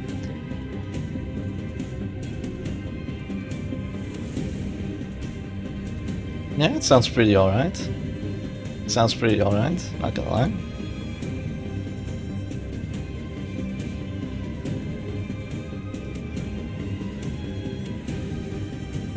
Okay. What shall we play? We can't bring Brass Knuckles, that's for sure. No Brass Knuckles, huh?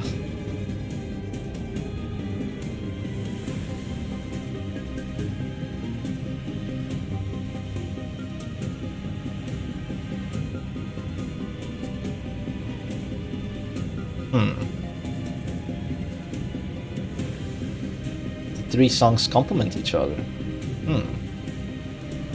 All Things Must Come. All Things Must Come is really good. I like it.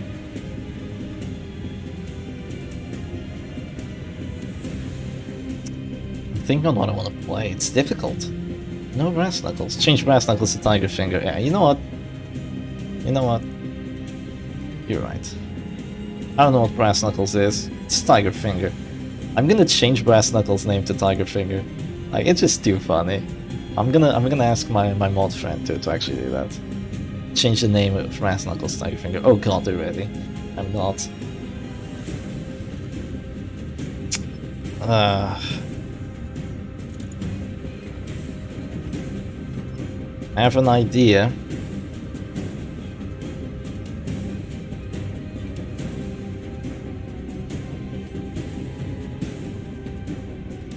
Let's go. I'm ready. I'm ready. Does your opponent not want a double stun or something? They probably don't want to get stunned. That's probably what they're doing here. Okay, let's do it. I don't think this song really fits the fights too well, though, I will say. I don't really think it fits the fights too well. I'm gonna change it out for... That was a really good one I liked. It was Blasted Heath Remix. Please tell me it's still around. Blasted Heath, Thrice the Victim. Yeah, this one. Does it have ads? No, don't have ads, please. There you go. I really like this one. Alright, same team! They're playing the same team as last time. Jesus, what's the idea behind my banner? Look cool. That's the idea behind the banner. Just look cool, bro. Yeah. No, this is my idea behind it, but... Mids to Tiger Fist. Tiger Fist! Tiger Fist is my favorite. Alright, breaking through this team is gonna be rough. Let me tell you that much. But we will do it. We will accomplish it. Okay. First things first. It's gonna look weird, but Zealous. Zealous here. It's gonna do some okay damage. This is my team. Yar, this is your team? What? This is Yar's team, huh? I see. Defender on the Musketeer. Alright, so she's safe. Okay, makes sense. If I punish Men-at-Arms, you're gonna suffer that, so... I know that much already, but it's alright. You can suffer that, okay. I'm gonna do some damage to you anyway. Road to round 40. Yeah, I'm playing Kid Squad, but instead of having Tiger Finger, I have a Writ of Execution.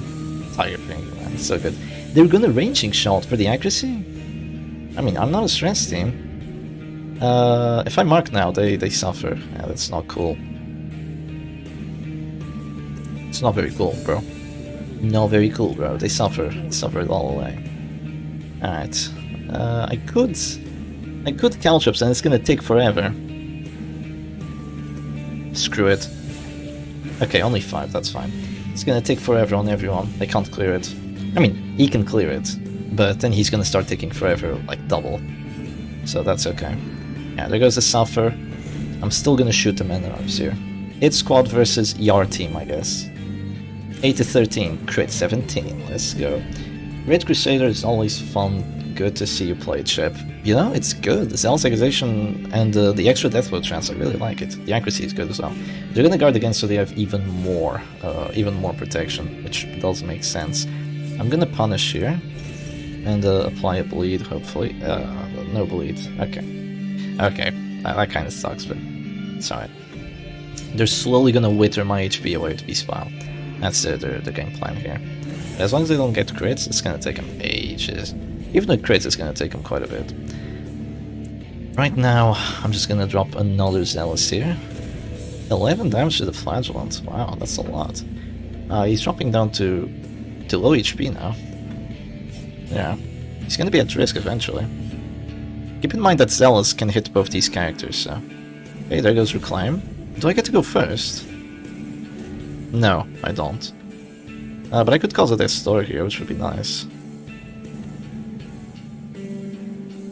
Yeah, let's do that. Let's cause a Death Store here. I'm okay with this. Pull one Musketeer, if MEA gets moved, you either shoot Flash or MEA. Now, first off, pull chance sucks.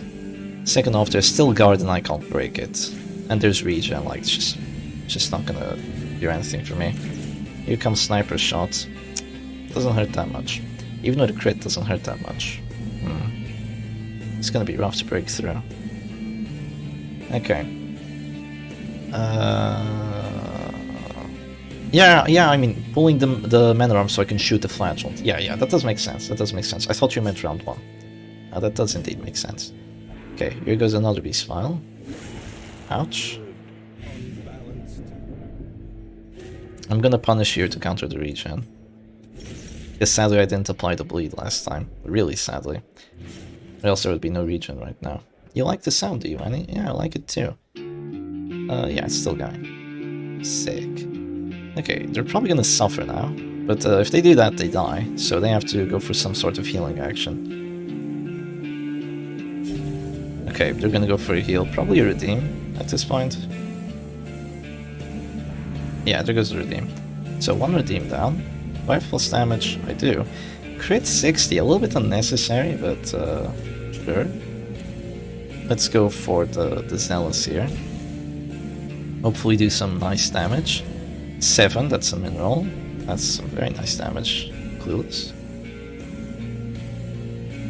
Breaking through the steam ain't easy, not gonna lie. Okay, there goes the bolster, not a bellow, surprisingly, I'll say. And now I'm gonna go finish him on the Flagellant, hopefully do some damage, yeah. If I had gone on a max roll with the Zealous, he'd be at this store right now, which should be great, but... I guess that didn't happen. Aimed shot? Oh, that's enough to drop me. Crap. I'm at 0 now. Alright, 9 to 16, that really ain't enough.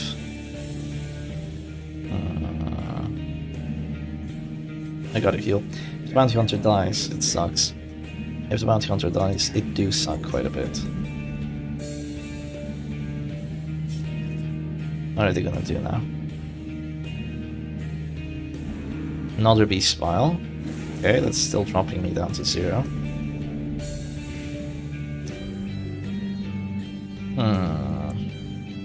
Yeah, the sound is really good. Okay. Keep dropping the punishes, keep bleeding him. Yeah, keep applying those bleeds.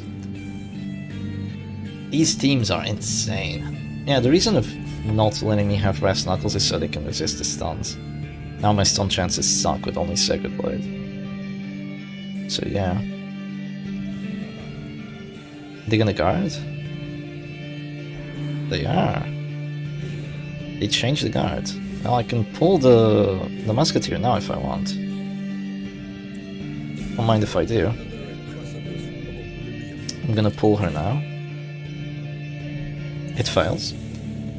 It does fail. I don't know if I'm gonna win this match. Not gonna go for flag. Well, if he stays at this store now, I can Zealous and get to Deathwell potentially.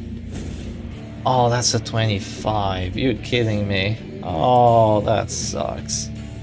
Oh, that really sucks. Okay. We get a crit there, but now she's gonna heal. And we don't have a killer anymore. Oh, that is bad. That is really bad. Yeah, we're not gonna win this one. They have another redeem coming right now.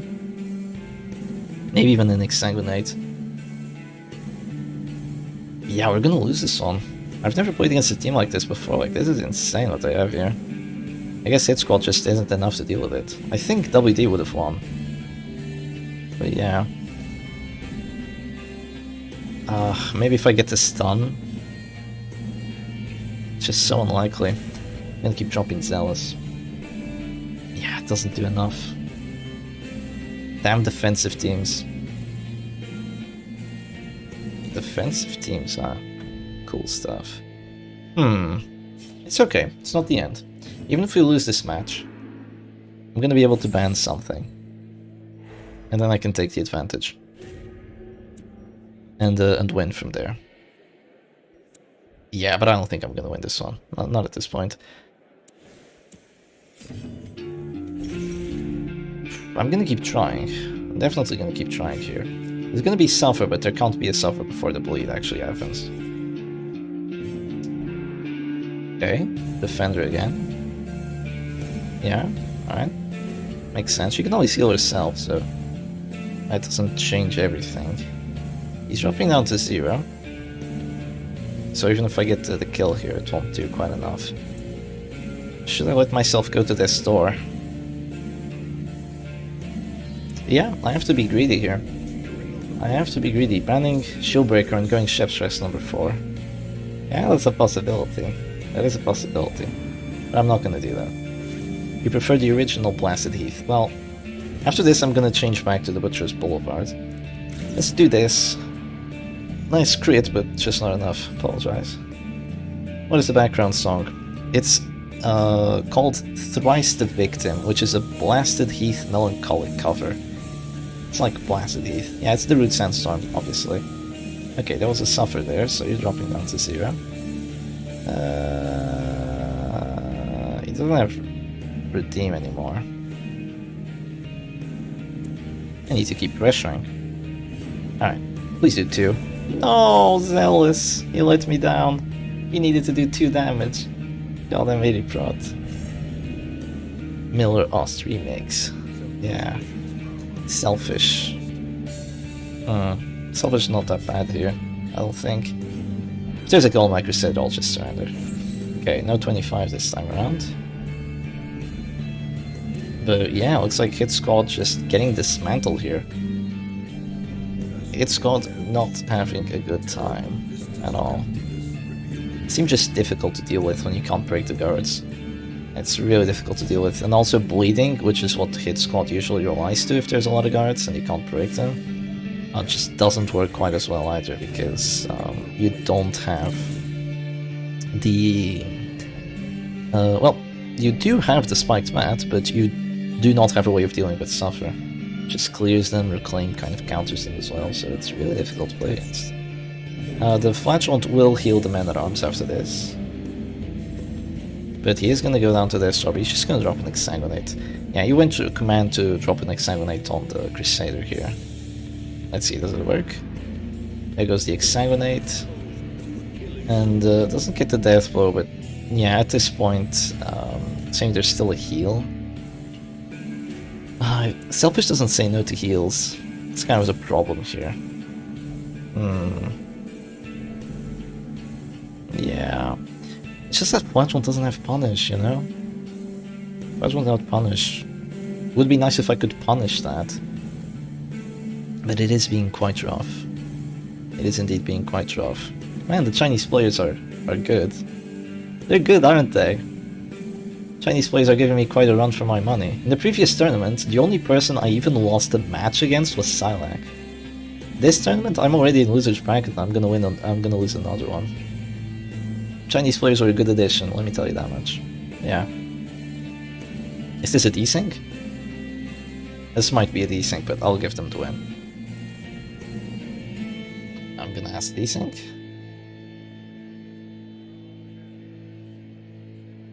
Yeah, let's change back. We're gonna go back to Butcher's Boulevard, and we're not gonna change this time. Butcher's Boulevard is the way to go. Let's see, desync. They say I win. Yes, you win. 1-1. Oh, now it's too loud again. Alright. Yeah, they definitely had the win there. If there's a desync, you should, I should have dusted off my butcher's boots and joined this tournament. Aren't you gonna join, sis? Avenge the loss of Shep to the mysterious fogs of the East. You know, maybe the next one or something. Sis, you really should have joined. I would have loved to have you join here. I wonder if you could break through all this defense with your teams. Alright. Let's change back to the image, because we don't want to reveal what we're going to be playing. It is 1-1, and I'm going to ban Magwand. Alright. Magwand has been banned. What will I play? What will I play is the question. I already have a good idea of what I want to play. There's no Tiger Finger, which we're working right now, so I couldn't have joined this one, to be honest. Yeah, I guess that's just unfortunate. That is quite unfortunate. Working on the weekends doesn't sound like fun. Alright. Team is nearly ready. It's a pretty fast team to set up.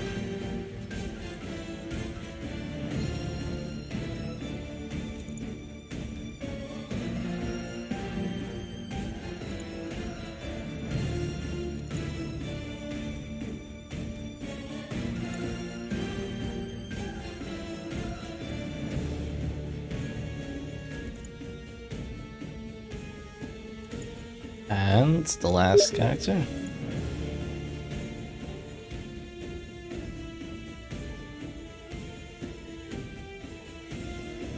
No stuns, no regenerates. There could be regenerates. Or regens. Alright, are we ready? Yeah, we are. Actually, let me just change something real quick.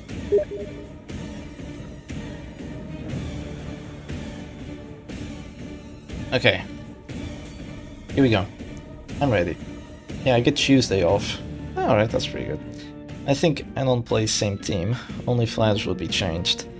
Thing is, you can't... Sometimes you can change out the character for another and still have the team. But I don't think that team can do it. Like, there's really only Flash on for that team. And even if they play the same team, I'm ready. So, let's do this. Image off. And alright, let's go again. I wonder how Sonic is doing. And J-Man. And Mr. D. Well, we'll see that in a bit. Oh wow, look at this. Completely different.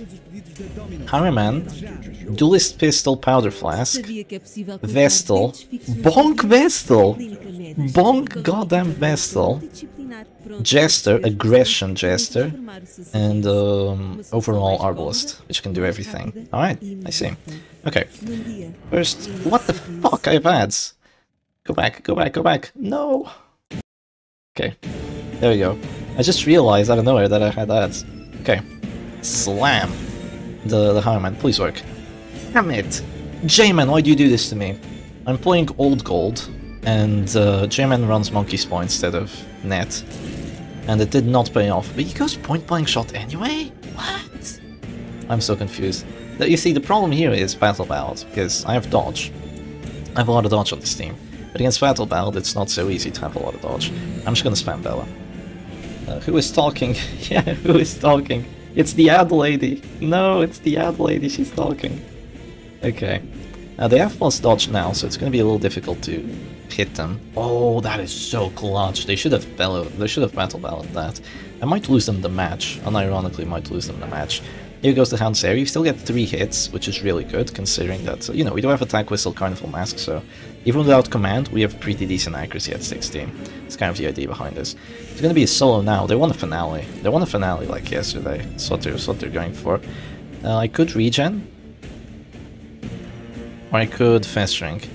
I'm going to fast shrink because we need pressure as quickly as possible. I'm just gonna use Fast Ring, like DOT, Surf and Turf, Old Gold, it's the way to go. And as soon as they use Duelist Advance, my DOT is gonna be hindered, which sucks. Okay, there goes that. They don't have enough damage to Finale anyone, so here goes nothing. Actually, they do have enough damage to Finale if they get lucky or a crit, but that's literally the only way. So yeah, a lot of DOT has been applied already, decent amount of stress too. And it's going to be very difficult for them to break through the Man-at-Arms here with Pit Fighter Salmirii, so that's fun. There goes Duelist Advance. 7 damage, really not a lot, I will say. Really not a lot. And I will just drop a Bellow here to further reduce damage and make sure that... Oh, I don't get the debuff. They might go for the Finale now. It's unlikely. They do 9 to 16 damage on that Finale. Are they going to go for the stun? Okay. Now it's more likely. 9 to 16 on that. It's still risky, you know? It's still really risky going for a move like that. Not gonna lie. I'm gonna go for Fast Ring Vapors. There's 2 dodges now, but I also get a dodge, thankfully. That's okay. And we'll see where we go from there. They have a lot of stress on them, which is good. What are they gonna do? Sniper shot again? Yeah, they're gonna kill my doggy. They can kill him with Finale now. No problem. No problem, Finale kill. Yeah, they want to Finale early and then Battle Belt. Well, they're gonna be dazed, so it's not gonna be too easy. By the point that they have Battle Belt again, it's gonna be kind of GG. Okay, they're gonna Dirk Snap there.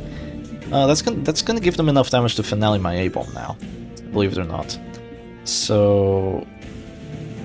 this is a bit of a weird one, but... I could stun the Jester. I'm gonna de-transform stun the Jester. It could fail, which would suck, but it could also work, which would be great. Oh, that works. That works alright. That's a nice crit.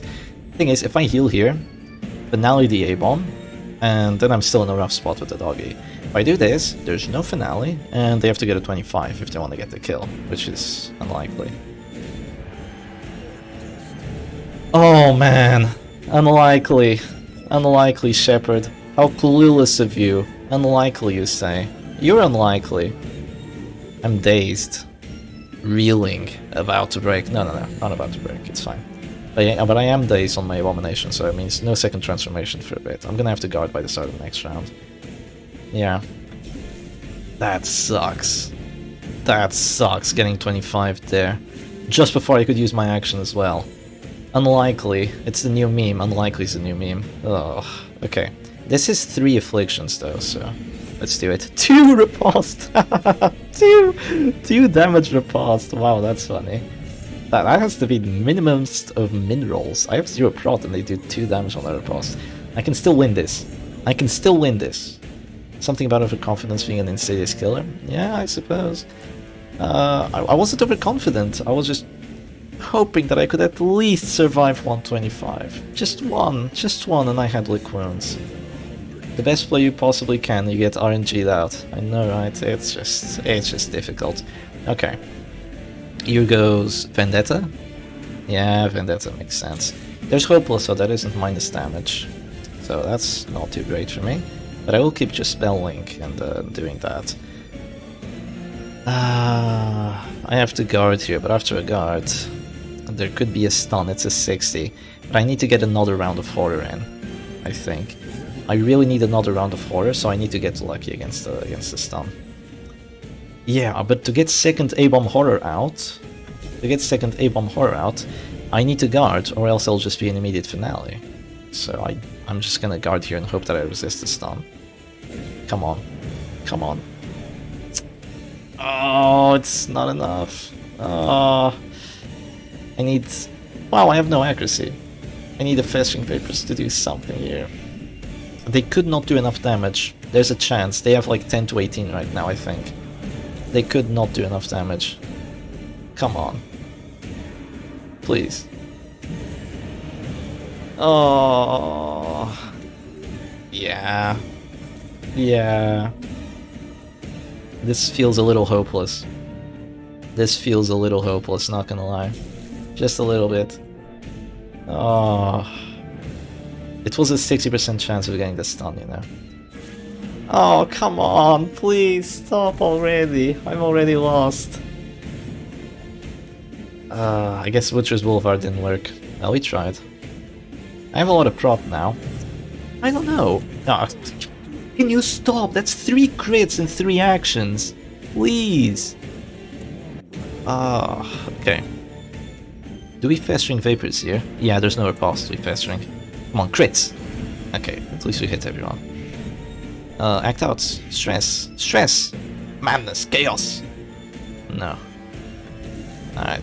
There is no justice in this world. I should have known. Okay. Duelist advance. I pass. But I still have a lot of prot. And after this, just bell spam. Bell, bell, bell, bell, bell. And maybe we have a shot. Just maybe. Wants to bomb Vestal.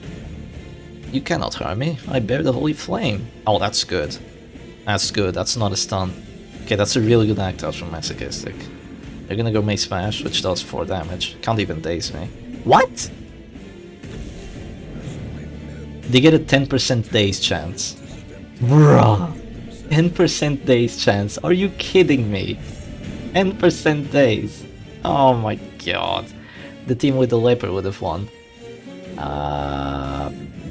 Potentially, yeah. Probably. Probably, but you know, you don't know what you're gonna play against. It's just a really good team to use. I like old gold. I would normally win this, and I might still win this. Just depends on how the RNG goes. It's just that 25 and crit finale is just really difficult to deal with. But I might still win this. You don't know. You don't know. I'm gonna go for it for sure. Here goes nothing with the festering vapors. I might die, or I might get 2 kills. Okay. No 2 kills. That's no stress, because I died to the 25. I died to another 25. 2 25s. Like, what am I supposed to do here? 25 number 1, 25 number 2. I just... yeah. It's just rough. It is just rough. And now I don't think I have enough because there's 2 healers. Maybe they have some act outs, but there's 2 healers. I didn't get the second round of horror through. I don't think I'm gonna win this. Well, on the upside, I will be able to watch other people play from now on instead of suffering. So that's good. There truly is no justice in this world. Dirk stab, 2 damage. Yeah, that's nothing. That's nice. Here comes the heals.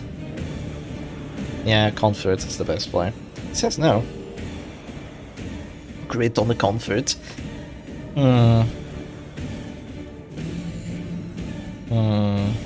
Yeah, I really need that festering vapors to do something there.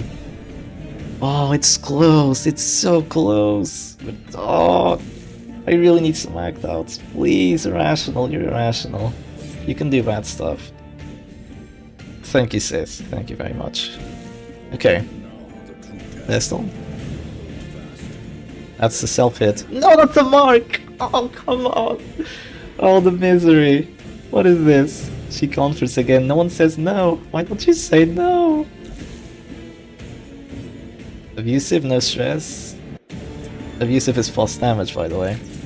Yeah, that hurts. Yeah, that hurts.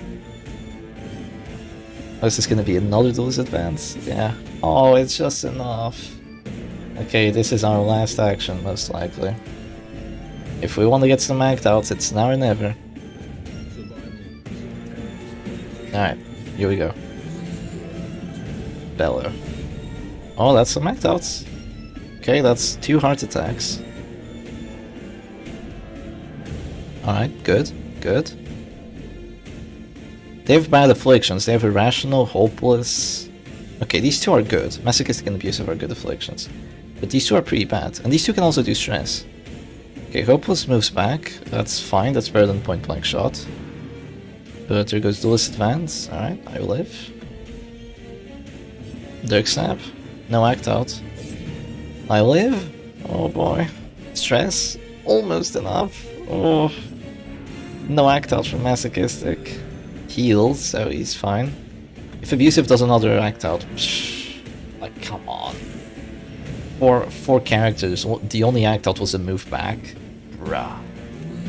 Seriously. Okay. Some heart attacks. Please fall like dominoes. I need some act outs now. Do stress. Do stress. Please, someone say something. Please, if you say something, there's 1 heart attack, 2 heart attacks, 3 heart attacks, and I win. Someone has to say something. No! He didn't say anything! No!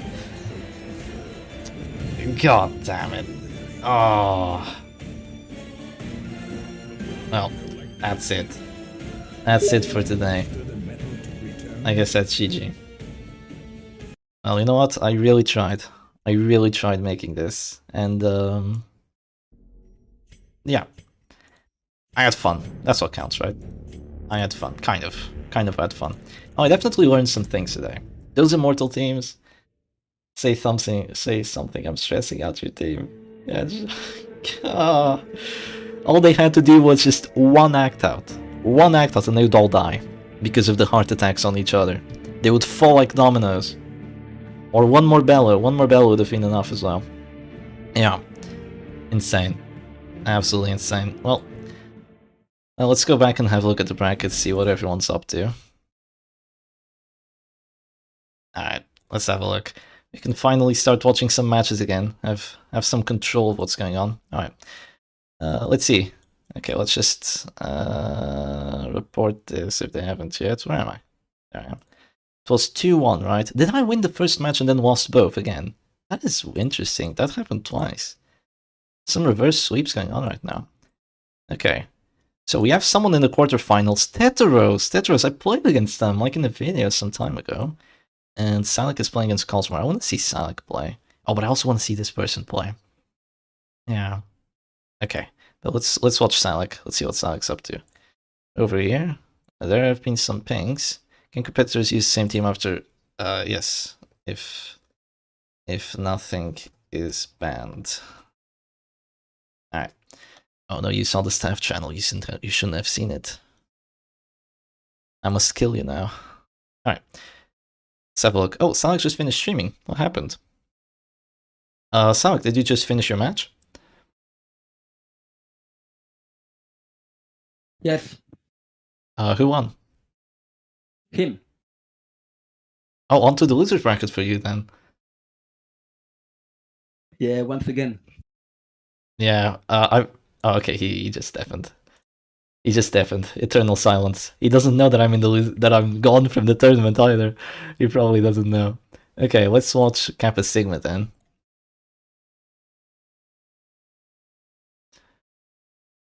Can someone tell me what match this is? Like 1, 2, 3.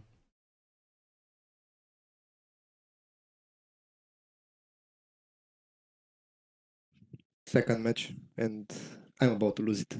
So, yeah.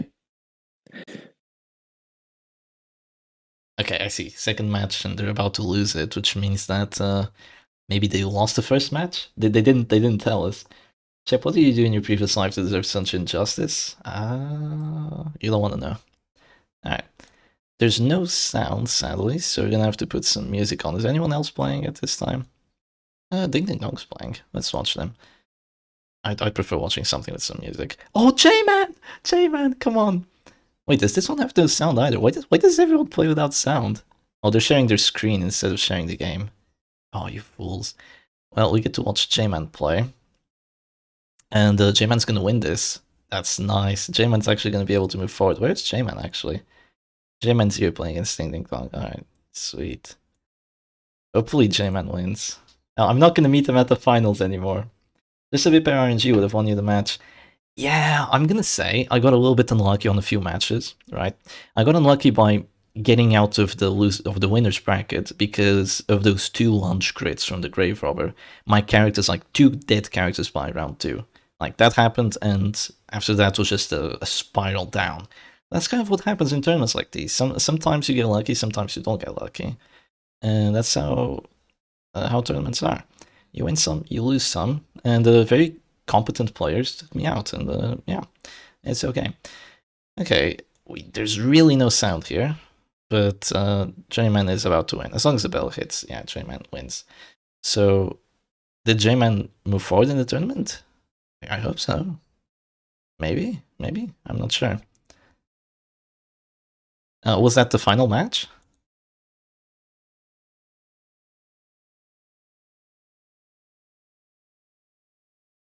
Man, I love the silence after I ask a question in the server.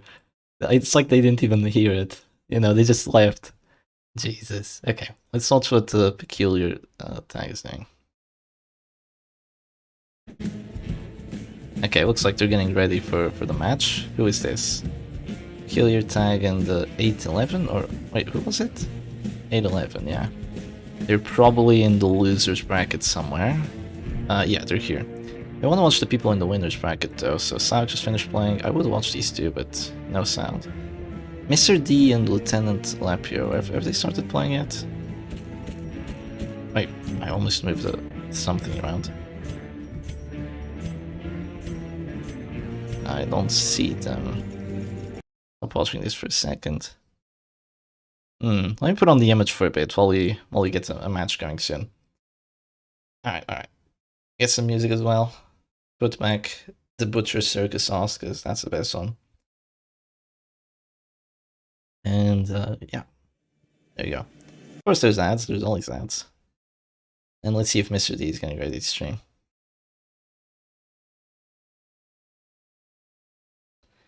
Oh, I think Mr. D is going to play tomorrow, though. I see. J-Man says, no, my brother. J-Man wins calling it. I really wish J-Man would win. Tournament 7 but no stream. Tournament 7 but no stream. Oh, that's where they are.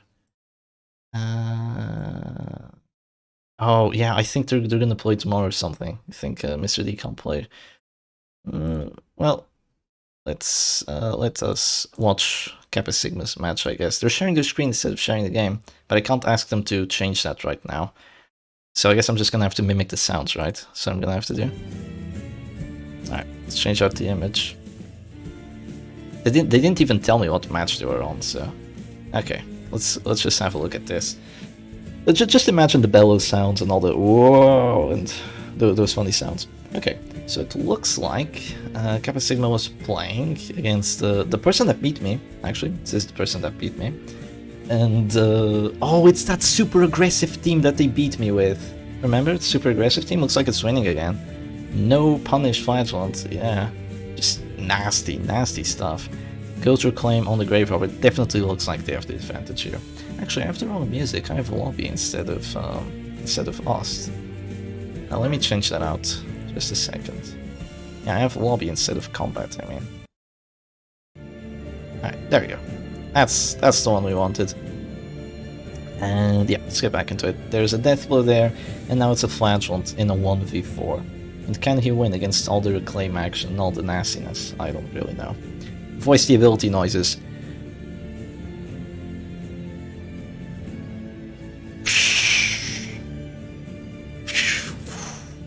Maybe was that audible? I think my mic cuts out those weird noises. I tried copying the exsanguinate. I did like but I don't know if that worked. It's very difficult because they all have similar noise, like reclaims like or something. Yeah. My mic isn't really. Oh no, I did hear the sound, the funny sound. Yeah. Okay, Shadow Fade. There's just gonna be lunge, dark stab, shenanigans, and I think that our opponent here is gonna be very careful, keeping the flagellant away from 14 HP. Yeah, I voiced the ability noises. Hope you're happy. I always want to cry. Hope you're happy now. I always want to smile. Change your name to that. Okay, here goes Dark Stab. Deals 3 damage, which is a joke. I guess Jester is fearful or something. And now there's going to be a punish somewhere, but after that there's just lunge, puncture, Dark Stab, GG. And actually, yeah, there will still be a Dark Stab. There's not enough stress on the Jester to take him out. So there's going to be the lunge now, and oh, those lunges, they hurt. Is Grave Robber actually okay? Is she actually a good character? Like these teams are shaking up the meta right now. I'm out of the tournament. Silek is in the losers bracket. The Chinese are just too strong. They're kicking our asses here. I want because cry also means shout. Oh, yeah, it could mean that. Yeah, you're true. All right, there goes puncture. 10% death blow. Jeez. All right. Well, that's goodbye for at least this match of Kappa Sigma. And I'm gonna say something. Next time you could share the darkest dungeon instead of sharing screen. It should show up once you have the game on, and that way we can actually hear sound.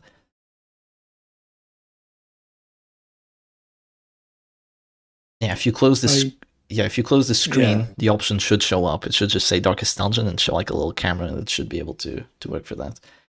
Yeah, it didn't show up. That's why I did screen. I searched for it. It didn't show up. Really? Oh, that's sad. Yeah, it didn't show up. The match is over, right? Yeah, he won. He destroyed me. Yeah, same.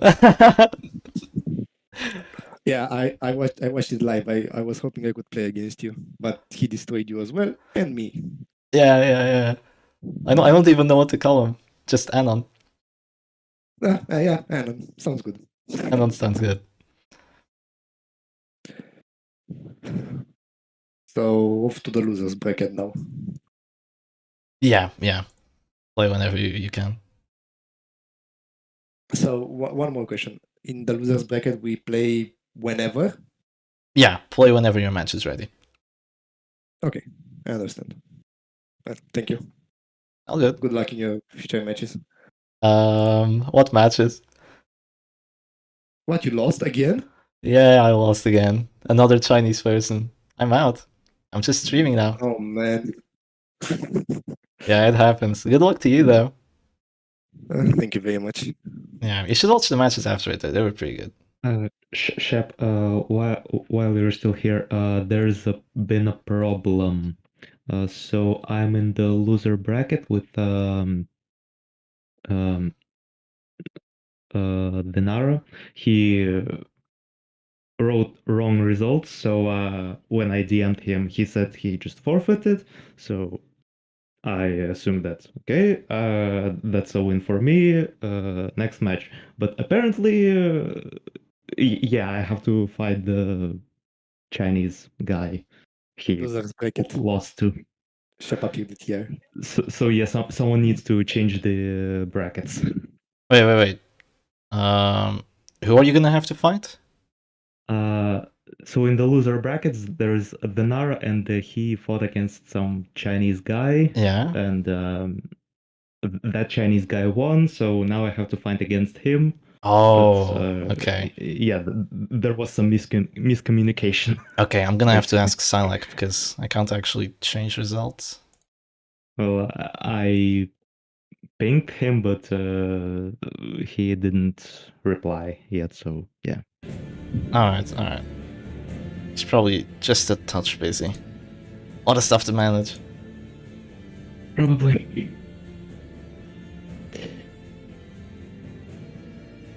Alright, sick. Let's have a look. Let's see what Peculiar Tag is doing. Do they have sound now? Wait, what's going on? Where's this sound coming from? There can be no hope in this hell. What? Their stream is so out of tune that it shows like the challenge, but it has game sounds. That is confusing. Alright, Tiger Finger is gone. It's gone. And yeah. Alright, let's see. Who is supposed to play now? I guess Cosmore? Yeah, Salik lost. So Salik is gonna go to losers round 5 and is gonna play against yeah, I have to talk to Salik.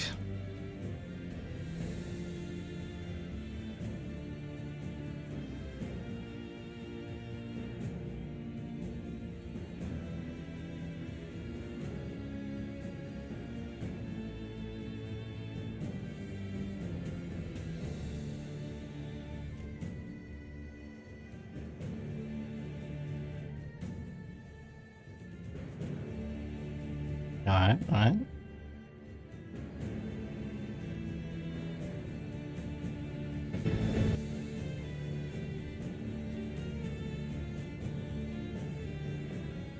So let's see. Yeah, we should have a match ready to go, which is Cosmore and Anon, the one who beat me and also beat Kappa Sigma. We should have that match ready to go. Cosmore beat Silak. I haven't seen them play yet, but they beat Nara, Peculiar Tag, Silak, and now they're up at the not semifinals, but quarterfinals. Yeah. I'm gonna ping them both, see if we can get them going.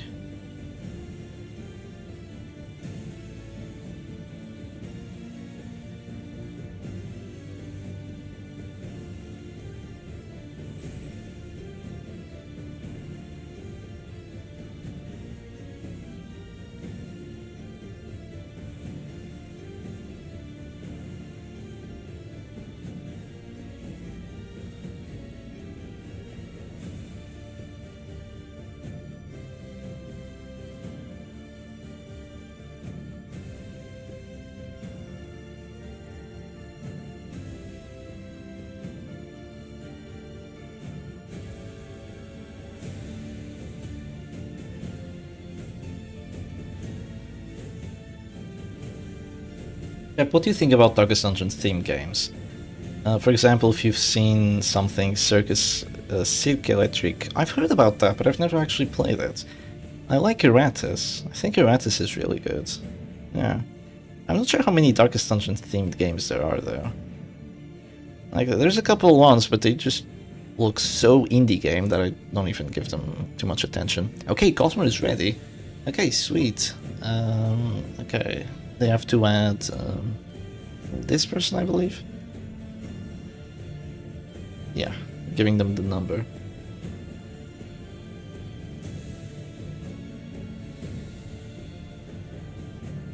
So it's a good opportunity to take a little break, maybe drink some water or something. Because they are getting ready.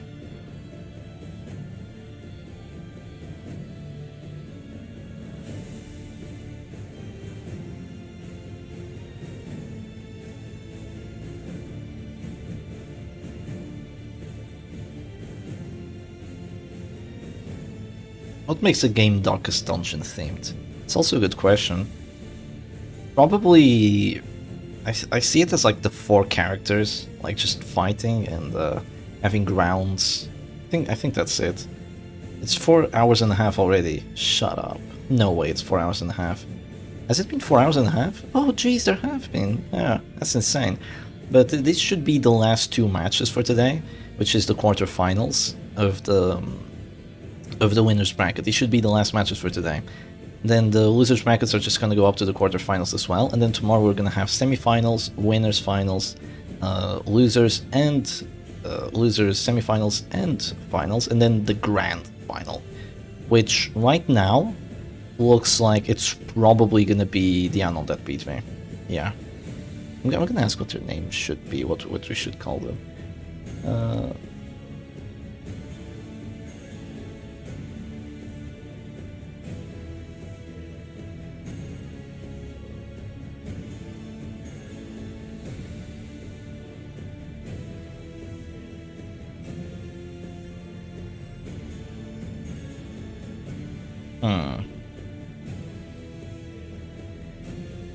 Okay, I guess their name is Boat. They just told me that their name should be Boat, so there's that. Would have been helpful if they put Boat in their in the challenge, but yeah. Let's have a look at the brackets again. These brackets are pretty fun to look at. I mean, at least in my opinion. I just like looking at it. It's cool. So Boat, which is this person, beat me here. Oh, they started in round 2. So 1 victory, 2 victories, 3 victories, and they're gonna go here.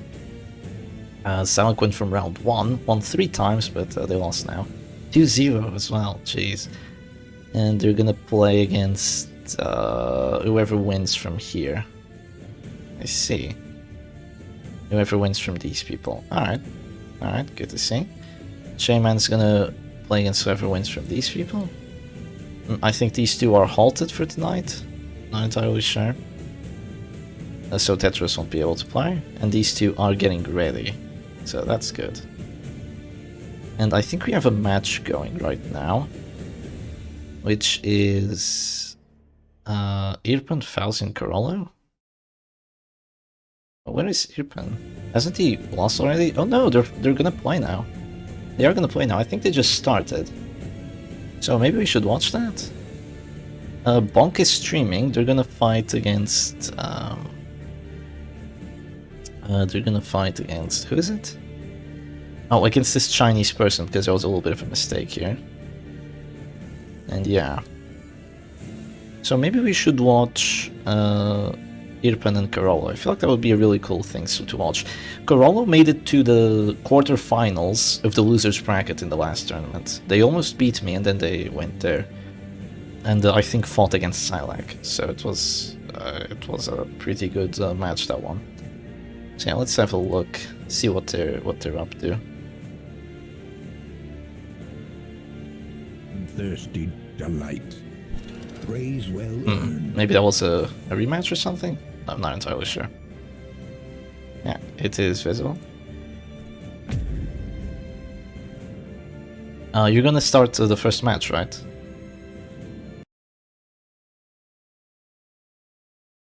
Yeah, exactly. Alright, Alright, good. They're gonna start the first match, so let me change that out. So it's gonna be Ervans, also known as Irpen Fauzi, versus Corollo. Best of 3, and it's 0-0. Alright. Sweet. I think this is another no music person. Oh, we have Bianca. We have Bianca.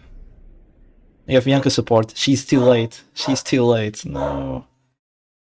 Bianca could have helped us win, but she is just a touch late. So sad. Actually, if I had Bianca support, I would have won every single match. We just needed a bit more Bianca support. Okay, here we go. Oh, she's mad. Bianca's mad right now. Alright. Oh, whoops. The advantage is yours. I'm gonna ask if you can add sound. Could you add music, please? Begins. I think not. Maybe they're not listening. Rare Bianca appear. Yeah. Oh, okay, they're gonna add music, I think. Maybe not? Maybe not. Maybe yes? Maybe not? Oh! Yeah, there they are. I thank you very much. There they go with the music. Oh, that's so much music. 100. Jeez, mine is usually at like 20. Gotta try to get a Chinese lad who speaks English well enough to cast on tomorrow. Shep Sino. Yeah. Would be good, but it's difficult to find one. At least it seems like. Alright. So, here we go. So, Irpen is playing... Oh, I think this is his team, like with the Vestal. This might just be his specialty. Yeah, looks like the stream isn't great, but it's good enough. There's no stun on this Crusader. Can you believe it? Bianca, very rare trinket, minus 35% stress, plus 20% bleed skills. Bleed skills for sure, yeah. I agree, sis. Are Chinese players also casting on their end? I don't think so. I don't think they are. Actually, maybe they are. Maybe they are in the server. I don't. Not entirely sure. Yeah. Okay.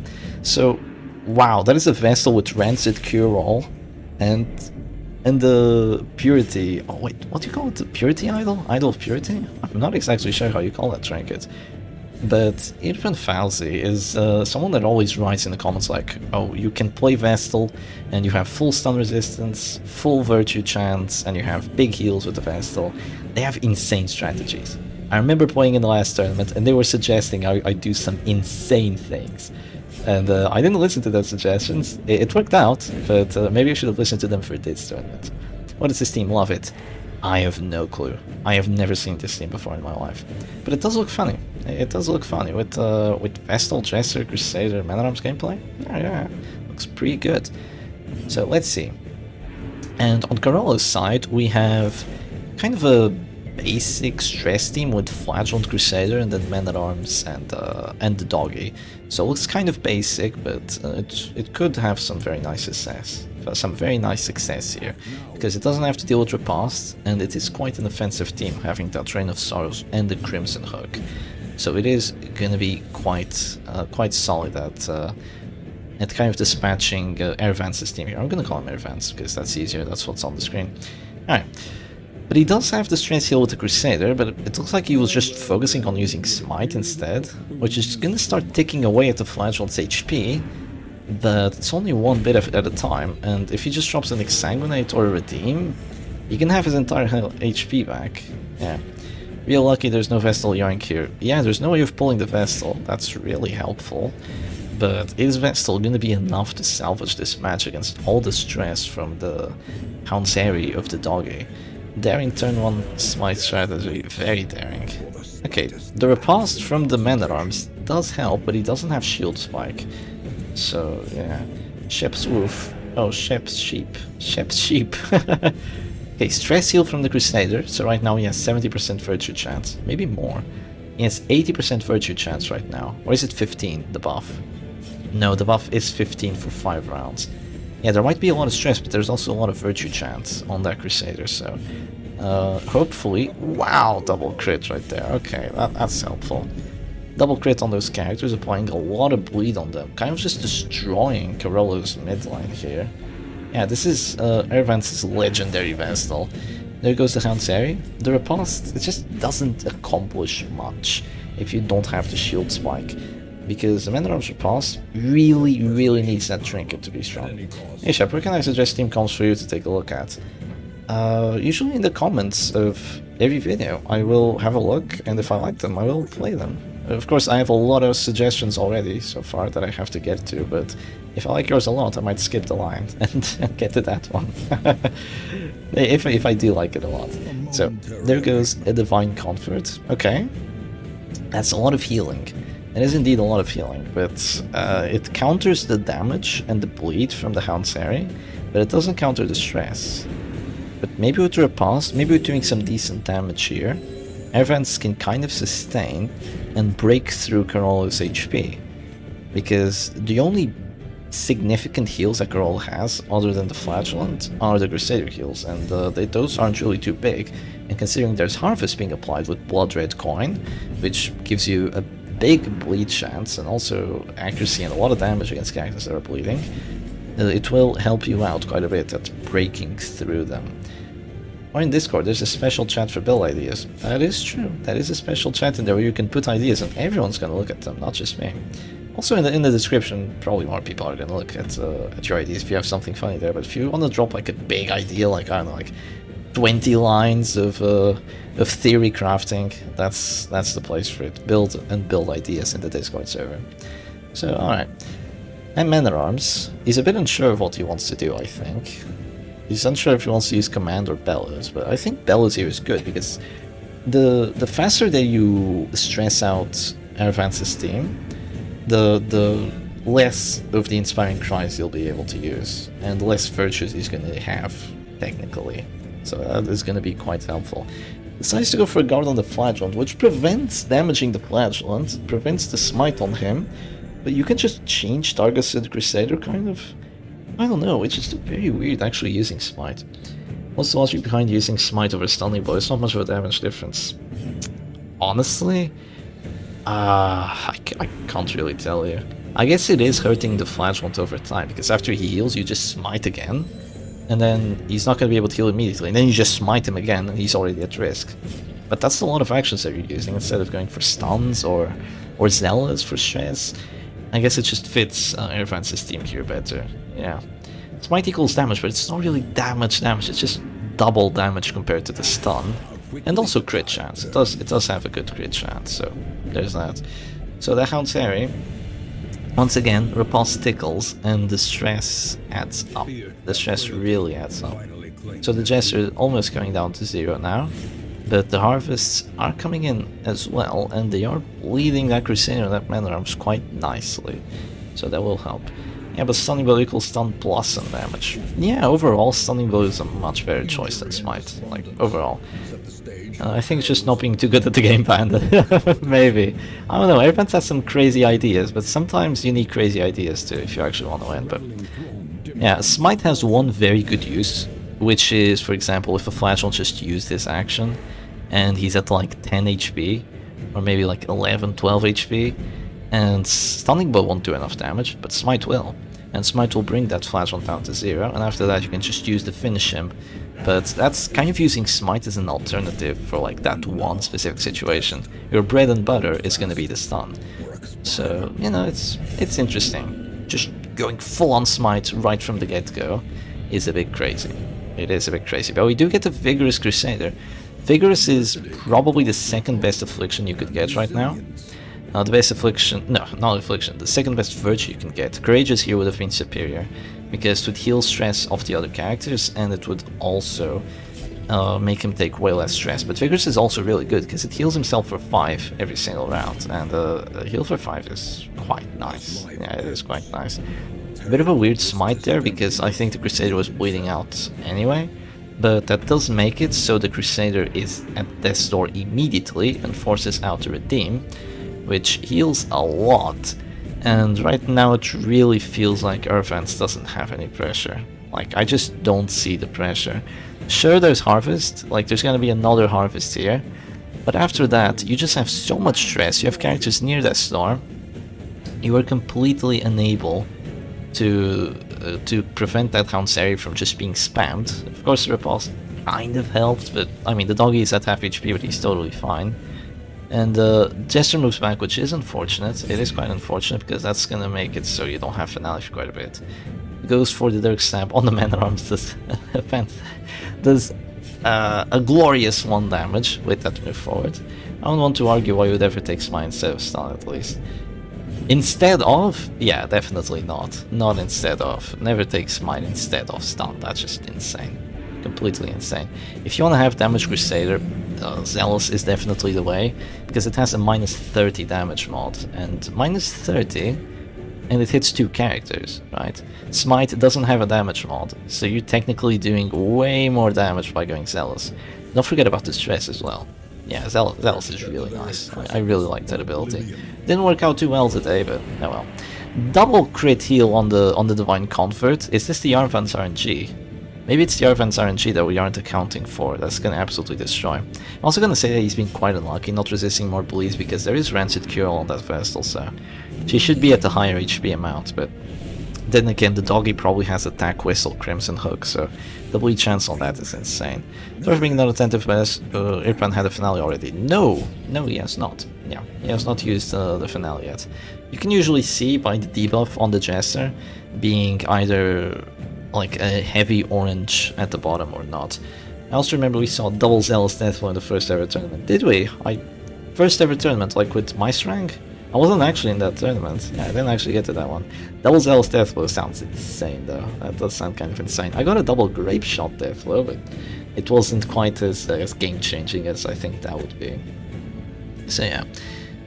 The doggy just keeps spamming Houndsary. Those characters are gonna crumble eventually. Keep your other characters alive. I guess there's a guard now. And maybe the Crusader just has way too much bleed on him at this point. I still think that's a weird move. Because if you let this Jester go ahead and use a finale on the doggy, that's really gonna slow down the match for you. Because you still have to deal with the Vigorous Crusader, which basically can't be bled. It's difficult to stress out. Heals himself out of this door. Was in the first mic one forever ago, I remember correctly. Yeah, I was in that one though. Shep, remember the game when your opponent uses Vestal and triple crit max heal? Yeah, I remember that. Divine Comfort triple. Oh, it's somewhere. I think it was pinned in pics or didn't happen inside the server. Like, that was one crazy match. I'm not sure if I won that. I'm not entirely sure if I won that, but that was insane. That was just a random match though, like just a casual. It was really good, I think. Alright. This Man-at-Arms, does he still have Riposte? I'm not sure, but even if he does, he's not gonna have it for long. Wait, the Man-at-Arms had Snuff and Finisher. Snuff, Finisher, Man-at-Arms. That is very interesting. That's a lot of stun resistance, and the Finisher, you know, makes the Riposte actually get death blows, and the Retribution as well, but just Shield Spike. Just Shield Spike all the way. Such a good trinket for the Riposte, if you do want to go Riposte here. And yeah, maybe this is just a matchup that really doesn't work well for Irvans, because against other damage teams I can see this working a lot better, because the Man-at-Arms could just guard, and with Exotic Snuff it would be quite difficult to break through that guard. And then the Jester could potentially get a finale in there somewhere, especially with that high bleed chance. He could just get a lot of damage through that, and the Crusader would just be a regular Crusader, albeit a bit of a weird one, because he would have to go Smite, but you probably won't have the chance to, because if the Man-at-Arms isn't receiving the stuns, then the Crusader is receiving the stuns.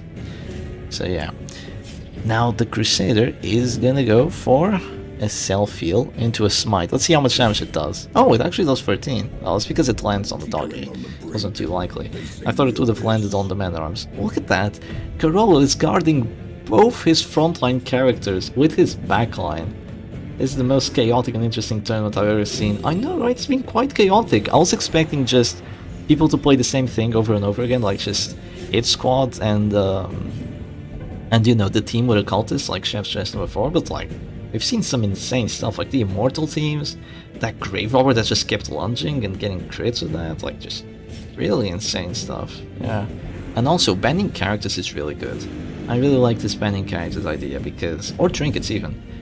Because you can get some really insane results out of it. So here goes Reign of Sorrows, double death blow.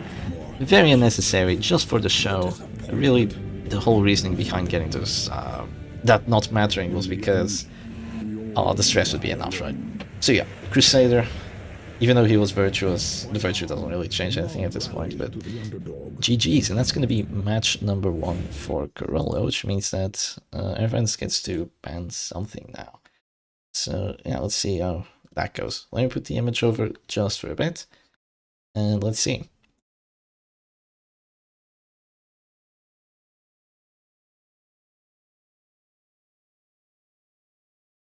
And put on some music while we wait for them to get ready. They gotta make some decisions now. I'm gonna ask them to let me know what they ban.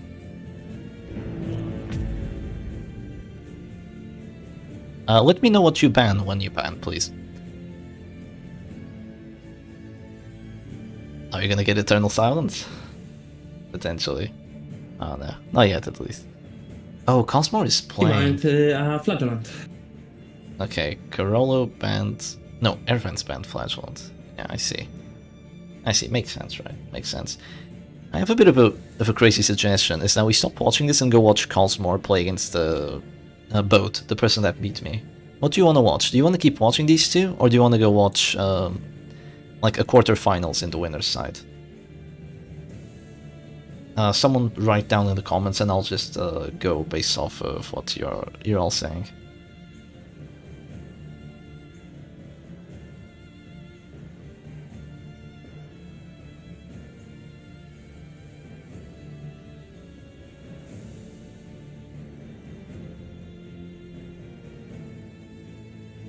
I think there's a bit of a delay, which is sad, but I can't really do anything about it. Watch who beat you, okay. That was the first one.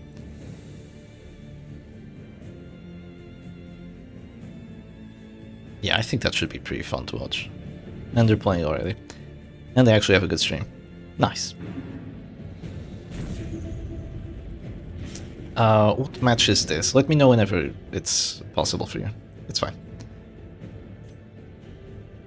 Yeah, I don't want to disturb them too much by just having them have to like go out and say like this is a match blah blah blah while they're playing, you know. They can tell me in a little bit, but this is... Oh, what happened there? Oh, death blow on the Jester. Oh, that's massive. That's massive. Okay, this is the same team, the same aggressive Grave Robber team, and it looks like Boat is gonna win again here. Well, there's still a leper, really good leper. Wow, Musketeer instead of Arbalest, that is interesting. Imagine if team would be at this store and the opposite team would have Doggy. Uses Harry and makes 4 death blows. Just imagine. You need Finisher to do that, or else you're just way too lucky. Way too freaking lucky on that. Alright. Oh wait, shit, you can't see it! I'm sorry. Okay, let me just change this. It's Cosmore versus Boat, and I don't know how it is right now. Yeah, 0-0. Shit, we can't see anything. Yeah. I'm sorry. You can see it now. I'm sorry. Alright, there we go. We caught that. We got that epic crit from the chop. So it looks like Cosmore has kind of a Goliath comp, but with a leper. Well, no, of course with a leper, but with a musketeer instead of a arbalest. So that's interesting to say the least. This musketeer also has snuff and the mini ball, so it's basically piercing quarrel snuff. Use milk-soaked linen on us. You know, I've played enough DD2 to actually know what that means. That's the one consumable you use that removes the blind. Yeah, I have played just enough DD2 to know what that is. But if you mention something about, like, the most recent patches, yeah. Hi, Chef, is there any tournament crit? Yes, there is. I will show it after this match is done. It's on a challenge link, and we can see how the matches are all going. I'll show it after this match. Yeah, don't worry about it. Okay, that stun whiffed there on the Jester, which is really unfortunate considering there was a battle before. So that Jester keeping his action is quite unfortunate, and also the regen going onto these characters is really making it difficult for Cosmore to get the W here, because regen is really powerful against damage teams, especially regen that's 6 points for 3 rounds. because even with Harvest, you're not going to be able to counter it. And of course, you don't have Harvest anymore because I'm guessing that Jester ate a launch crit to the face or something like that. I'm guessing that's what happened here. So there's just going to be a big chop onto that Flagellant. Heals the Grave Robber for a good amount, so that's annoying. Flagellant is so OP. That's annoying, but the Flagellant now can just click and go for an Exsanguinate if he wants to, and that's probably what he's gonna do. Because after the Exsanguinate, there could just be... Oh, on the Leper, actually, that does make sense, because it bleeds him out quite a lot, right? So instead of going for the kill... Oh jeez, my voice is going crazy already. Too much streaming. Instead of going for the kill, you are a bit greedy and go for the Leper to make sure he starts bleeding down to 0 already. Damn, it's still going. Yeah, no, right. It's gonna finish soon because the players are getting to the semifinals, and we will not watch the semifinals today. So that's gonna be a tomorrow endeavor. Turns out Musketeer was my wife all along. Is that the name I give my Musketeer? No, I think her name is She's Cute. I can't remember who my wife is in the Butcher Circus.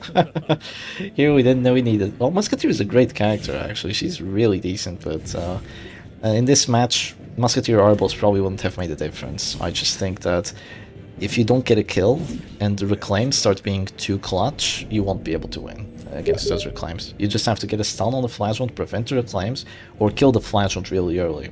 Of course, you have a Leper, so you can do that, but you really need to do it early before all the launch crits and all the shenanigans from Boat's team just start coming in clutch, because this is insane what they're playing. This is absolutely insane. Where is Alice? Yeah, that's her name. Her name is Alice. That's right, I forgot. Oh, the finale there. A greedy finale did not get enough damage through. Maybe there's a chance. I'm a bit surprised by the Bola, but yeah, I'm very surprised by the Bola. But the Jester was at death's door, so there could have been a death's door on the enemy Jester. But at this point, I think that this might just be a little too late, because there's Puncture into Exsanguinate into Lunge. And yeah, that team just works well. This team just works well. You know what? You know what this team is going to be called? It's going to be called Boat's team, because I haven't seen this before. Like, I've seen similar teams, like, but with Antiquarian, not with this. And they're also played very differently. They're played by just going DOT, spamming DOT, having Punish, Reign of Sorrows, and just going with that. This team works very different. Instead of having the Antiquarian to regen, you have a Flagellant just way the hell cooler, way the hell stronger, and you have a Grave Robber which is going insane with the lunges and just getting kills like left, right, and center. So yeah, GG's, and Boat is gonna take this match. So is it 1-0? I'm gonna ask. Is it 1-0? It's 1-1. Alright, thank you. Okay, it's 1-1. This is epic. This is epic. Please let me know what the bans are. Alright, this is absolutely epic. That's 1-1. Bounty Hunter, and I will ban Up Legend. Alright, thank you. Okay, so Bounty Hunter was banned because that's what happened. That's what happened in the last, what do you call it? In the last match that I played against Boat. I won the first match, and then they banned Bounty Hunter. And then I had to play the second match with Chef's Rest number 4, then there was like the lunch shenanigans, and then, yeah, I just went from there. So, yeah, Bounty Hunter was banned, and now Flagellant was banned. I don't think I banned Flagellant, did I? Did I ban Flagellant? I just can't remember at this point. Yeah. I cannot remember. Alright. Let's see, it's 1-1, and let me just write down the bans. Let's get some music going while they get ready. This is a very important match. Oh, I said I was going to show the brackets. I'm very sorry. Yeah, here we go. Brackets time. Alright, so the brackets look like this already. So, yeah, here's the winner's side. Lots of people playing around, and I made it to round 3, but then I went down. Salak made it to round 4. And Cosmore is playing against Boat. This is Boat at round 5. So they're playing here. I think these two aren't going to be playing. At least I don't see any streams. Yeah, they're not going to be playing today, I don't think. We're just going to have the losers bracket go on. And yeah, tomorrow we're just going to have to go through this. So that's going to be cool.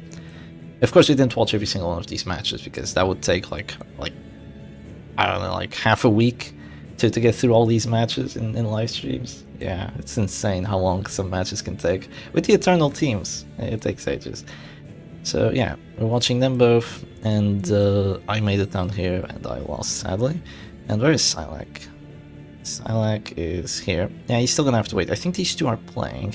Let's just have a quick look, because the king is streaming here. They're playing against someone Polish. And they have some interesting music going. Alright, sounds cool. Some interesting music going, quite relaxing. Maybe that's their strategy, just have relaxing music to help them out. If you're in the loser bracket and it's later 1 AM in your country at the anniversary, you can ask to postpone it. Yes, you should postpone the match at as early as possible time. Okay. Why is your name yellow now too? Sis is asking why his name is yellow. Sis, why do you think your name is yellow? You're amazing, man. You're one of the best.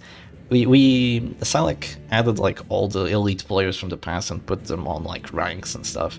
And I think someone already got the bounty hunter achievement or like role because they beat me, right? And because I won the last tournament, I had a bounty on my head. So they beat the bounty hunter. Yeah. Boat's last team 1-1 was the LC Fighters. No, the LC Fighters. Wait, Cosmo isn't streaming anymore? Did you stop the stream?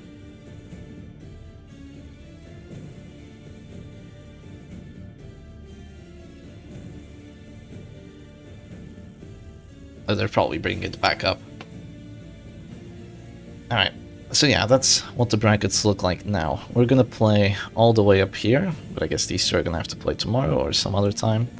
And we are gonna play at least until here, I think. I still want to watch J-Man play today. I haven't watched him play for too long. So, yeah. Is the match ongoing right now? The stream was closed.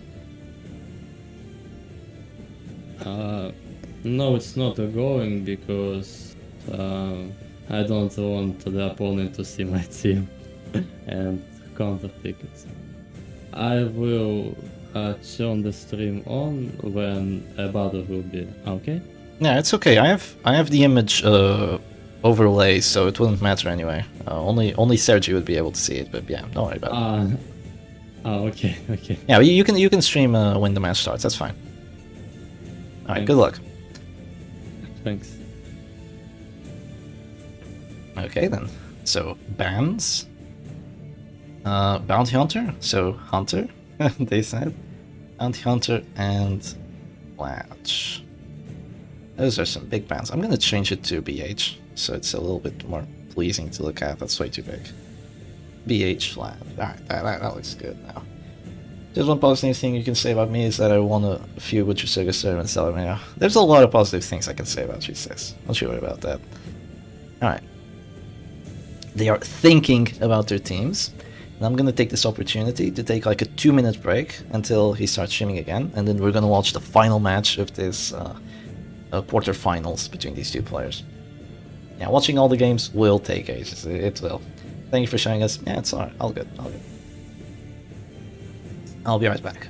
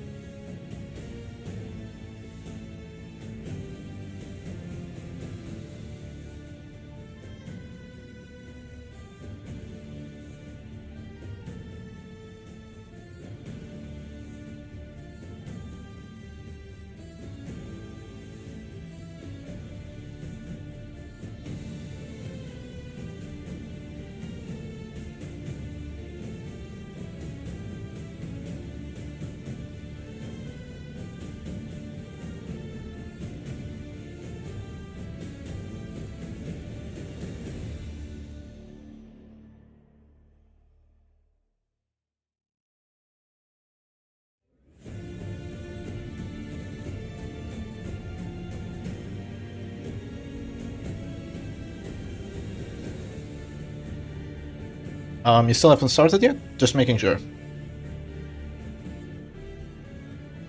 No. Alright. Okay. Here we go again. And let's have one more look at the brackets. Just one more look. Oh, that result just came in. Looks like Carol ended up winning 2-0. So Airfans was unable to use that the Vestal shenanigans to win. And Carol is going to be moving forward against the person that beat me. So that is going to be a really good match to watch after we finish watching this one. I think that is going to be quite cool. So you're probably going to have to take, like, you know, Carol's probably going to have to take like a little bit of a rest. And then they will go for quite a nice play. Let's see if the other ones are done. Looks like the King is probably still playing against Igmart. Oh no, they're done. So it's going to be Goodbye Yoshi versus the King, then whoever wins there goes against Silac. And I think we're going to finish here at Losers round 5, and then this is going to be tomorrow. We're going to watch all of it. Yeah. I'm going to tell them. Now it started. Alright, thank you, good luck. I'm gonna Thanks. tell them in a little bit. Alright, let's have a look. See what's up. Alright, so it looks like it's gonna be Goliath comp versus a weird occultist mark comp. When is it that you see an occultist marked comp? Ah, not every day. Not every day at all. But I guess that's what happens when you ban Bounty Hunter and Flatulent. Like, those two very powerful characters just not available anymore. So, yeah. What's gonna happen here is that there's just gonna be an immediate battle bout, which does make sense. You want the accuracy for your characters. And after that, there's just an immediate stun onto Cosmore's Crusader here. So he's probably gonna have to lose that action unless he wants to go for a bit of a preemptive flare. He doesn't have to worry about finish him just doing extra damage because of the stun. So there's that. He doesn't have to click the stun immediately. He can go for another action and try to get some counter pressure that way. Not only that, he can wait out that stun, and in case there's a mark, he could flare the stun and the mark at the same time, but it looks like that's not what's gonna happen here. So yeah, there's just gonna be the immediate flare, which, you know, is also a good play, because you can get some right back at your Boogaloo action after that, and just get a nice stun on the enemy Crusader, but oh boy, that's a lot of damage. Okay, between the stun and the stab, this Crusader has eaten a lot. He has eaten a lot of that damage, and now you can't flare it anymore, so I guess you just have to go Revenge and just eat the Death's Door, and already be on the loser's side, or like at a disadvantage because of this, because there's just going to be Battle Bell, and now, well, after Battle Bell, that makes it so if you do go stun, there will just be a sniper shot, but then you get to go first next round, so it's not the end of the world. But you only have 2 healing actions, and your opponent has 4 attacking actions, all of them very competent. There's Dirk Stab, there's Sniper Shot, there's Stun / Zealous, and there's also the Stab from the Occultist. And instead of that, interesting, instead of that, Cosmore just decides to just move the Crusader forward to let go of some of that pressure, you know, just make sure he isn't pressured that hard just yet, and goes for a stun on the enemy Occultist. Now, the good thing about this stun is that with the Occultist stunned, you can probably get a Hue in and do a lot of damage. You can also get a Chop in, do a lot of damage, and you can take back control of the match. You can take back pressure and start winning after that. That is really what Cosmore has to be doing here. So there's just going to be an immediate flare. That's okay. After the flare, you have a lot of moves. You've just put your enemy on the defensive. You just have to keep pushing. Make sure your characters don't take as many hits. That would be good. And there is potentially a Hue here or a Chop. I think there's just going to be a Chop. Cosmore has... You should have went with Relinquish, dude. Relinquish pressure. Would have been perfect word. Relinquish. Yeah, would have been better. Would have been better. Thank you, sis. You know, I'm not a native speaker like you are. But yeah, there's just going to be a heal with the Occultist, which thankfully, doesn't quite heal for enough to prevent Sniper Shots from dropping down to 0 HP. Shep, I would give you, you would give any advice on the player that you lost to in the losing bracket? Oh, any advice? Okay, first match, they're gonna play WD, and they have Exotic Snuff on their WD, on the Arbalest, so lots of move resistance, very difficult to beat. If they lose, they can ban Brass Knuckles and they can go with the Immortal team. They love the Immortal team. It's going to be really tough to beat. And at the end, they're just going to go crazy depending on the bans. And good luck, Corolla. That's what I'm going to say. And they can play just about anything. They're really good players. They can play WD, they can play immortal teams like the unkillable comp that they had, like just really good stuff. How do you go reread and change? Only reason I said it. Yeah, alright. I'm not sure what I wanted to say there. But, wow, with that, I completely missed what went on in the match. I guess there was a Dirk Snap death blow, and after that there was a stun, and now there's Flare, and now there's another finale? Or, you know, now there's a finale on the Jester, most likely, something like that. I'm not entirely sure, but this is a really bad place to be in. Yeah, they're gonna ban Tiger Finger. Yeah, they're gonna ban Tiger Finger. Yeah. Good luck, Corolla. I hope you win. At the same time, I kind of want to root for the person that beat me to kind of like just carry the torch to victory, but I still prefer Corolla to win because he was in the previous tournament, and I did play with him as well, so I do want Corolla to have a good chance here. So there goes the Zealous, does a lot of damage, but there isn't quite enough damage to ensure a finale on this Jester anymore. And you might be wondering, well, why did Cosmore go for the heal? I think Cosmore has the healing trinket, so, or maybe they don't, but they got a crit heal on that, which is really helpful. And with a crit heal, it makes the enemy finale be a huge chance, and you can keep your Jester alive for a little longer and not just die immediately to the finale.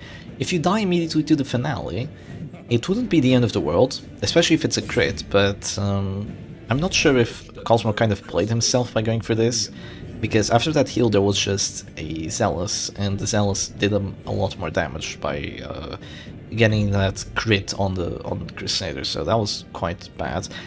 And now the Jester should have enough damage to get a finale on the other Jester, but no, just goes for the Dirk Stab Deathblow instead. Huh, that is interesting, because with 2 buffs you'd have 11 to 20.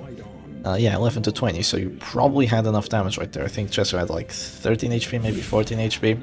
There's just going to be a chop on the Jester. I'm a bit surprised Cosmore is playing so safe with going for chops instead of the Hugh. I think Hugh might have done enough damage there, but I'm not quite sure how much HP he has. So now it's going to be, oh, crit heal for 12. That is bad. That is quite bad. And that's bad because now Dirk Stab doesn't cause a death store, which would have been great. Not causing a death store, what's going to happen here is Cosmore is behind on the turns. Yeah, they're going to the Crusader. Yeah, the Crusader's out. Cosmore is behind on the turns because he's going to go second. And since he's going to go second, he's going to get finaled. And if you get finaled here, unless it's a crit, you're down a character. You have a Leper, which is really good. But you're down a character against Crusader Arbalist. Oh, but there's a crit on the Dirk Stab. That could change everything.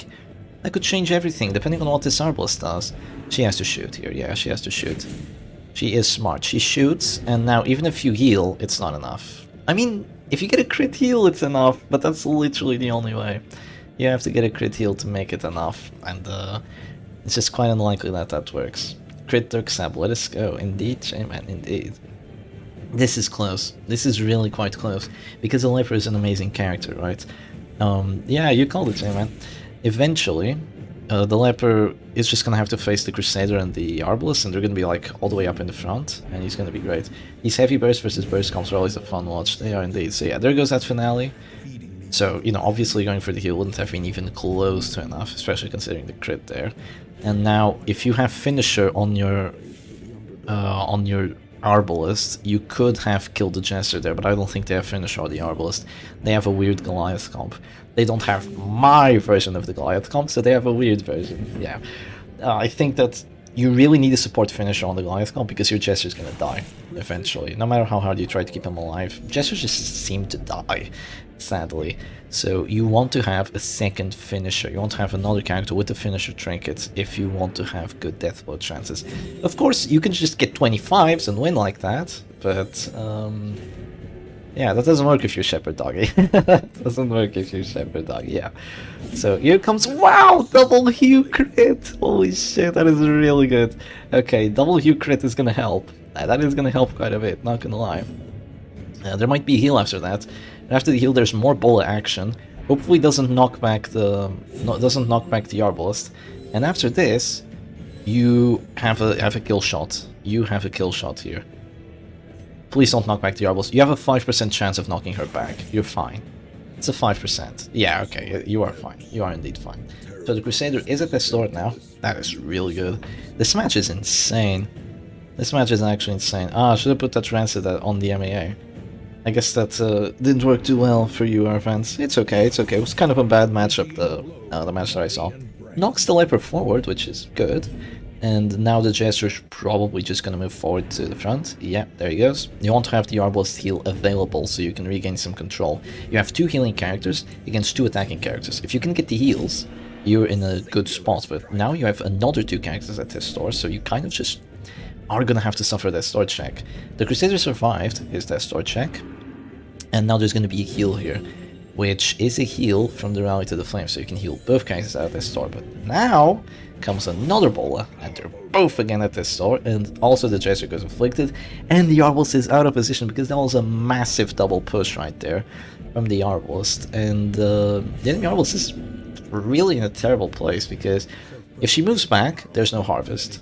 If she doesn't move back, you know, she doesn't get to heal. And if she goes Bola, she does like, what, 3 damage? Yeah, it's just nothing. It doesn't matter that Cosmore's Arbalest is in position too, because she's probably going to use Bola either way. So now I guess this is going to be a Hugh turn. Yeah, there goes the Hugh.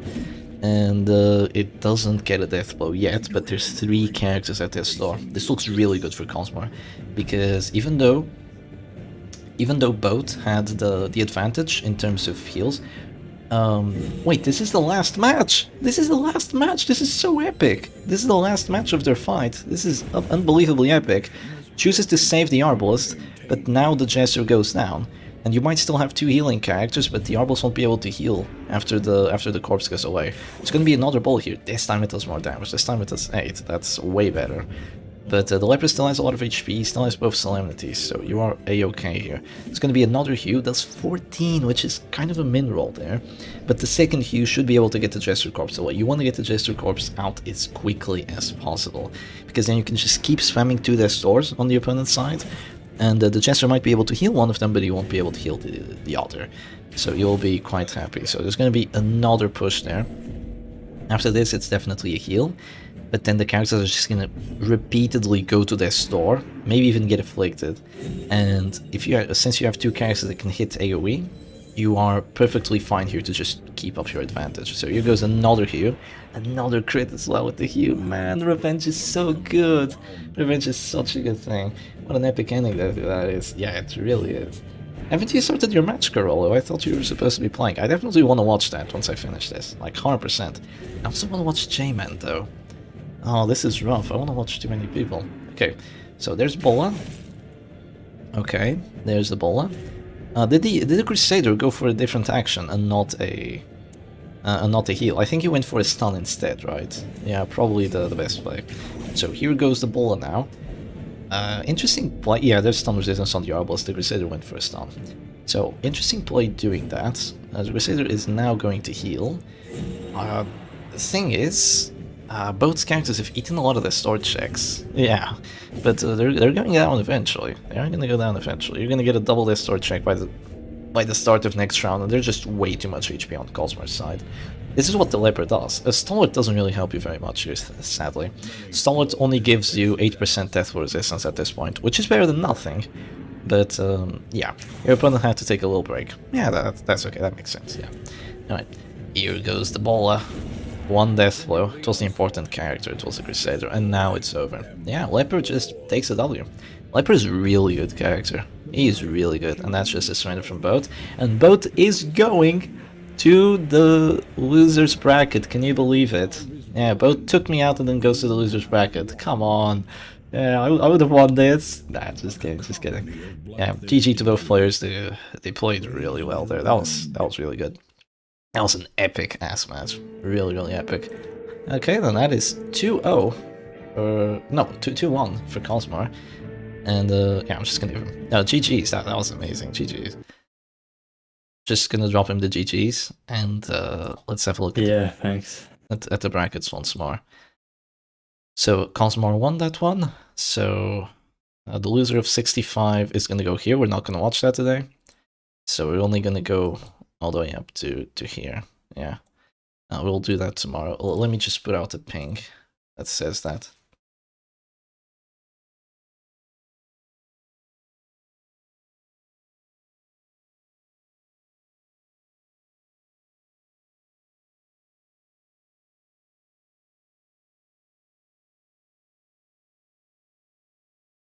Alright, sweet.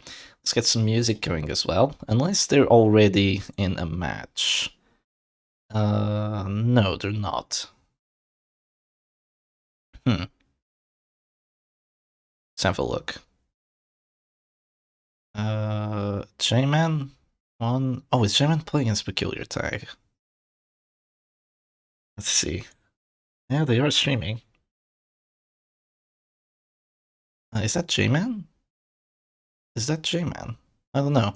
Let me put on the image for a bit and let's have a look.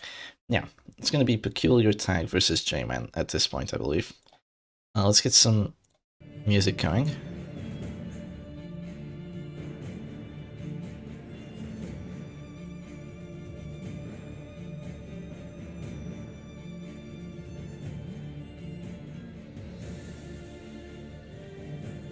I don't know if it's 0-0 or not, I'll have to ask.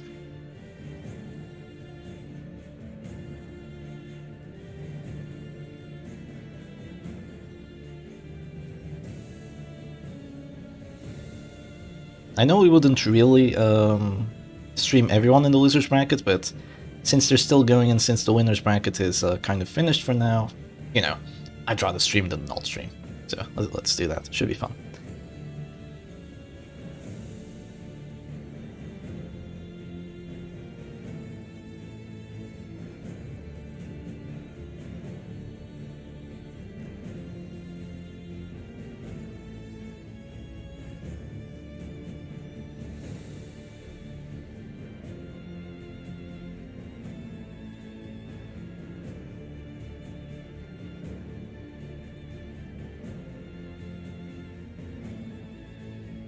You're playing against J-Man, right?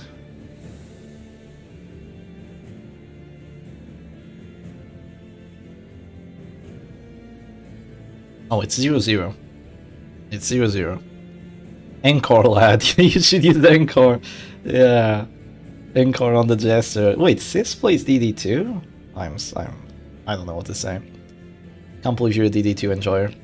Yeah.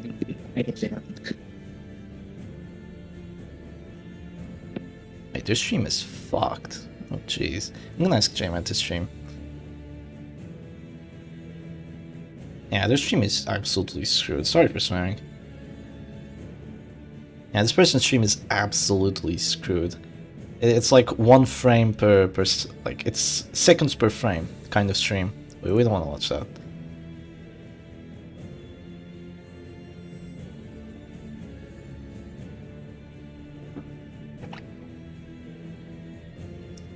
I think J-Man was playing Hit Squad actually. Oh no, J-Man was playing the Super Serial team. Not sure if anyone saw the videos that I was playing. I mean, probably. But we were playing together and he was playing the Super Serial team. Looks like it's doing okay. But yeah, this is seconds per frame kind of gameplay. Like, it's just not moving. It's just a frozen screen right now. Swears, oh no. Why did my shepherd doggy swear? Yeah, I'm asking J-Man to stream. I think he's getting ready. Yep, there he is, there he is. Alright, J-Man's streaming. Yes, let's go. No music. Good old J-Man stream. Alright, there we go. Anon. Oh, brave Anon.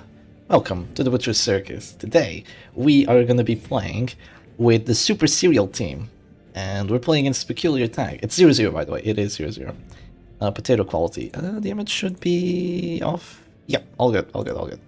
Just the delay really throws me off, because I'm watching the stream at the same time, so I can actually have a look at stuff.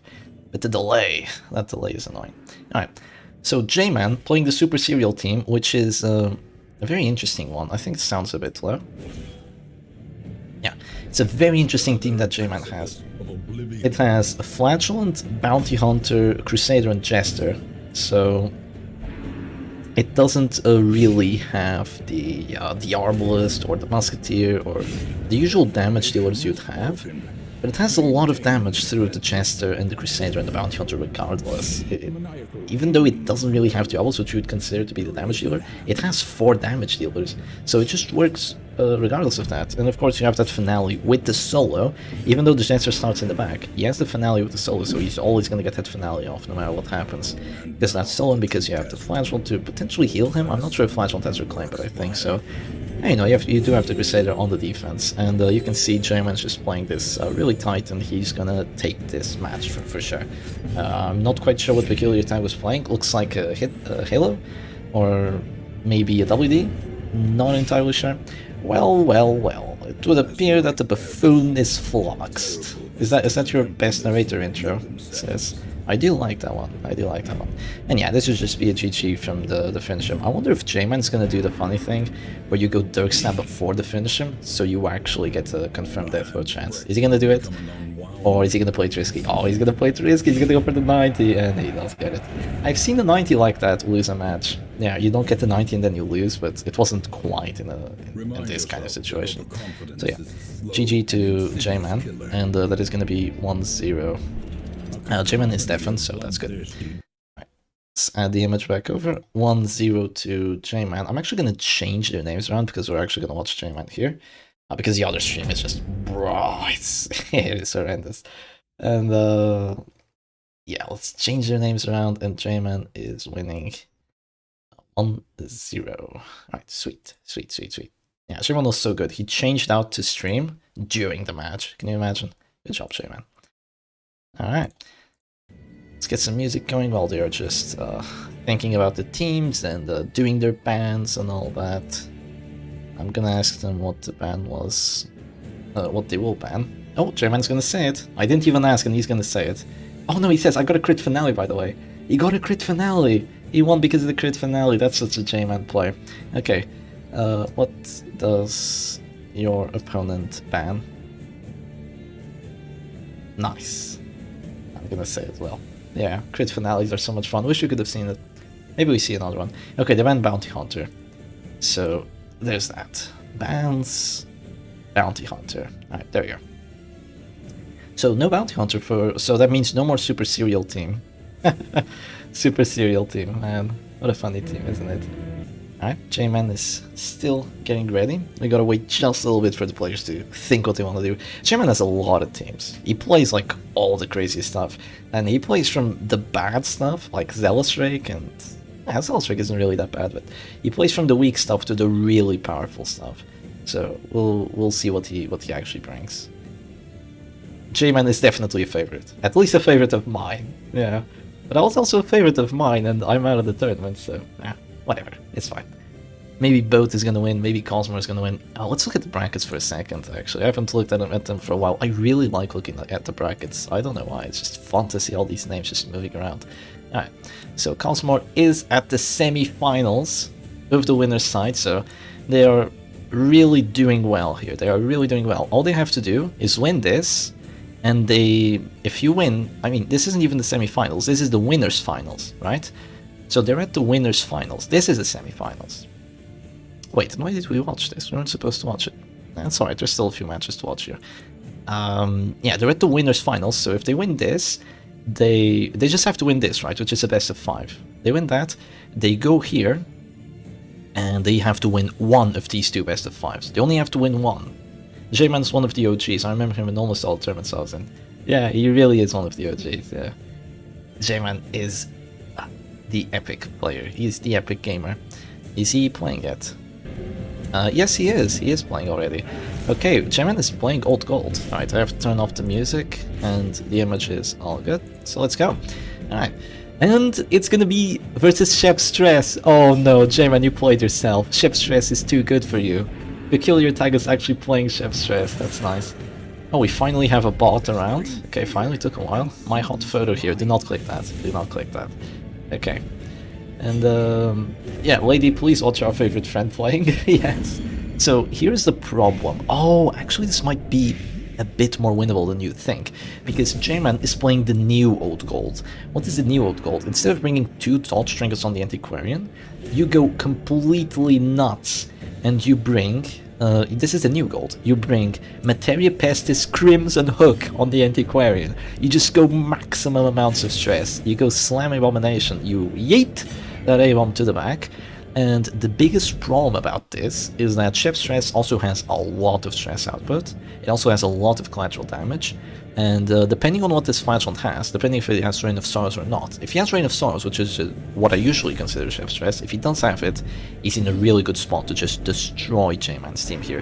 He has Crown of Thorns, which I find weird. I usually bring Crimson Hook because I think the bleed chance is good, and you already have accuracy from the Man-at-Arms command. With the Chef Stress, you need to use accuracy or else the dog is just gonna miss everything. So you need the accuracy for the Reign of Sorrows, the Beast Smile, and the command, so you just, for the Houndsary, so you just drop the command and everyone just starts getting crits left, right, and center. And there's just a lot of bite, a lot of DOT. But J-Man's team also does a lot of bite, a lot of DOT, and a lot of stress, and it does it faster than Chef Stress. The biggest problem that J-Man actually has here is the Flagellant, because you cannot stress out the Flagellant with this team. It is very difficult. You have the A-bomb for a transformation. Oh, look at those crits. Nasty, nasty, nasty crits right there. You have the Abomination to transform and apply Horror on the Flagellant, which works a lot, you know. Horror isn't affected by the Gauntlet of Absolution. You can see Festering Vapors, Bellow, Houndsary, each and every one of them. Whoa, we get a little bit of like a bass boost there on the DOT. That was pretty funny to hear. Each of those abilities are going to be healing the Flagellant stress, but I will say, Peculiar Attack kind of played himself by using Crown of Thorns here, because J-Man's secondary win condition, which is that DOT, is going to be amplified because of that Crown of Thorns. He takes plus 15% damage from all damage sources, so instead of eating like, I don't know, a slam for 10, he eats a slam for 12. Instead of eating a DOT for 10, he eats DOT for 12. Like 6 goes to 7, 15 goes to 18, like crazy stuff like that. And what that means is, Flagellant doesn't have infinite healing. That's one of the biggest problems with Chef Stress, is that it has limited amounts of heals. It has 2 Lick Wounds, 2 Absolutions, and the Flagellant heals. Of course, you can play it differently, you can bring Reclaim on the Flagellant and you have a completely different team. But yeah, it has limited amount of heals. It has a lot of them, but they are limited. So once you get rid of those heals, once you squeeze the Flagellant for all his HP amount, he's not going to have any more healing, and you're going to kill him just with DOT, just with hitting him directly. You're not going to need that stress to take him out. But for that to actually happen, you need to do a lot of DOT, which is why Materia Pestis and Crown of Thorns is going to work in favor of J-Man. So much in favor. Was that a triple crit? I think I saw 3 crits there, didn't I? Look at this, command buffs equals crits. That is insane. There's only 1 command buff, so maybe I wasn't expecting it to work this much, but this is some insane stress going everywhere right now. The characters are just going wild, just stressing each other out, just doing damage left, right, and center. And yeah, this is a really fun matchup. I do like it. I think that regular old gold with Dodge Antiquarian and just more careful Houndmaster, more careful Man-at-Arms, and the Abomination with like a defensive trinket, I think that would totally lose against Chef Stress, because the Gauntlet of Absolution and the Crimson Hook just destroy your backline, and after that you are not gonna use up your heals in time for the opponent to just start getting Death Stores on the Flagellant, and he'll just stay alive. He's gonna be an absolute raid boss. But in a matchup like this, he's not gonna stay alive quite as long, and that is really, really good for J-Man. I'm not sure what he wants to do right now. He has a lot of decisions. He's in doubt. You know that J-Man is in doubt. Do you know what you do when you're in doubt? You bail it out, but no, he's gonna bail out his own team. He's gonna go command, because he feels like he needs the accuracy and the crit chance, which does make sense. He does need it. He does indeed need it, if he didn't have the command buffs yet. So there goes another Bellow. That is gonna inflict the Abomination very, very soon. Clicking the Abomination right now is somewhat of a good play, but a potentially even better play is letting the Abomination get afflicted by like a Houndsary or a Punish or something, and then, because he goes afflicted, he de-transforms on his own. You can click him after you can actually play with him, because he's going to be dazed, and once you click him, you can transform immediately and prematurely. So typically you can't do that. After you de-transform, you have to wait until the next action to transform again, because you know, he's going to stress out on his turn and de-transform, blah blah blah. But since he gets stressed out not on his turn, he'll be able to just transform immediately, and that is a really, really good thing. but I'm not sure that's gonna quite happen here, because J-Man's running out of actions. But that doggy is probably gonna go on Harry. Just look at the crits that J-Man is getting! The Anti-Crane just keeps getting her Anti-Crane RNG, keeps doing that insane Festering Vapors crits everywhere, just so much DOT being dealt. And now the Abomination, there's another crit being dealt right back, of course, but the Abomination is gonna get afflicted here. And he's going to be able to transform again. He goes irrational, which J-Man really dislikes. I bet he just said, oh no, that's the worst. I bet he just said that. Doggy goes paranoid, which J-Man says yes. Yeah, he says yes, he likes paranoid. And irrational? No! No! Irrational says no! Oh, I can't believe it. J-Man needs all the luck he can get. He cannot afford to pass right now. This is a losing matchup for J-Man. He cannot afford to lose actions, but it's okay. He can still transform again. He'll be fine, kind of. Not really. Oh, J-Man. Oh, J-Man. Brave J-Man. I really want to see you win this. I really want to see you win this match. If he wins this match, he'll move on to the next one, because he already has one win on his belt against Peculiar Tag. But let's see. Hounds Area immediately, because you're the character test star. Does make sense. You have one command buff still, so you hit everyone. You get hit by a crit riposte, but you don't die, which means that you still do stress. If you die, when you get hit by riposte, you don't do any stress, you don't do any bleed. You don't do any horror. So, considering that didn't happen, J-Man is in a good spot, because at least he was able to do the stress before he died there. 3 dodges? Why? Is Peculiar Tag not command buffing? He really has a command buff here. That doggy depends on the command buffs. I guess the idea behind it was because, well, you know, you're already at this store, you're probably gonna die to Festering Vapor, so I don't have time to command buff, I need to Hansari now before he dies. So that also makes sense, but maybe some caution should have been taken there, but yeah, the doggy has used his action, only got 1 hit on Hansari, which is really not what doggy should be doing. So that's pretty much a pass from the doggy right there.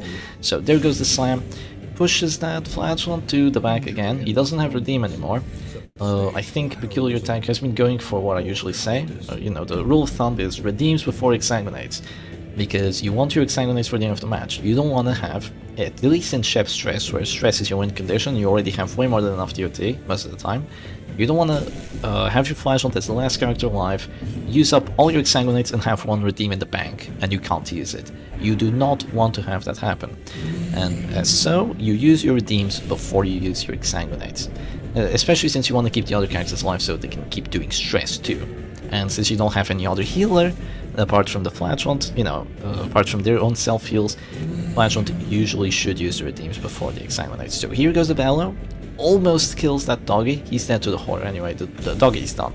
And the Abomination is so close, but yeah, okay, doggy is completely done now. Extra stress on everyone, that is so clutch. It's a 33% chance for each and every one of them, and he gets it on everyone. So that Abomination is almost dead, he's at 1 HP, and Peculiar Tag goes for the self-heal. Is that a good play? It is definitely delaying here. Flash powder on the Man-at-Arms. Come on, that's not what you want. You want Festering Vapors, you want to keep spamming it. It's better than the past though, so can't really complain. Flagellant. Oh, Death's Door and moves forward. J-Man, this is your chance. This is your chance. Get to 20. Get to 20. Take out that Flagellant. Push him. Push him. Put him to the back. Yes. Come on. Push. Yeah, there we go. There we go. Okay. Flagellant is probably gonna die here. That is just amazing. J-Man is playing this perfectly. Keep pushing that Flagellant to the back. Make sure he can't use Exsanguinate. If he gets his Exsanguinate off right now and gets his entire health bar back, you're done. You are completely done. You're not gonna have enough DOT to get him back down to 0. Your characters are all dead, pretty much, in like 2 turns. So you will have a terrible time here. The doggy does die, but the Antiquarian is still relatively in good shape. The Man-at-Arms isn't in good shape, but he's in enough of a good shape, I believe. Well, Festering Vapors could be the death blow right now. This could be what changes the match. Irrational's minus damage. Gets a Death Store check regardless. Yeah, gets a Death Store check regardless, which is pretty good. I'm surprised that Peculiar Tank hasn't gone for a battle debuff before the Beast File. But at the same time, Beast File to get the kill is also a good play. Our opponent asked me if we could play our match tomorrow, so yes, we are playing 2 hours earlier. 2 hours earlier?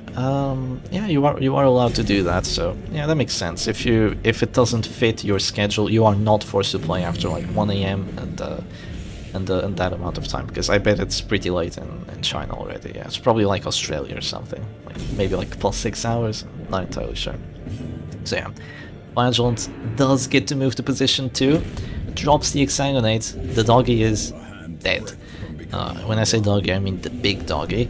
And now with that Exsanguinate, this gets really difficult for J-Man. Really, really difficult for J-Man. Because the Abomination is dead, I believe. Yeah, the Abomination's dead. The Man-at-Arms isn't. So your best play right now could be to just drop another Flash Powder on the Man-at-Arms. Yeah, and ironically, it could be to drop the Flash Powder on the Man-at-Arms, and then just try bleeding and blighting out that that Flagellant. Irrational Antiquarian marks herself, which is perfectly okay. And Man-at-Arms is gonna eat a Flash Powder to the face right now. I don't think he has quite enough stress yet, because he has Numbing Instance. So it might not be enough to save him. But yeah, that is good. He's getting him really close. So goodbye Abomination. No more A-bomb for you. Extra stress onto the Man-at-Arms. Bellow and the Horror will be enough to kill the Man-at-Arms, I believe. But J-Man gets a pass. Oh, and the Man-at-Arms stays alive, and he gets to drop another command, or maybe even a Bellow, before he dies. Oh, that rhymed! Wow. The word Exsanguinate and the word Death mean the same thing. Hell yeah. Flagellant is dropping down to 0 again by the start of next round. That is very good for J-Man, but... Oh... Oh, no extra stress, please. No! No, that's just... That is just... Oh, so close. So close, this damn match. Does he have a confirmed hit chance? J-Man is thinking about it. J-Man, do not go take cover. It's an AoE ability. No, do not do that either. I mean, maybe that works. Maybe that gets the Affliction. Maybe that works. Yeah, he cannot use Festering Vapors right now, because then he'll just lose. Because the Rain of Sorrows will just hit him and he's dead.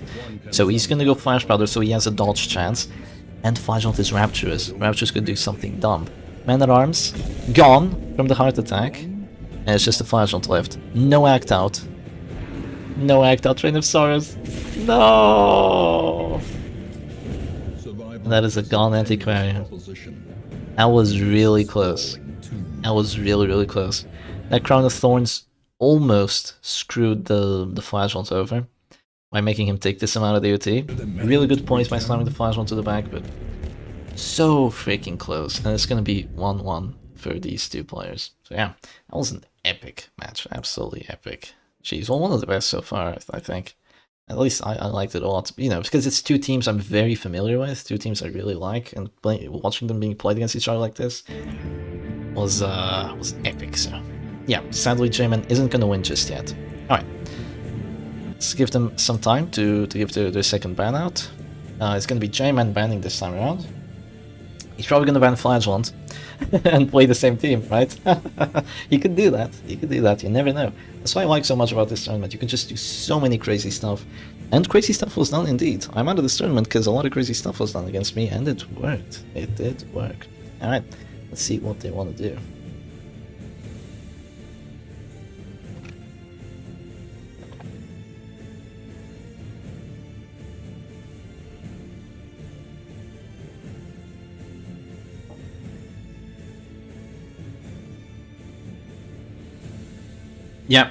Yeah, J-Man banned Flagellant.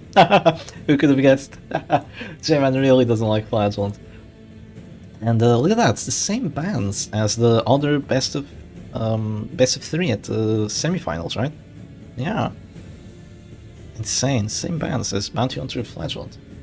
Well, it's not the bans that the other person was doing, not both, but the other Chinese person. Let's have a quick look at the brackets, like really quick look, just to see if anything has changed.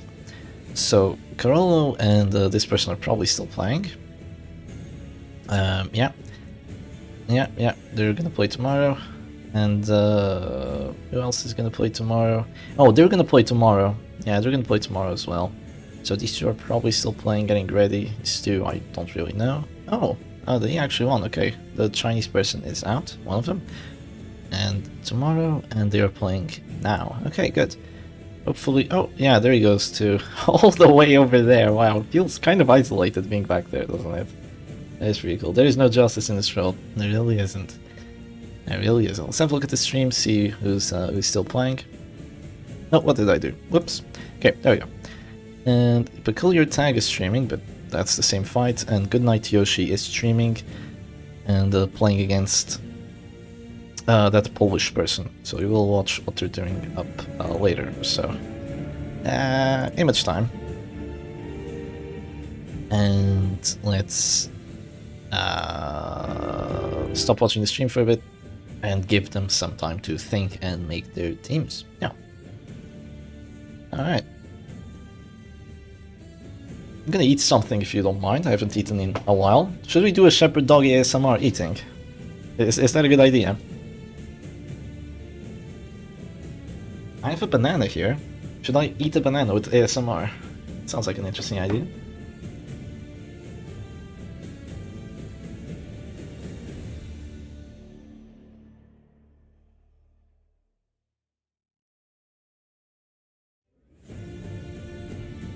Everyone is playing. Okay, thank you, Corolla.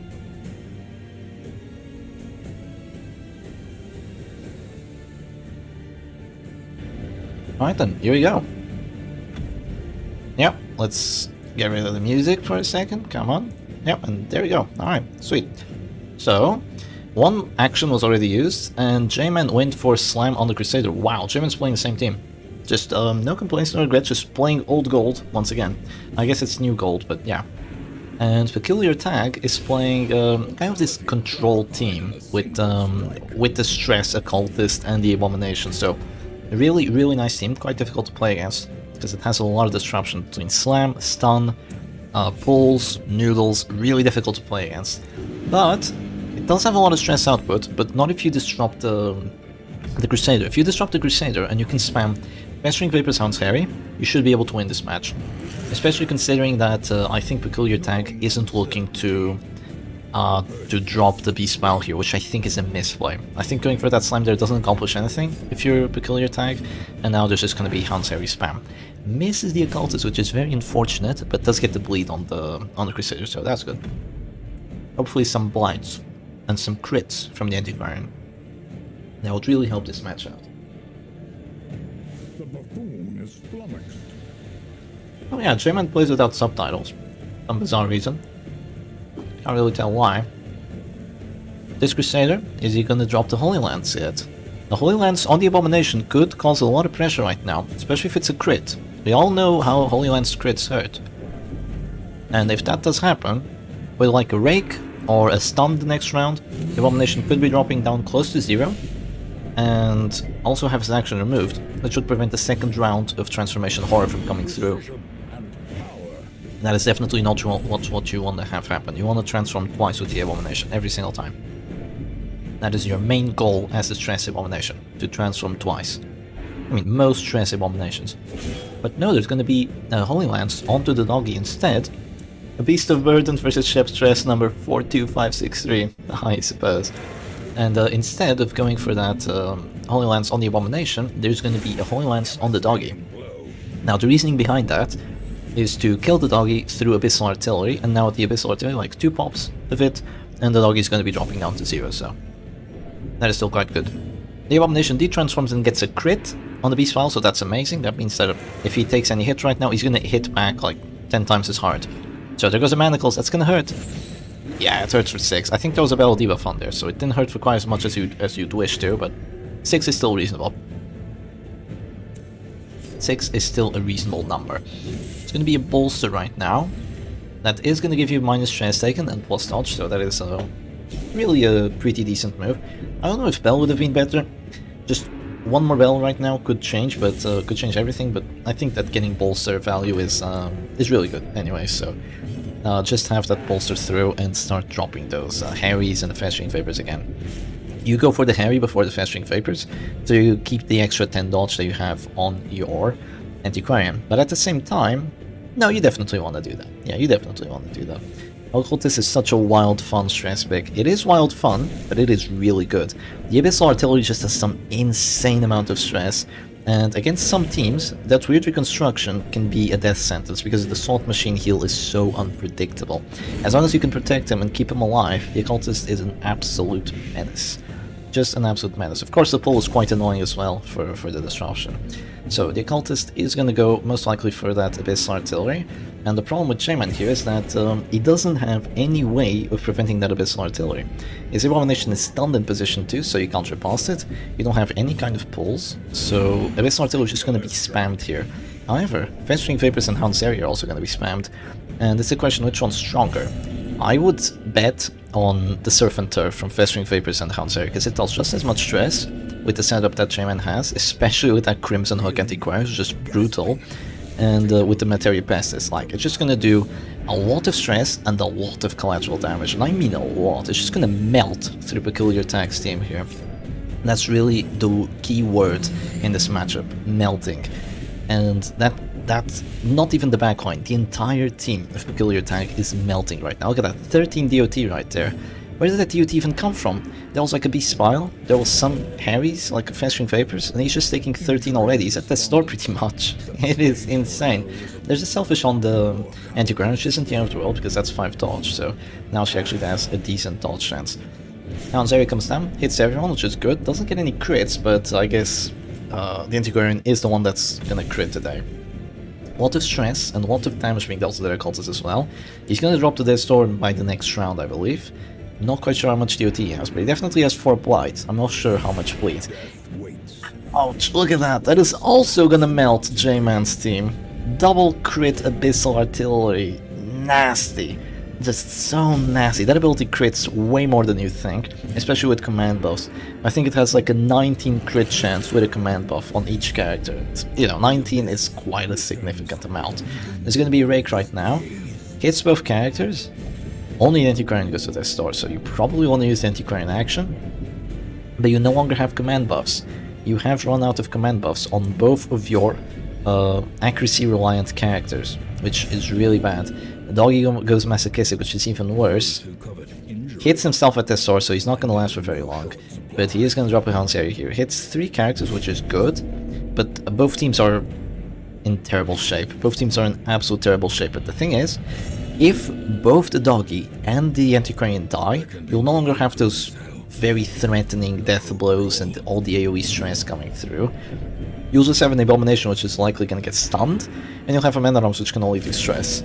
So these two characters really need to stay alive and they really need to go ham. I think that J-Man maybe should have dropped another command buff at the end of last round with the Man-at-Arms, instead of dropping the Bellow, because now that... Oh, okay, yeah, you definitely click the Abomination here because he's at this, so you click, you transform again, and I will have to say... Yeah, that front line's dead. You know, Peculiar Attack's front line is just gone. And the back line, the Man-at-Arms is also in rough shape, but he's still in decent shape when it comes to stress, just not in terms of DOT. And the Occultist, he's eating a lot of DOT as well, but he's also in decent shape when it comes to stress. For example, like one Abyssal Artillery here, the doggy's dead, and the Abomination isn't too far behind, he's at Death's Door, Antiquarian's also at Death's Door. I'm not sure if there's enough stress to prevent a Rake here. How much stress does that Abomination has? He probably has 16 from the Horror, right? There's an extra 2 stress right there because the Occultist dropped to 0. There's no weird reconstruction, there's Stitch and Embrace instead. Immediate death blow on the Antiquarian. That is clutch. That was a 25 right there. I think so. I think that was a 25. This Bellow is a bit unnecessary in terms of the Abomination because he was dead anyway, but the Bellow does have Carnival Mask, which means it's going to be doing a lot of stress to the backline characters. I don't think... Oh no, the Man-at-Arms does have Numbing Instance, but even with Numbing Instance, he's eaten so much stress. That is unbelievable. Yes, minus 50% stress taken between Bolster and Numbing Instance. It's round 4, and he's already at like 130 stress. That is unbelievable how much stress he's actually eaten. But yeah, we get the final Affliction there. The Abomination dies, causes extra stress in the Man-at-Arms, not the Occultist, but the Man-at-Arms at the very least. And now the doggy is going to go for his action. Masochistic going twice, and that is -1 doggy for you. This is probably going to be a Weakening Curse on the A-Bomb. Does it kill him? The crit might be enough. Yeah, the crit is enough. The Abomination is dead here. That is really unfortunate for J-Man. He's going to have to win this on a Bell War from now on. But he does somewhat have the upper hand, because he has a stronger Bellow, but he also has to deal with 2 characters, which is really difficult. Who's gonna win here is the question. That's a lot of stress.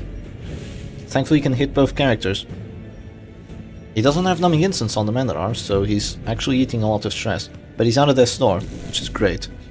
Stygian Embrace won't really help you, because the Man at Arms still has way too much DOT on him. It's gonna be a weakening curse right now. Plague Grenade back rows, my early tactics. Such a shame Arbalest D-Stealth became so popular. Yeah, D-Stealth just completely ruins that strategy, sadly. Here goes the Bellow. Okay, the Occultist is dead. Man-at-Arms isn't. He's so close. He's so close. I think there's horror on J-Man. How much horror does J-Man have? It's 16. No. Occultist, you need to do an act out. Act out the Man-at-Arms. Act out the Man-at-Arms. Yes! No, it wasn't enough! No. No. More dust, One more Bellow. ashes, One more Hound's Airy. appointment. That's all you needed. Just one more. Just one more and you'd win. Unbelievable. Absolutely unbelievable. Collect the teeth. Will you muster the metal? Cannot believe J-Man lost that. I cannot believe it, but GG. GG, that was absolutely insane right there. GG's, my goodness. Alright, well, I suppose that Peculiar Tag does take the W. And now we'll watch what the other two people are up to, see if their stream's any good. Okay, they are at the stream right now. Just gonna give J-Man a little message.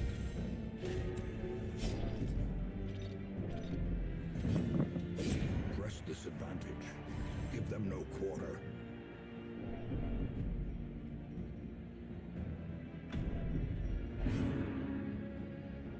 J-Man says freaking dog. Oh, that's funny. Alright, we have someone with an insane mic. Let's see, who am I gonna mute? Who am I gonna mute? Okay, let's take off the image, because that's not letting us watch. Who has the insane mic? Who am I gonna mute? Is it Silac? Oh, I don't want to mute Silac. I can't even mute him. Oh, wait, I can!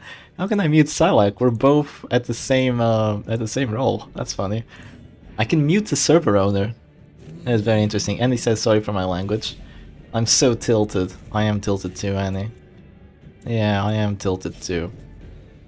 Okay, these two are playing. Let's have a quick, like, really quick look at the bracket. So, whoever wins here plays against Silac. That's still today. Yeah, whoever wins here plays against Silac. This is a very high quality stream, actually. But only the bottom half. The top half is screwed. What? Why is the top half at horrible quality? Wait, let me stop watching this and watch it again. Maybe it fixes itself? The top half of the screen is all pixelated, but the bottom half is great quality. What? What? This has to be one of the craziest streams so far, but yeah, I guess that's how it is. Okay then. Shaco the Jester, so this is a League of Legends enjoyer, moves forward into the finale.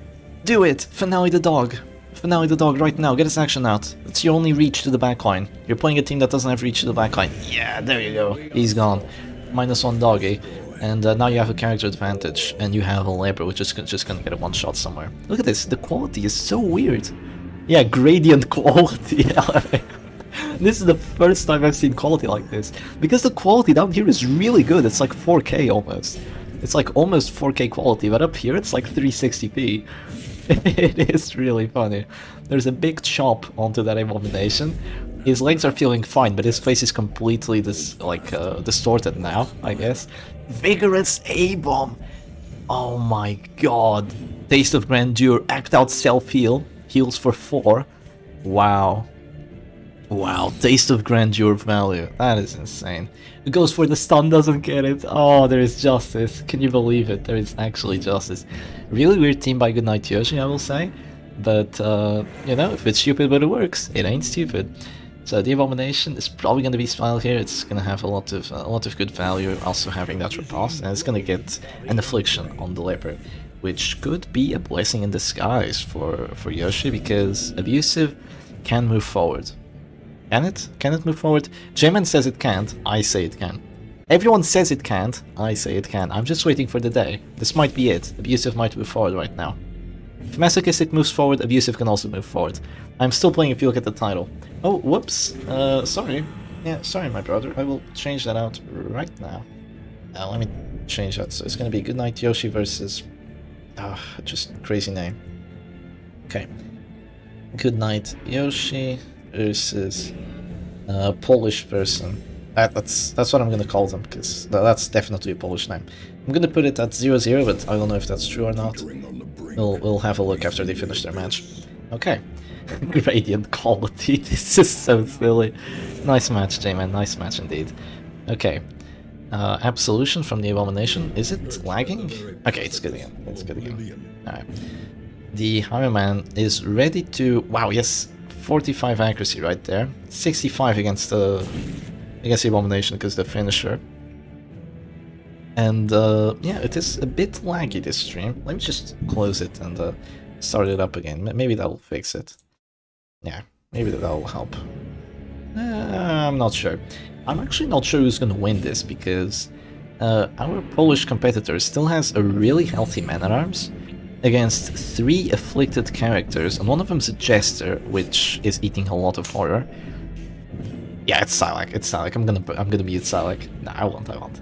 And this Fireman is kind of useless at this point because he doesn't have the Wicked Slice, so he's basically doing 0 damage. Polska Guchom, my man.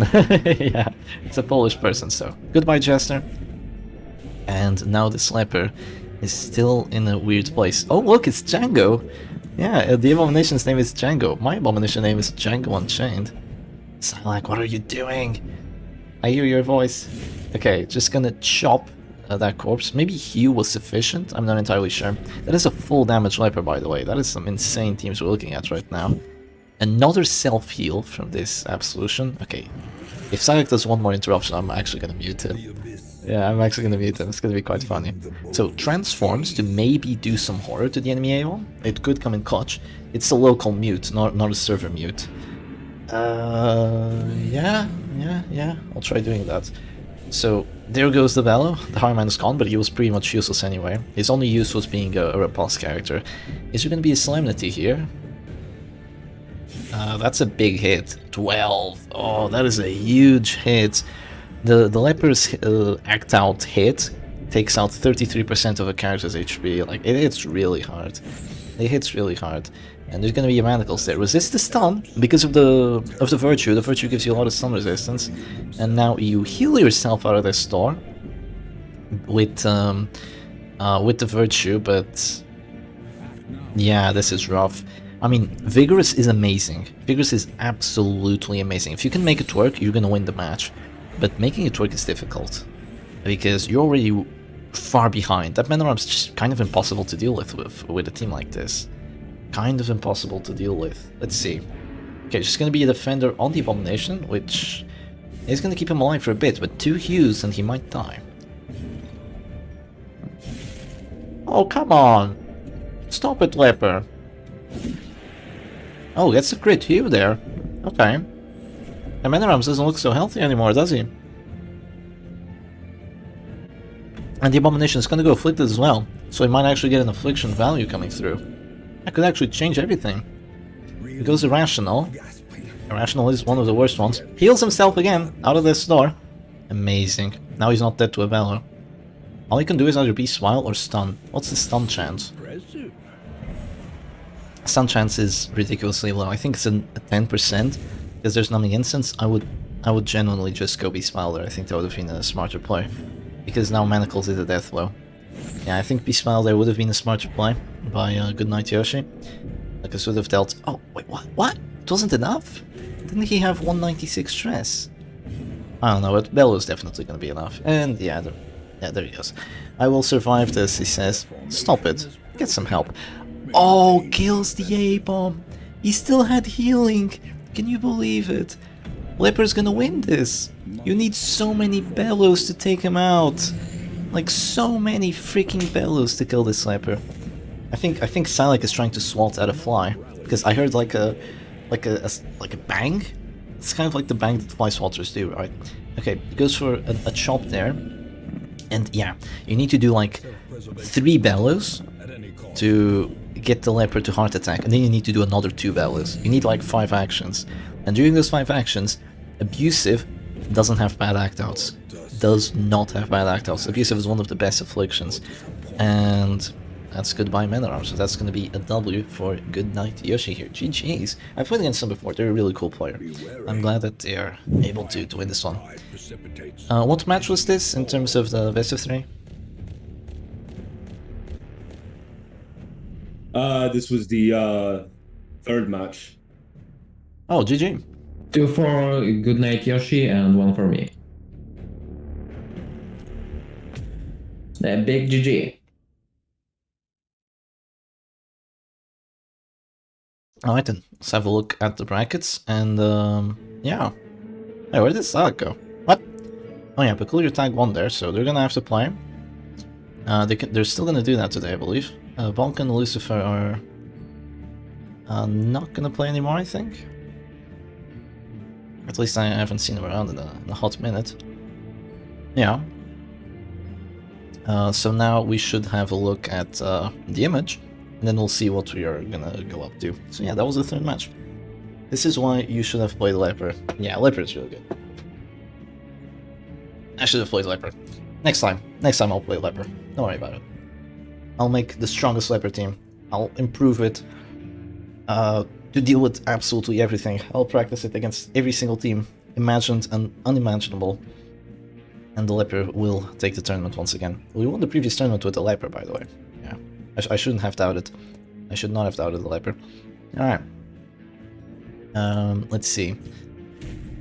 Now we should have Goodnight Yoshi versus... Wait, no, that just happened. We should have Silak versus Goodnight Yoshi. Yeah. Alright. Silak and Goodnight Yoshi. You should play now. I'm gonna tell them that. I think they are getting ready to play, so that is good. So how many matches remains for today? Well, at least one more, I believe. How many hours are we at? 6. So I was kind of aiming for 6 hours. We are at 6 hours right now.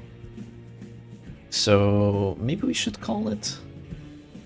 cheers again. Yeah, cheers, sis. I'm glad you enjoyed it. It's been real good having you around. I'm terrified, says Goodnight Yoshi. Don't be, Salik's not that mean. He is that mean, I'm joking. Yeah. Yeah, they are getting ready, I believe. Alright. I'm gonna ask the other players in the... Yeah, okay, so let me write down their names. We're gonna watch Goodnight Yoshi play because he has the funny stream quality. And he's gonna play versus Silak. Best of 3, still. And it's at 0-0. Alright. Hey, is that how I read it before? Nah, I wrote it like this. Yeah, wrote it like that. Alright.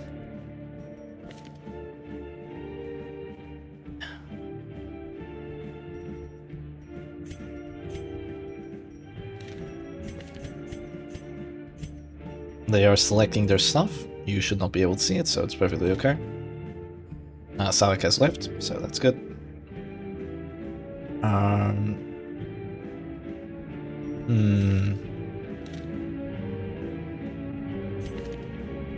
I'm gonna drag both you other players out of here for a second, just while Yoshi selects his team.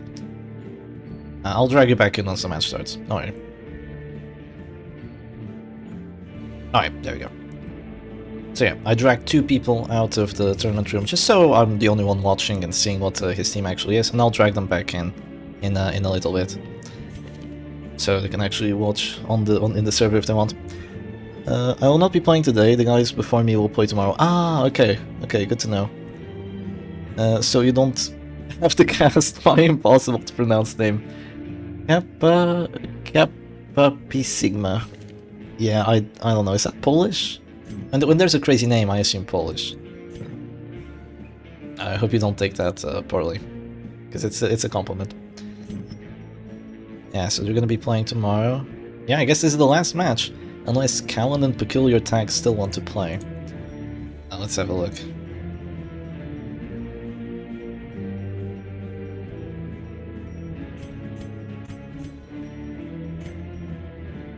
This should be the last best of 3, or at least the before last best of 3. Depends on the final 2 players if they still want to play today or not.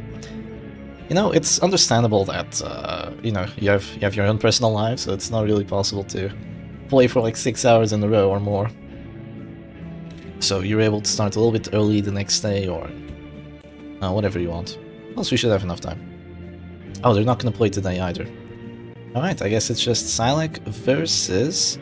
good night, Yoshi, this is the last one. It's just 3 Greek letters. Kappa is just fine. Oh, Kappa, okay. Greek letters. Pi, Sigma. Oh, I see, yeah, Pi, Sigma. Yeah, those are Greek letters, right? Yeah, they are. Whoops. I guess I should have noticed that. I don't really remember the math. Oh, but kill your attacks up for it. Oh, Callan postponed the match. Alright. Yeah, I was just waiting for them to make their teams. Good night, Yoshi is really going crazy on the trinkets, let me tell you that much. And the teams and the everything. They have all the good stuff going.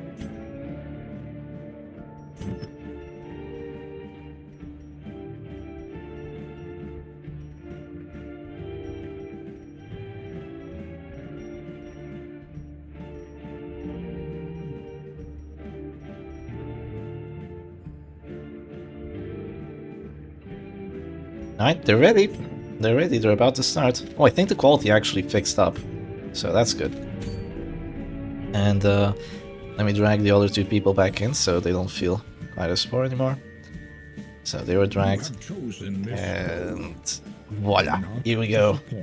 The final best of 3 of today between Goodnight Yoshi and Sonic. Goodnight Yoshi is a veteran, so I have no idea how they made it this far, but it happens. It happens. You can be a veteran and play really well. Oh, Circus is playing Hit Squad with Snuff on that Arbalist. Interesting pick. Very interesting pick to bring Snuff on her. And here we go. The final best of 3, and Yoshi gets to go first. Is that going to be a pull on the Arbalist? That's not going to work out too well for you. Let me tell you that much. Yeah, especially with that Snuff, it's not going to work. Sadly. Yeah, sadly. Yeah, thanks, we have impossible letters pronounced, like those crazy letters. Hey, we have difficult letters to pronounce in Portuguese as well. Let me write them down. Let me write them down real quick. Yeah, have a look at these. Yeah, enjoy these ones. Yeah, there you go. Pronounce those. Yeah, I wrote them down in the chat. Pronounce those. All right. So here we have a stun. Oh no, the quality is still in gradient. I don't know how that's possible, but still gradient quality. There's going to be a mark on the Arbalist of all characters, so this is a mark team from Yoshi, but quite an interesting one. No Crusader, no Flatwood, no Abomination, but there is Bounty Hunter Arbalist, so you have that combo. Goes for a pull on the Arbalist. I imagine a Flare here to be the play.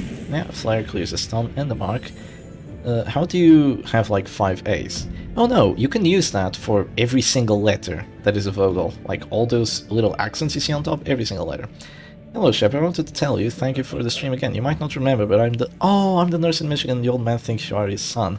He has to mention, he says he loves you. I do remember you very much. I hope you're doing alright, and I hope the old man is doing reasonably well at the very least. And I'm glad he still enjoys the stream, so very nice to see you around.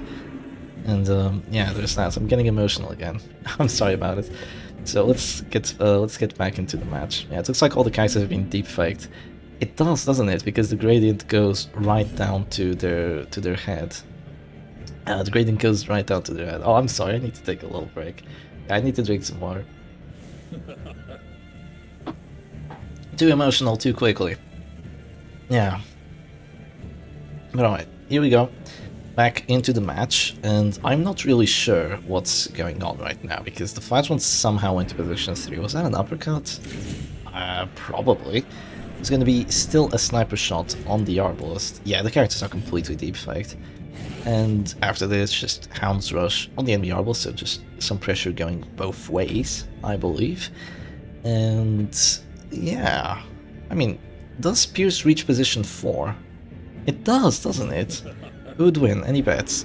I don't know. In terms of this match, I mean, considering there's Hit Squad, I don't really think that Yoshi's gonna win. Hit Squad is just really solid, and he's already gonna lose his. He's already gonna lose his Arbalest to finish him. What he can do, but he doesn't even have the Pierce, so that's not gonna work. But if he had Pierce, he could go for a Pierce onto the Arbalest, and then by the start of next round, he would be able to get a death on her after the heal.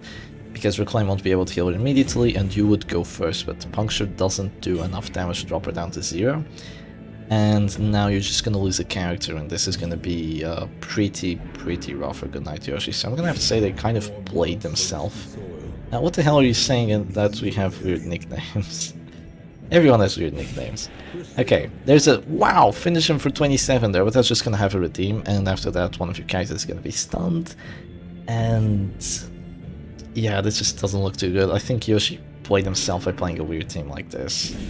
I think that is what happened. Oh, stun resistance. Really?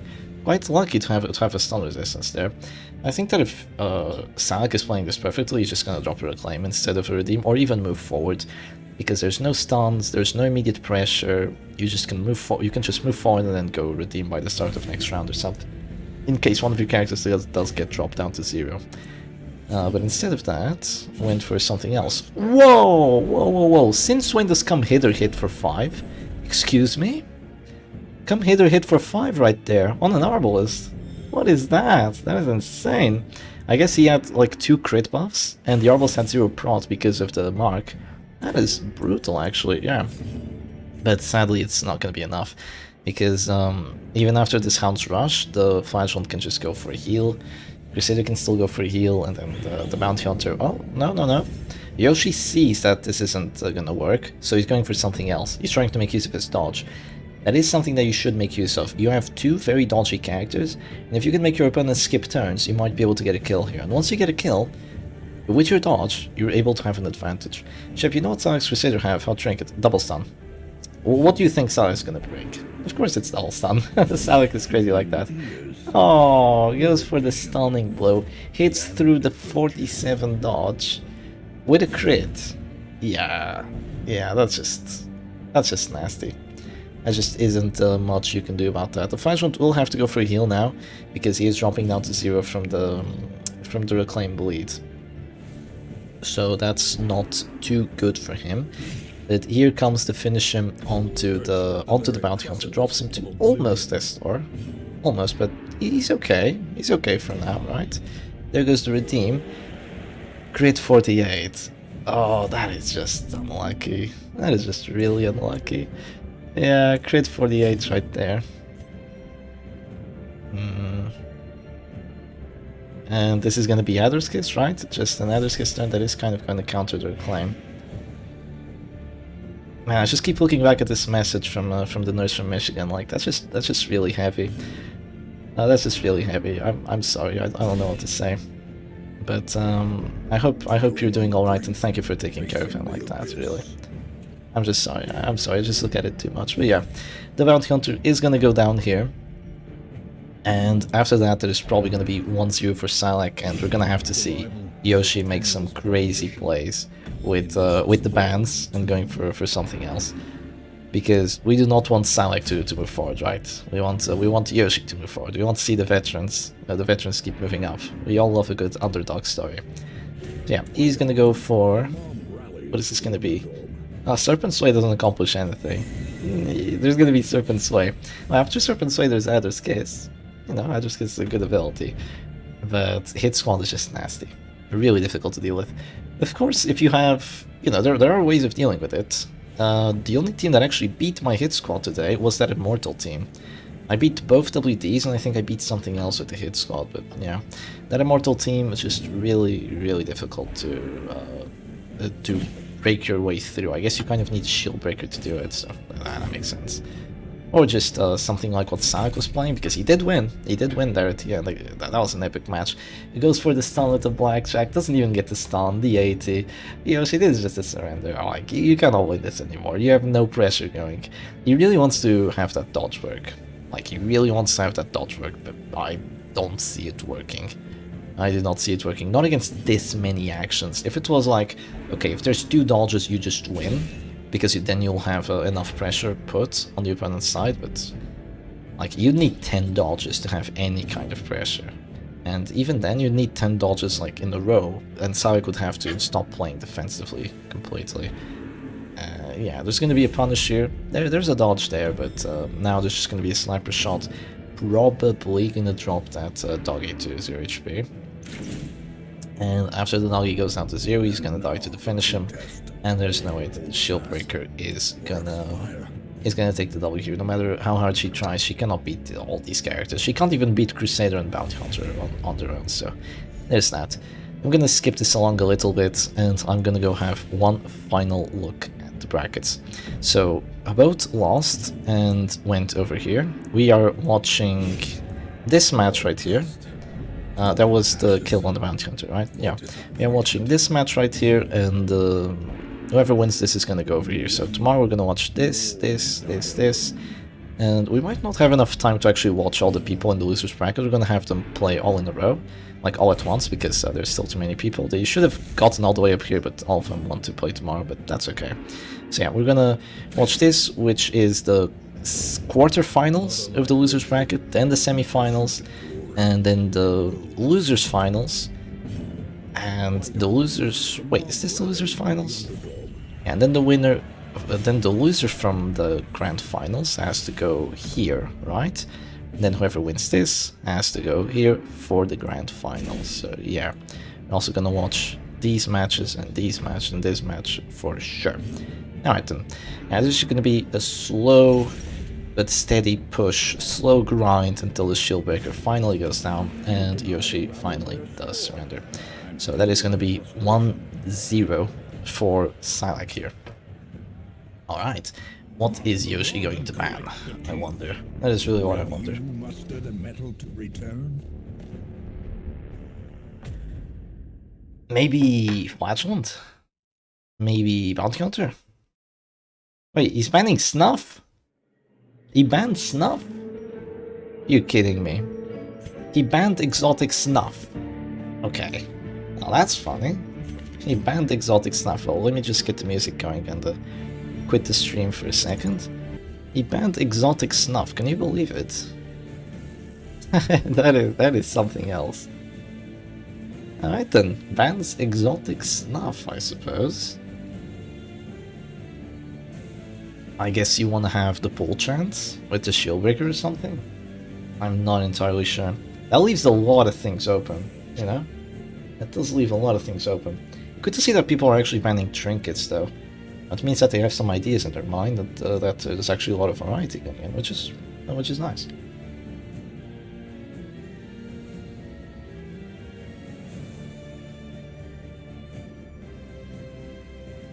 So yeah, I'll just have to wait a little bit for them to decide what they actually want to do here. I think Sonic is ready.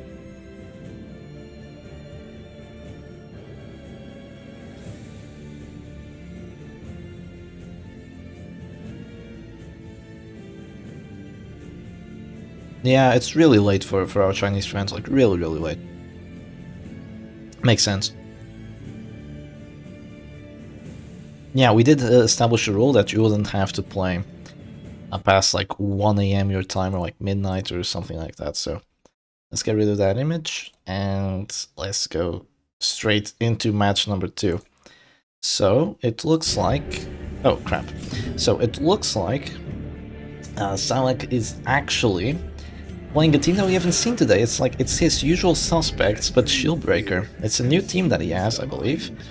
And Goodnight Yoshi here is playing something that I think I played against, or something similar that I played against, and it's this Flagellant Abomination with an Occultist, but instead of having like a Man at Arms as the last character, you'd have something different, like the Musketeer here, which is definitely an interesting team to play against. But he banned Snuff, so he doesn't have Snuff. So you'd want Snuff for this matchup, right? But you don't have it here. It's really interesting how that works, but yeah. He's gonna go for the... maybe there was like some reverse psychology? I don't know. But there's gonna be a smoke screen there on the vessel. Oh, finally, the characters' faces aren't deepfaked. Now let's hope that this lasts for a while. Yeah, gonna go for a smoke screen there. And it is gonna reduce the crit of that Vestal essentially down to 0, and it's gonna make it so she actually has a chance of missing that Dazzling Light, which is great for you. Salak's team is very interesting. Wait, isn't this pretty close to that oppressive Vestal team? Except of having just the Vestal being oppressive, you also have the Crusader being oppressive, and then the other two characters are just there to make sure you have a good enough offense to like secure one kill. I think that is the idea, and after that you start the advantage because you have more heals, more stuns, and that, and also riposte, which is really difficult to deal with. I think that's the idea behind this team. Yeah, I do like it. I think it's pretty cool what Salak is playing here. And there's going to be a stunning blow onto the Abomination, which is, you know, kind of to be expected. And there's just going to be a weakening curse on Harman, so he's going to be pretty much doing no damage from now on. There is a Hand of Glory on that occultist, so he actually has better debuff chance than usual, and also plus stress health, so that's really good. But he's not going to be able to make too much use of it, because that Vestal has double stun, and double stun with against 10% stun resistance, yeah, it's not going to work out too well for you, sadly. Sadly for the occultist here, he doesn't even have any dodge trinkets, so he's just going to get perma-stunned, I believe. I think that's what's going to be going on. The Flagellant cannot act in position 3, the Abomination and the occultist are stunned in positions 1 and 2. And the Musketeer cannot flare those stuns because she's a Musketeer. She's not an Arbalist. And yeah, this is just 3 passes in a row for Goodnight Yoshi. Oh, Salak, why do you love stuns so much? Can't we just ban stuns instead of banning trinkets? Yeah, you could ban Brass Knuckles. I know someone who did that. Worked out pretty well. Yeah. That is an idea, just banning Brass Knuckles and then just playing that Immortal team. Like, really good stuff. There goes Adderskiss from the Shieldbreaker. A little bit daring to go for a Blight on the Abomination, considering his Blight resistance, but yeah. 6 hours, yeah, we're about to finish up Omni. Well, the goal was 6 hours, yeah, it was. We're about to finish up in terms of the matches. There was a lot to go through, and this is the final best of 3. Wow. Wicked Slice still hits for 23. Despite the Bellow debuff, or not really Bellow debuff, but the Weakening Curse debuff and the protection from the Wretch's Cloak. So yeah, Wretch's Cloak is good, but it's not that good. And the Abomination is going to go down to 0 here. Now, one thing that Goodnight Yoshi does have going is that he has a big heal from the Musketeer, he has a heal from the Occultist, and he has self-heals and Reclaim from the other characters. So he's got quite a different, or like a difficult team to kill. Tiger Finger ban. Yeah, you can ban Tiger Finger. Tiger Finger. Oh, every time I think of it, that Brass Knuckles. It looks like a Tiger Finger. Like, what was going through their mind to call it Tiger Finger? You know, like that's what I want to know. Like, how does the translation add up to that? Wow, stun resistance there. That is clutch. That actually gives Yoshi here a chance to win the match because you get an immediate affliction because of that stun resistance. And Irrational is definitely one of the worst, if not the worst. That's what J-Man would say. Irrational. Oh no, that's the worst. So yeah, Yoshi might actually have a good chance at winning here because he just has so much sustain. I remember the first mic tournament I was streaming for like 10 hours. Oh, 10 hours. Man, that's insane. Yeah, that is way too long. That is way too long. I don't know how he still had a voice at the end. He had other people tagging into the tournament though. Yeah, tagging into to casting. I'm not sure if I cast in that one.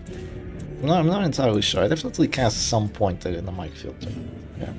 So here goes the Flagellant. He's gonna drop the Reclaim on the Abomination. Definitely a correct play, because you want to keep him alive, right? It's probably a localization thing. Maybe Brass Knuckles isn't the term over there. But yeah, he had the game in Chinese and then he switched it out to English, so that wouldn't happen again, but I don't know, somehow the name somehow translated to Tiger Finger. Yeah. Tiger Finger. August 100 memes. Hashtag justice. Hello my brother. Tiger Finger. Tiger Finger is so good, yeah. He laughed about it too, which was pretty funny, yeah. Okay, Abomination here is gonna go for... What is he gonna do? He's actually gonna go slam. That is surprising. He's done getting slammed. He doesn't want to get slammed any longer. I mean, stunned. He has really had it with all these stuns, but I think that just detransforming going V-Smile could have been better there. But at the same time, slam is also good. Because it does some damage, and only Holy Lance isn't quite as powerful as the Stunning Blow. It's still really strong, but it's not quite as powerful. It does leave the Occultist open though. It does leave the Occultist very open to getting hit by Holy Lance, Puncture, Wicked Slice, something like that. It's gonna be another Circus. You can cure that blight if you want to. There's definitely an idea here, and that's the idea that he goes for. Only heals for 10 though, which might not be enough. The Occultist right now has 20 HP, which is enough to resist the Holy Lance from dropping him down to 0, unless there's a crit or a max roll. I think with a max roll it does 13 to 20, and the crit is 27. So if you get hit by either a crit or the max roll, you're dropping down to 0 and probably dying after it. Or you could just miss, which really helps. Holy Lance only has 90 accuracy base, so there's always a chance that it will miss, that the accuracy really sucks on it. So yeah, that is good that you get a miss. It feels like sometimes it's either stun or, I mean, it's either crit or miss. That's kind of how it feels like, not hit or miss. So the Flagellant is at this store now, and stunned, but it's not as dangerous as it looks because Highman doesn't have reach position 3, and even if he did, he was gonna pass. So Flagellant stays alive, at least for a bit. I think going for a preemptive redeem here is weird. If it was me, I would have gone for just a heal with Musketeer immediately, because I would have cleared the Blight, would have kept Flagellant alive, would have kept some pressure up. And the redeem didn't really heal the Abomination all that much, so it wasn't quite as valuable. I think I would have done that, especially considering he was resistant to stuns now, because he had extra stun resistance after being stunned. I think that I would have done that, but Yoshi knows his team better than I do. If he wants to drop that redeem early, then let him drop that redeem early. He still has a lot of other healing characters, and even though you can stun them, you can't stun them all. And yeah, that is quite good for you. I really think that is weird how Yoshi banned Snuff, because Snuff would have been really good for him here. You know, it's interesting how that worked out, because Snuff would have been really good for Yoshi. Just would completely prevent that Musketeer from getting pulled by a Puncture. No, not completely, but would have made it way less likely. It looks like Psylocke doesn't want to go for it, just wants to go for Chansey Captivates, and they're not working out that well. Is this going to be a smokescreen, or... No, it is going to be a smokescreen. Misses the Shieldbreaker again. The miss chance on that is really not that bad. I don't know how he's been missing that much. That's like 2 misses out of 3. Really don't know how that's possible. But you know, such is the way of the Butcher Circus. It's quite a game that likes to screw you over with that. So the Occultist here is probably going to get double stunned. He doesn't have that much stun resistance even after getting stunned, so yeah, there he goes. He's stunned, and this is a really, probably the roughest spot Yoshi has been in so far. Because he can go for a heal. It heals for 13, which is a good amount, but it's not that good. And you no longer have the heal from the reconstruction because, you know, the character is stunned. You no longer have regen because the Flagellant hasn't had the chance. And the Abomination can go for a stun on someone, but I'm not sure if he'll have the chance to do that either. No Hellion allowed. No Hellion allowed in this tournament, it seems. Oh, she's allowed. People just don't want to play her. Get ready for 30 plus rounds match. I don't really think so. I think this is gonna go down before that happens. So Sonic here just drops the Wicked Slice because the other characters wouldn't really do enough damage. I don't think he has Spears on that Shieldbreaker, which is weird. I think you should have Spears. But without Spears, you don't really have enough damage to bring that Cultist down to destroy with any other action. So just dropping the action with your finisher character does somewhat make sense, because now you have a lot of actions to potentially get the death blow. Zealous does miss though, so that is pretty good for Yoshi there. That means that the Occultist is gonna stay alive, at least for a bit. If he does get to survive the stun, and also doesn't get stunned, he'll be able to go for a Salt Machine heal on himself, but even with the extra stun resistance, it's still a 90% stun chance. You should not have banned Snuff. Banning Snuff is like a recipe to have Psylocke stun you forever, but oh, that is really good. Look at that redeem crit, that is amazing. He was eating just enough DOT that he was able to go for another redeem, and now the match looks way better than what it did before, because Flagellant full HP, Occultist full HP, A1 full HP, Musketeer full HP, Enemy Highman, half HP, and okay, that changes things, but Enemy Highman, half HP, and Afflicted. Enemy Crusader, pretty much 0 HP. That could have really helped there. So there goes heal onto the flagell, which pretty much counters the captivate that the Shieldbreaker just did, so that's great. I think she also had a little bit of blight still on him from the previous captivate, so that's good too. I was playing against that guy that used Hellion in position 1, and one shot at my Bounty Hunter would bleed out. Oh really? So there was a Hellion in this tournament, yeah. Thing is, Hellion is pretty fun when she actually goes for the bleed out and gets like a crit and hits you for 30, and then your Abomination is like, oh crap, I'm actually gonna lose this. Yeah, that's pretty bad when it happens. It happens way too much. Well, way too much when you do actually play against that Hellion, which is rarely. But even after that happens, the Hellion still dies shortly after, so it's good, but it's not that good. A little bit of stress being dealt. What do you want to do here? If you slam the Crusader, sure he's going to be in a rough spot. Oh, but you can also do that. Is the Abomination abusive? I couldn't see. I can't even see what their barks say, just some crazy stuff that's completely completely impossible to read right now. There goes the Divine Grace though. Divine Grace is a really solid ability. It heals quite a bit, clears the horror, just really good in this sort of situation. And now the Occultist is healed, but I'm not sure that was the play right there. Because he's gonna get dropped down to this store here, and he's dazed, right? Yeah, he's dazed, and it was unlikely to save him. That was really wishful of Yoshi there. Very unlikely to actually save that Occultist there, but he's getting some good counter pressure. This Rake is being quite clutch here. It's doing a lot of damage to the Crusader, and it's getting the Highman closer to the heart attack. So that might be the way that he actually wins here. So let's see. It's gonna be Rally to the Flame, gets a crit on it too, which really helps Silac here, really helps. And right now there's gonna be a ranging shot. I don't know about that. I mean, accuracy helps. If she wouldn't be dazed, she would be Leper 2.0. Yeah, the fact she dazes herself, it's just so bad. Hellion is so terrible. We're not here to talk about Hellion, we're here to talk about good characters. If she just didn't daze herself quite as much, she would at least be decent. She probably still wouldn't be great, but she would at least be decent. They just did her such a disservice with the breakthrough just actually dazing her. It's just almost unplayable when you actually have a Hellion like that. But yeah, there goes stun on the Abomination. He does have regen, so you can see it's taking a while for Silac to actually kill these characters. But he is going to get to them, one by one. They're all going to go down. And no matter how much regen you have, you don't have quite enough defensive capabilities to deal with Highman and Puncture shenanigans here. And while you are getting close to Afflictions, you're not quite at Afflictions, and you don't really have too much collateral damage dealt. So I don't really believe that Yoshi is going to win this one. It's relatively close, but I don't really believe he has a chance, because the Vestal's still okay, and she's going to keep stunning, right? She's going to keep stunning, she's going to stun that Musketeer now, so the only character that kind of hadn't been hit by the stun so far. And there she finally goes.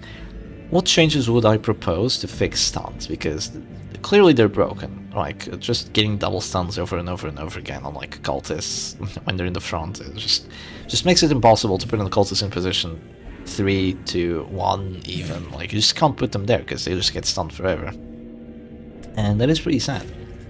Maybe after a character would resist a stun, after a character would fail to resist a double stun, you would get an additional 10% stun resistance, like permanent. Like, if you get stunned after a double stun, I think that would make sense. So at least you'd have one action. Some people would say like getting stunned immediately would immediately give you 10% stun resistance just after that. Some people also want to make the stun resistance buff to prevent getting double stunned, just make it like 500%, so you would never get double stunned, which does make sense. That does make sense, yeah, it would be very good at the end. It would be very good at the end of the match, just to prevent cultists and abominations to just go wild and just remove every single one of your actions, because that is very annoying to deal with. Oh, A-bomb. Oh, little A-bomb, he passes. So, yeah. He regens out of the store, but he passes. So you really needed the Beast Wild there, or the stun. But you didn't get it, and now the Abomination's gonna die very soon. you would need a hidden brace for impact or something ability that would increase your stun chance by 100. But you don't get stunned. But if you don't get stunned... Wait, your stun resistance by 100. But if you don't get stunned, you lose your next turn. Oh, like a hidden brace for impact. Yeah, I like that idea. Apart from the fact that it's, like, maybe impossible to introduce because spaghetti code, it's really interesting, like, big brain counterplay. So the other person would think, like, there's no way they didn't use brace for impacts right now, right? So they probably used brace for impact, so I can't go for the stun. But they might be thinking that I would think that they used brace for impact, so I'm gonna go for the stun anyway. And then, oh, they had brace for impact. Okay, well, I guess I don't get the stun now. That is quite interesting. Yeah, it would be a little bit crazy for sure, because sometimes you just need to get stuns, like on characters that are the healers or characters that have regen. Yeah, you just need that stun. Characters that are guarding. If you can just use brace for impact on that one specific turn. Maybe if you use it before you know which character is acting, maybe if you're forced to do that, then maybe that would make more sense. But if you know they already clicked the Crusader, they're gonna go for a stun, right? Who are they gonna stun? The character that, you know, has like insane stun resistance and isn't really doing too much, or the character that's guarding a super important one? Well, of course you want to keep the character that's guarding a super important one protected, so you'd use brace for impact on that. But then they wouldn't go for the stun there. And you would lose your action, but only next round. So would you lose your guard immediately after using brace for impact? I'm not entirely sure, but I like the idea. It's pretty cool. I really like theory crafting stuff like this. There's other people I do it with in the Discord channel. Like, there's a person called Jane Moon that already has like a huge document of changes to the Butcher's Circus, some of which were made by myself too. Or with my assistants as well. I disagree with a lot of them, I agree with a lot of them, but it is really cool that they're probably never going to be read, they're probably never going to be implemented, but they exist. Changes to completely fix the Butcher's Circus. Yeah, it is interesting. But that's never going to happen though. When tournament starts tomorrow? When you go streaming? Yes, when I go streaming, and it should be the same time as it started today, so 1 PM Central European Time. Yeah, 1 PM Central European Time, which means 12 PM UTC? 12 PM UTC, I think? 12 UTC, yeah. It's 1 PM Central European Time, so like for Germany at 1 PM. Or Poland. Oh, come on, Crusader's powerful. Oh, Yoshi almost had a win chance there. I could have a fun video going over all the changes some people, like how me, Mike, and Cloak did the old Butcher Circus tier list. Yeah, that was pretty cool. Yeah, I do remember that. You all disagreed on some things, and I think that the Butcher Circus tier list, didn't you all put the Flagellant at like D tier or something at the start? But then people were like, okay, actually the Flagellant's kind of good, and then they put him back up once they realized he was actually broken as hell. Because I remember one of the tier lists Mike did, the Flagellant was like a D tier or C tier or something crazy like that. Meanwhile, the Flagellant is probably the best character in the Butcher's Circus. He just makes insane teams. So yeah, that Peace File crit, definitely helpful. Going back into the match here, but the Musketeer is dead to a stun and whatever actions, as long as there aren't too many act outs, right? But no, there's actually going to be a stun on the Abomination, so he no longer has his riposte here. And the Musketeer really wants to stay alive, but I'm not sure she'll be able to. Oh, plus damage on the other characters. Oh, jeez. That's even plus damage. Maybe, man, I can't remember. Yeah, that's perfectly fine. So there goes the stun on the Musketeer, and this is just nasty. Yeah, just stun, stun, stun, stun. Pommel your enemy to submission with those stuns. This is Butcher Circus 101. And now there's just gonna be Wicked Slice for the death blow and slowly wither that Abomination's HP with your actions. Yeah, I think Yoshi almost had a chance there, but the team just wasn't ready to deal with this amount of stuns. And to fix Butcher Circus, they should buff Leper. Buff Leper, always buff Leper. Leper is really good. He kind of needs a small buff, like really small tiny buff, because he already has big strengths, you know. Helena has strengths, but her strengths don't outweigh her downsides. Leper's strengths kind of outweigh his downsides, because when he's strong, jeez, he's strong, he just wins matches. A-Bomb, Vestal, Crusader is such an insanely strong trio. A-Bomb, Vestal, Crusader, yeah, they're really powerful, all three of them. I wouldn't really put them in the trio, but they're really powerful. Alright. That's going to be the Wicked Slice Death Blow, and then it's a 3v1 with a Powerful Crusader. I would like to see this Powerful Crusader just 1v1 the Abomination right now. I feel like that would be really fun to watch. But of course this isn't a 1v1. this is a 4v1 disaster here. And the Abomination is almost afflicted. I mean, he's afflicted, he's almost at heart attack. Probably because of all the turns he spent transformed going Rake. Really didn't do him too much good with that stress. And yeah, he's not dropping to 0 because he resisted the blight somehow, but he's almost there. Come on, you can get one kill. No, Yoshi, stop delaying. Oh, I need to go eat dinner. Triple stun is gay, not strong. Triple stun gets destroyed by Flare, so Flare has a lot of value clearing those extra stuns. So yeah, there goes another one. And now just Captivate and Wicked Slice and all the funny stuff. How many Captivates did Silac miss? He missed a lot. AI Kaba, AI. So I think the Brazilians just arrived. We're all gonna go to Brazil now. Yeah, you're a little bit late, but yeah, you can be gay and strong, dude. Just look at Joe Rogan. Joe Rogan's not gay, sis. He's not gay. Yeah, he's strong. Wait, he isn't gay, right? At least I don't think so. I'm not sure. I'm definitely not sure. I watched a lot of his podcasts, but only like in shorts.